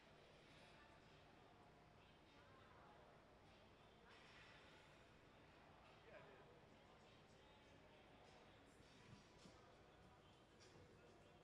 That's my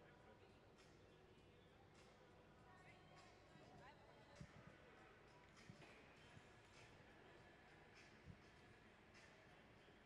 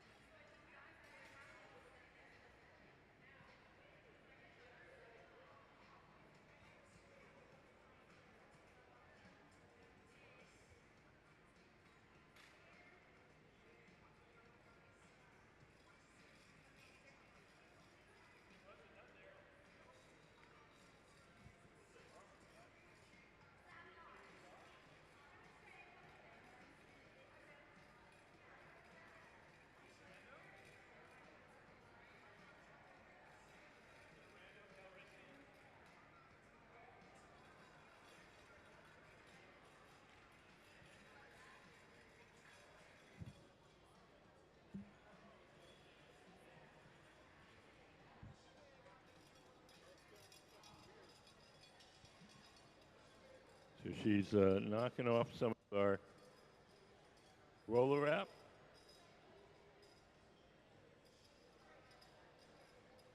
I think we're going to do that again, maybe.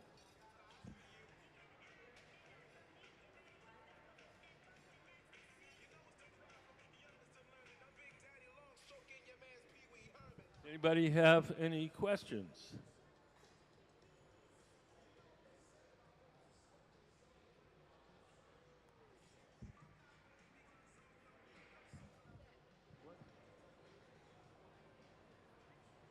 Yes.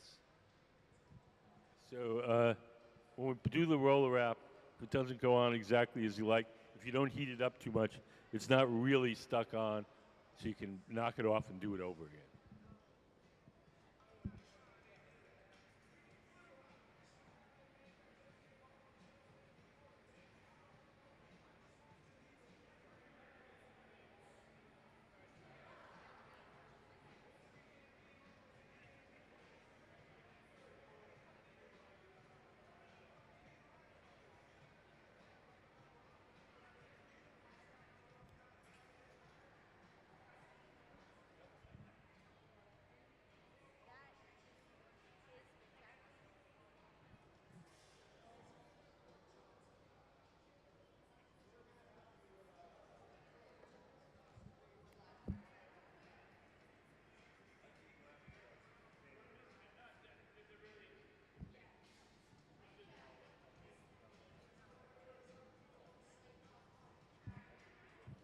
Design. They make the glass, and then I.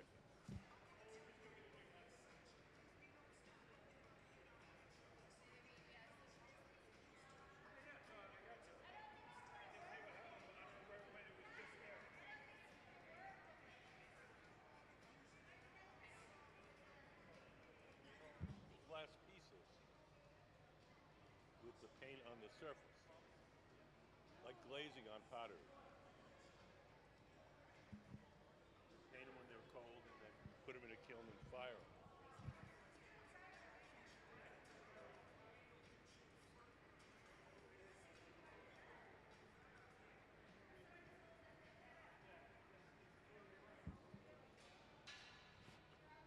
So we're getting ready to apply another roller wrap.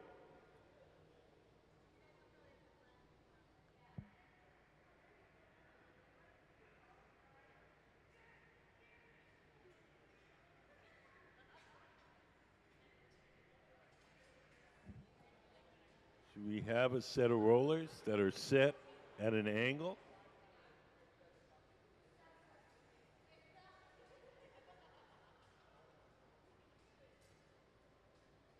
Nancy puts the pipe in the rollers.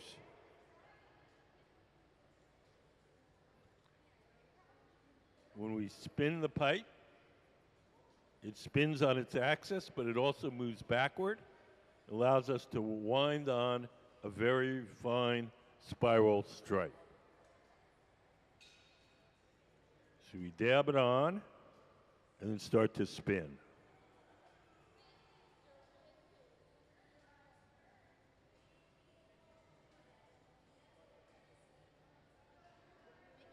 You're welcome.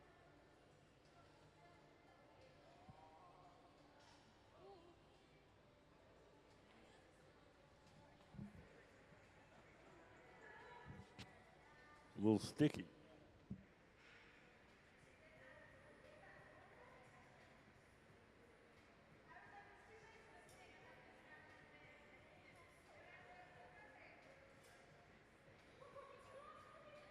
Does anybody have any questions?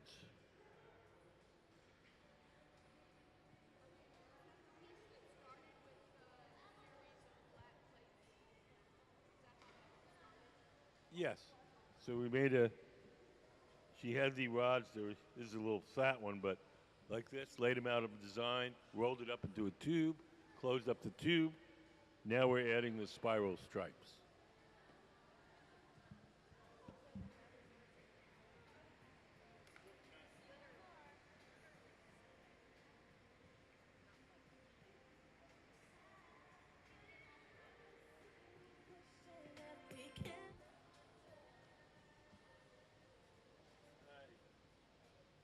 you guys? You guys have any questions? Anything you want to know? What's this part that they're working on here? Is this starting a second part? Yes. So we're making the interior design, and we're going to put it inside another solid colored thing. When we open it up, the solid color will be the background, and the design that you see there will be on top of it. So the one that's in there, is the idea to flatten that one out, or is it gonna stay? No, just to cool it slowly so it doesn't break. So it's gonna stay as a big like. Yeah, it'd be just exactly as we went in, and then we'll cut the bottom off, slice it down the side. We'll put it in this one and heat it up again until it's soft, and then unroll it. Oh, cool. Yeah, very cool. So does it just unroll on its own then, or do we have No, we have to reach in there with gloves and give it a start, and then we lay it on its back, and then. Wow. Reading about mastermind is so metal. I had a question actually. Yeah. What like so the people working here, like do they work at the museum or are they like Some of them. just Nancy or like Nancy brought, I think, 4 people, okay. and the rest of them are our guys from the museum.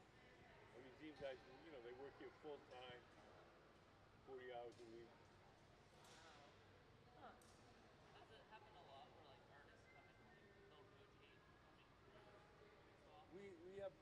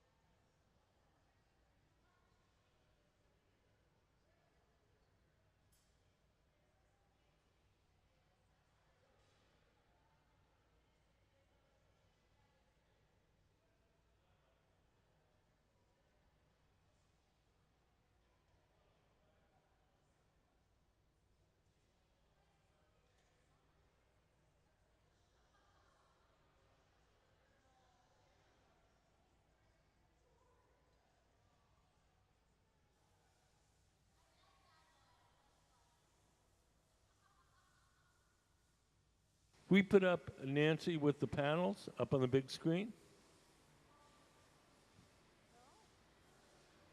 So we're going to make a big cylinder with the pattern on the inside, and in this case, it'll be white glass on the outside.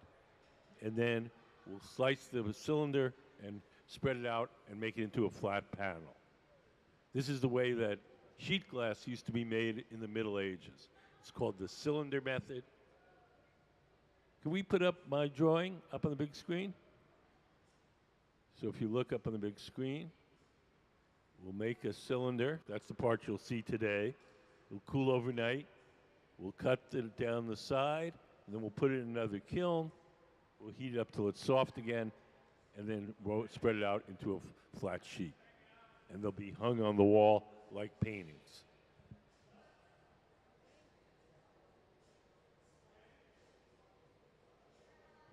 So how long is the process from when you start to when you finish it? Oh, you can't really say because it doesn't happen all Yeah, but on this- continuously. in this I mean, they're going process. to spend an hour and a half. Well, first she had to make the canes for her design, Right. and who knows how long that took. And then there's an hour and a half of blowing here.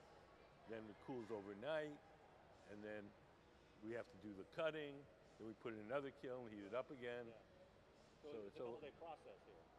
Yes, I mean it doesn't usually happen all at once. Right. No, I knew that. Yeah. Yeah. So That's why when you watch Blown Away and they're doing, you have 5 hours to do something. They're being pretty creative in their 5 hours.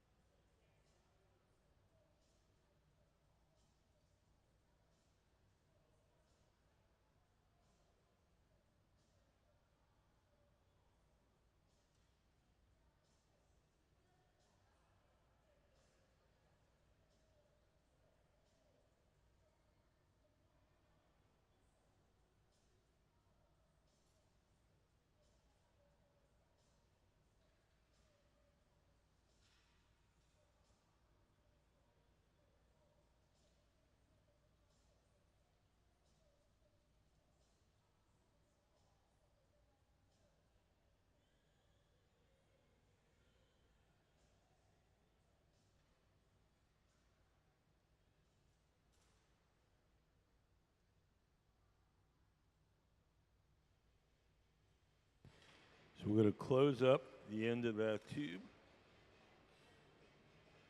Jen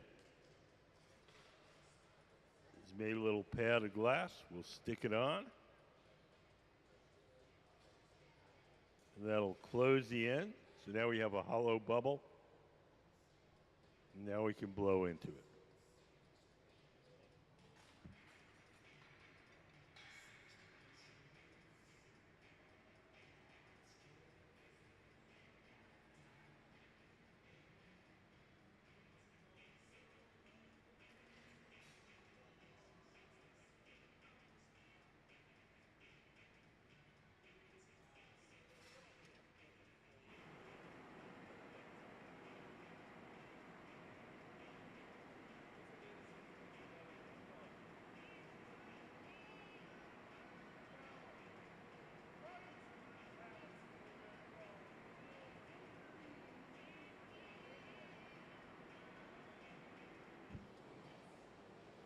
Can we put up some of Nancy's other sculptures up on the big screen?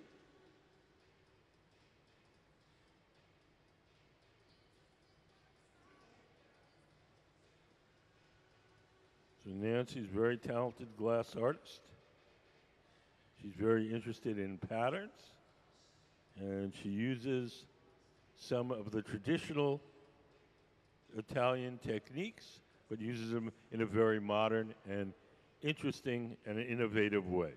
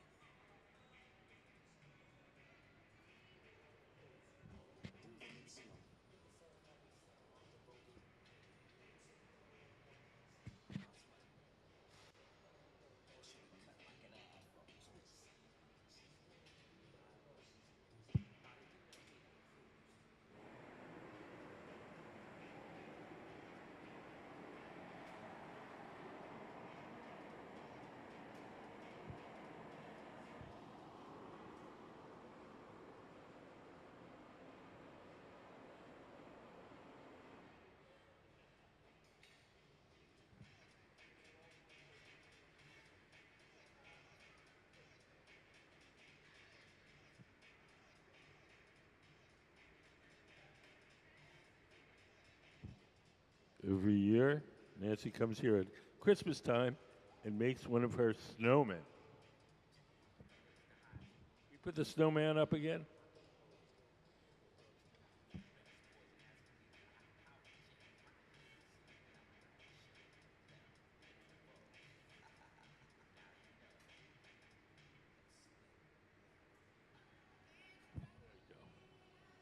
So she comes here and makes one of her snowmen each Christmas time.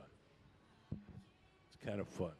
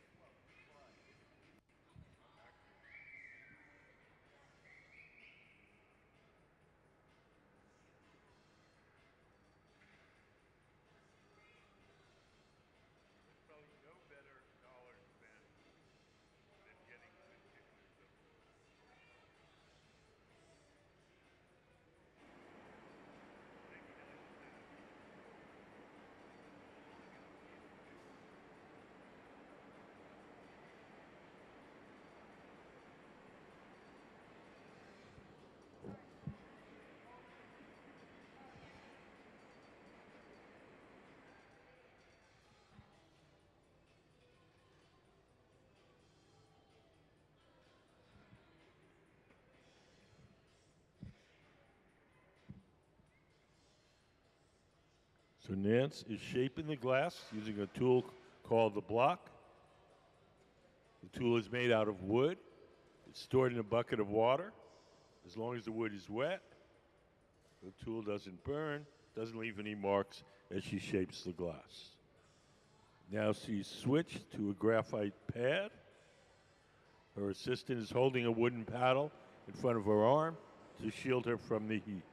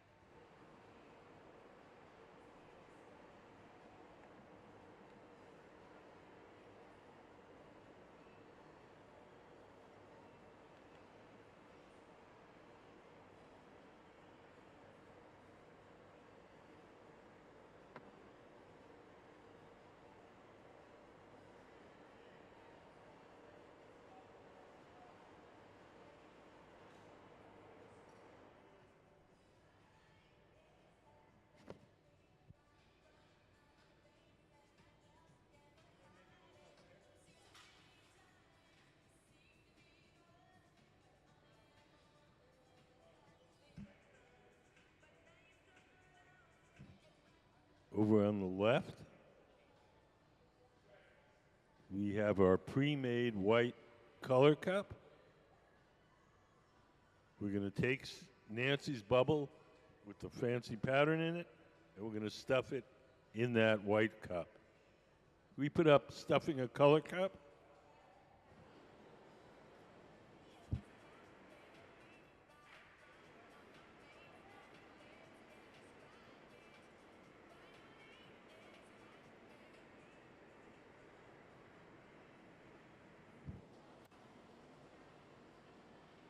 You'll notice that one of the glass blowers is seated to the left of the workbench. She's the person that blows. She's blowing through that steel tube and inflating the glass as Nancy Callan, our guest artist, shapes it.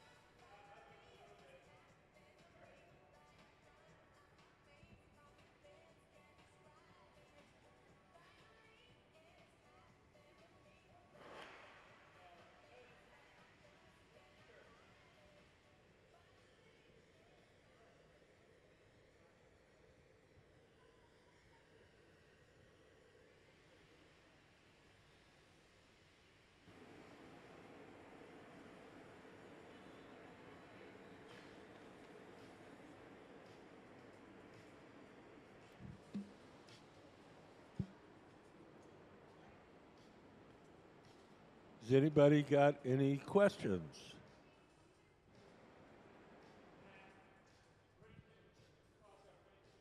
We're going to take another gather. Each time we dip it into our big furnace and coat it with melted glass. It's called taking a gather.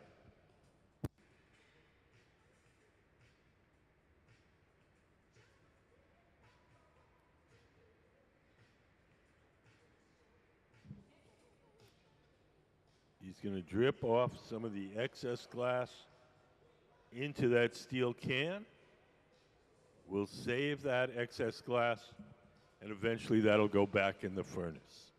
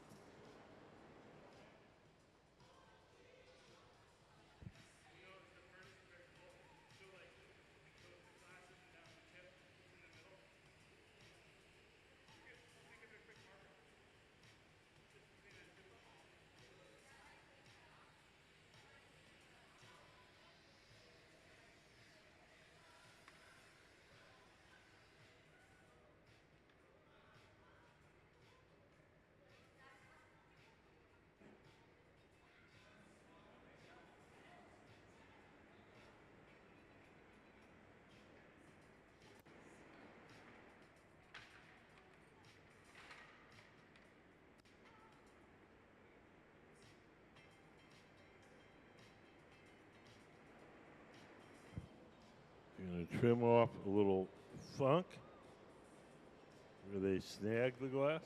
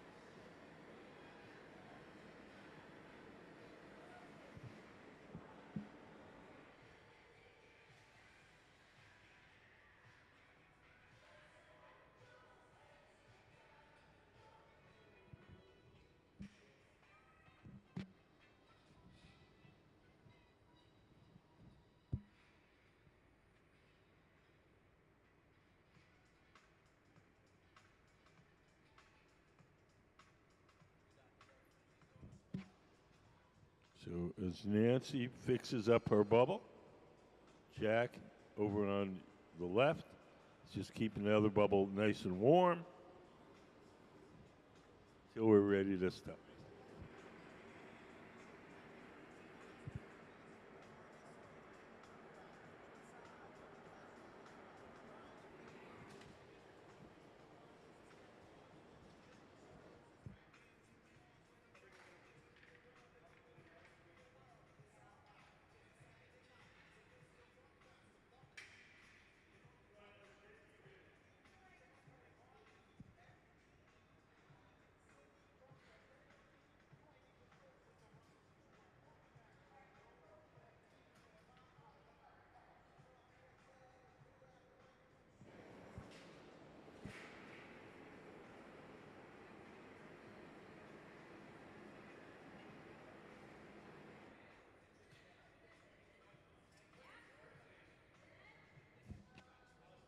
So we're getting ready to stuff the color cup. The color cup is that white bubble they're making on the bench on the far left.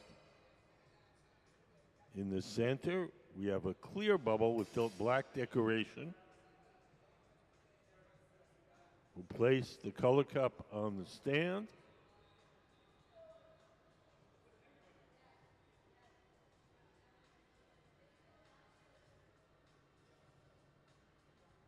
We'll heat up the bubble we're going to stuff. Hand it to Nancy.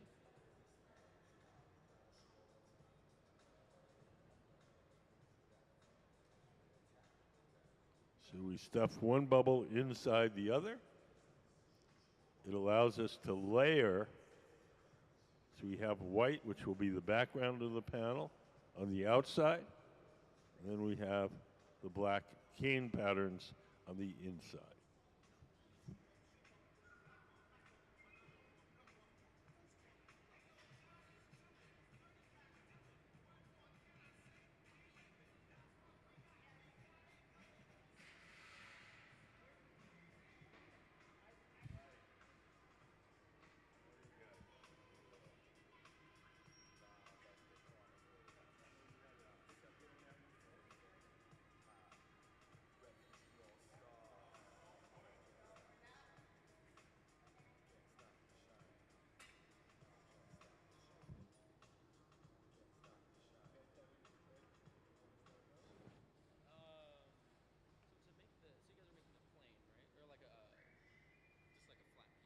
Yes.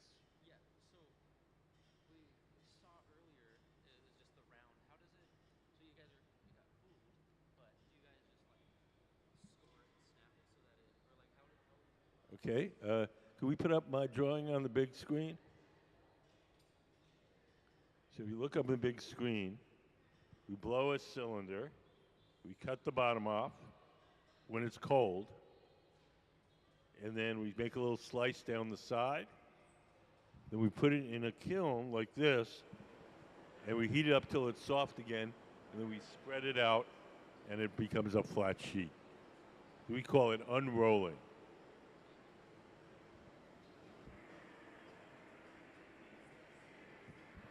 Do you know about our contest for kids?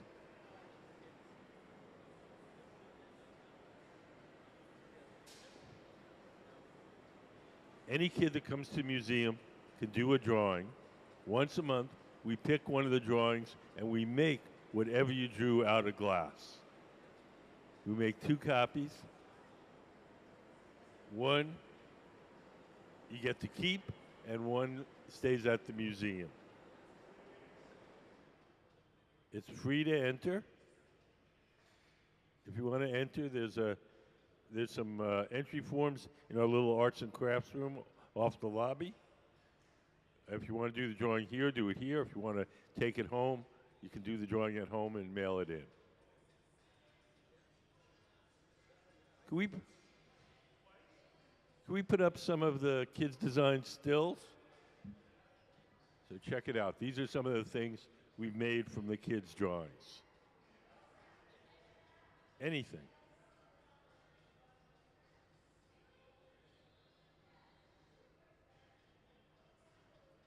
It doesn't cost anything to enter. Yeah. And if you win, we'll call you up, bring the whole family down, and you can watch us make it.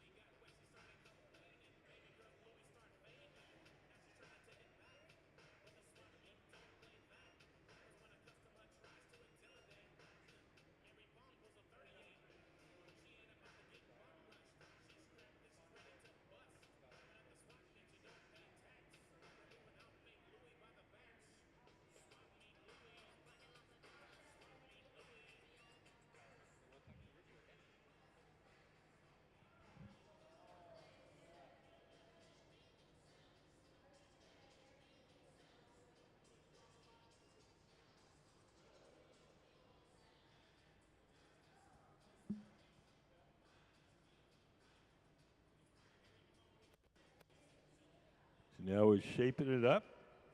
We're going to start to blow it up to its full size and shape.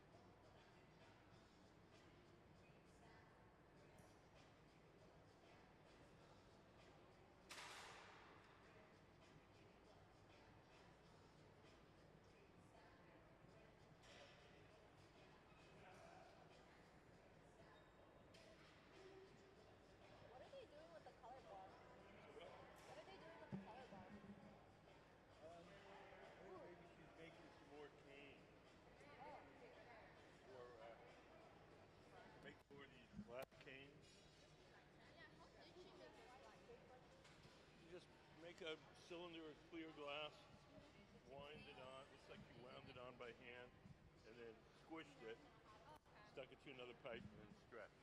Okay. Usually when we make the flat cane, we go up on that ramp, and we pull it down, because it's easier to keep it straight, rather than pulling it horizontally.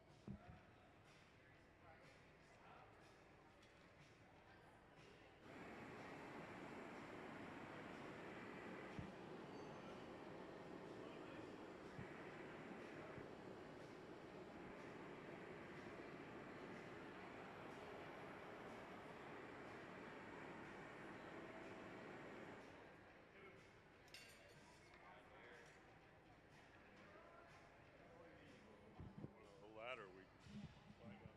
You ready? Just you and everything ready. Your assistants on the ladder. You hand it up to them. And you're on the floor.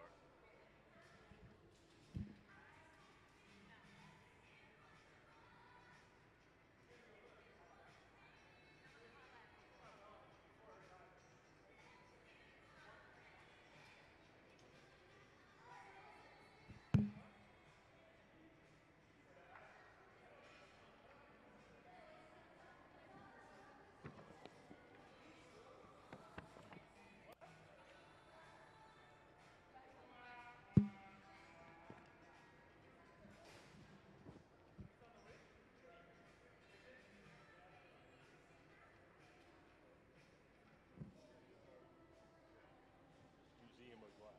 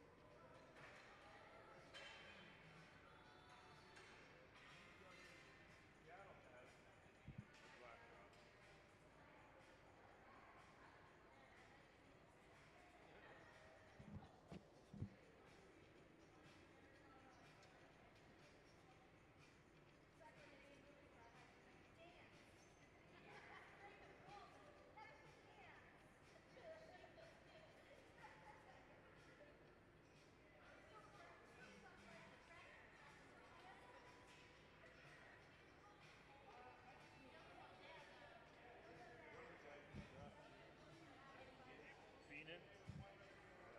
He didn't go to glass school. He just got a job and learned on the job.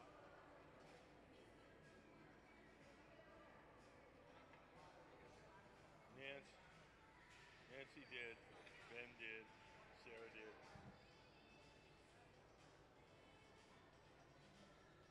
I always think of it like playing an instrument.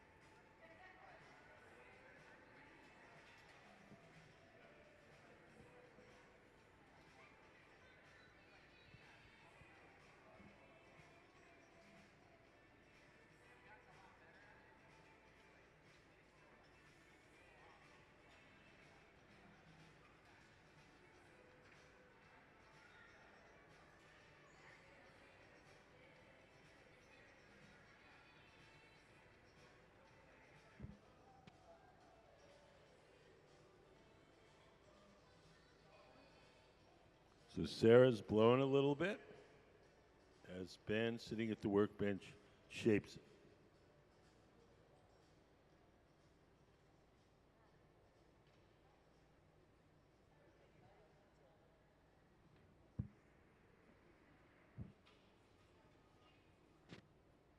Hi, how are you guys? Good. Do you guys have any questions? Okay.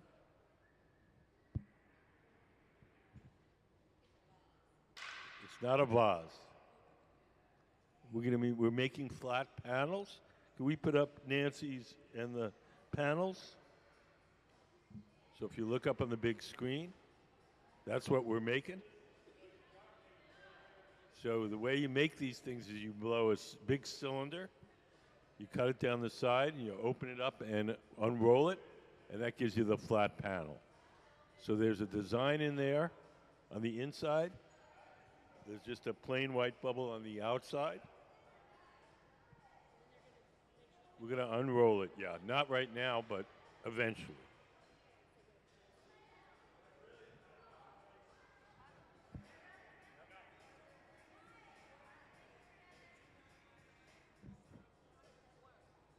Yes. I think everybody here does.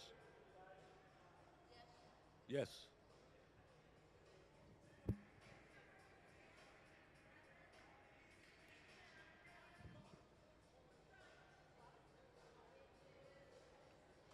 Some of the glass blowers work for the museum, and some of them are other local glass blowers.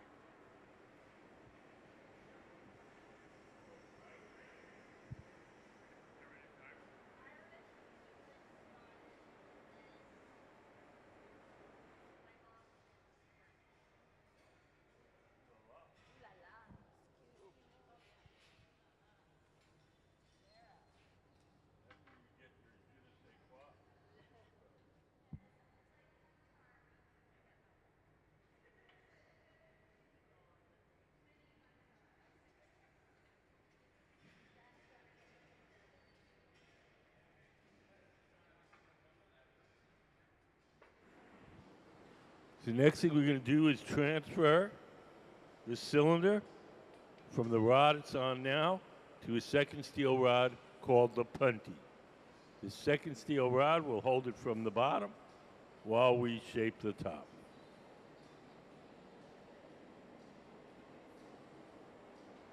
Sarah is preparing the punty over on the far right.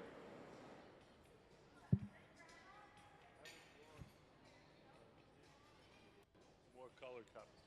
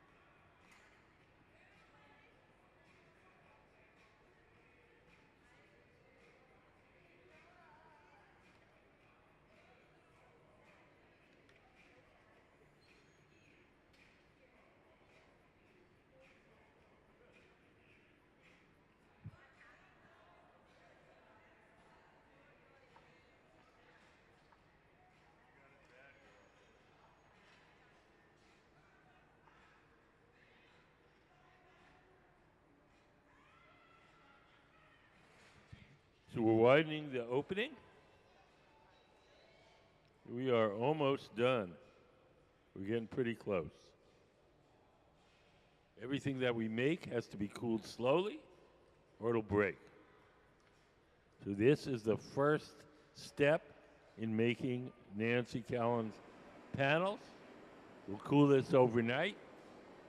We'll cut the bottom off. We'll slice it down the side. And then we'll unroll it to make one of Nancy's panels.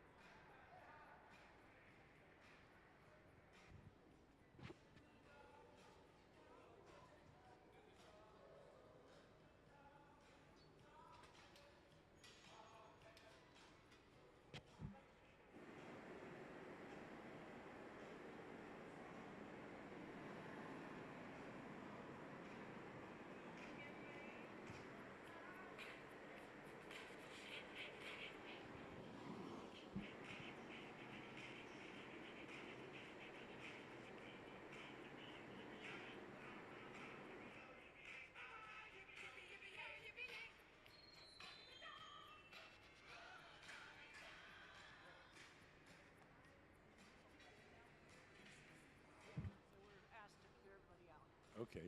So, ladies and gentlemen, it's time to bid you a fond farewell. Thank you so much for coming.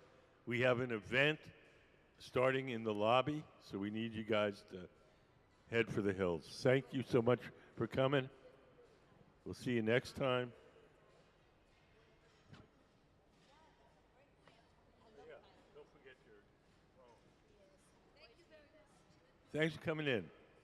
There's not much more. We're just going to straighten this out and put it away.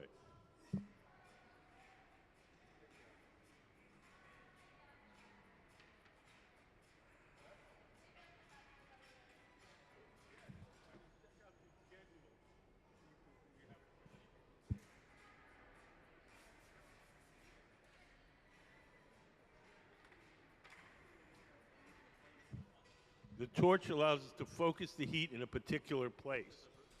And then when he swings it, is that elongated? Yes.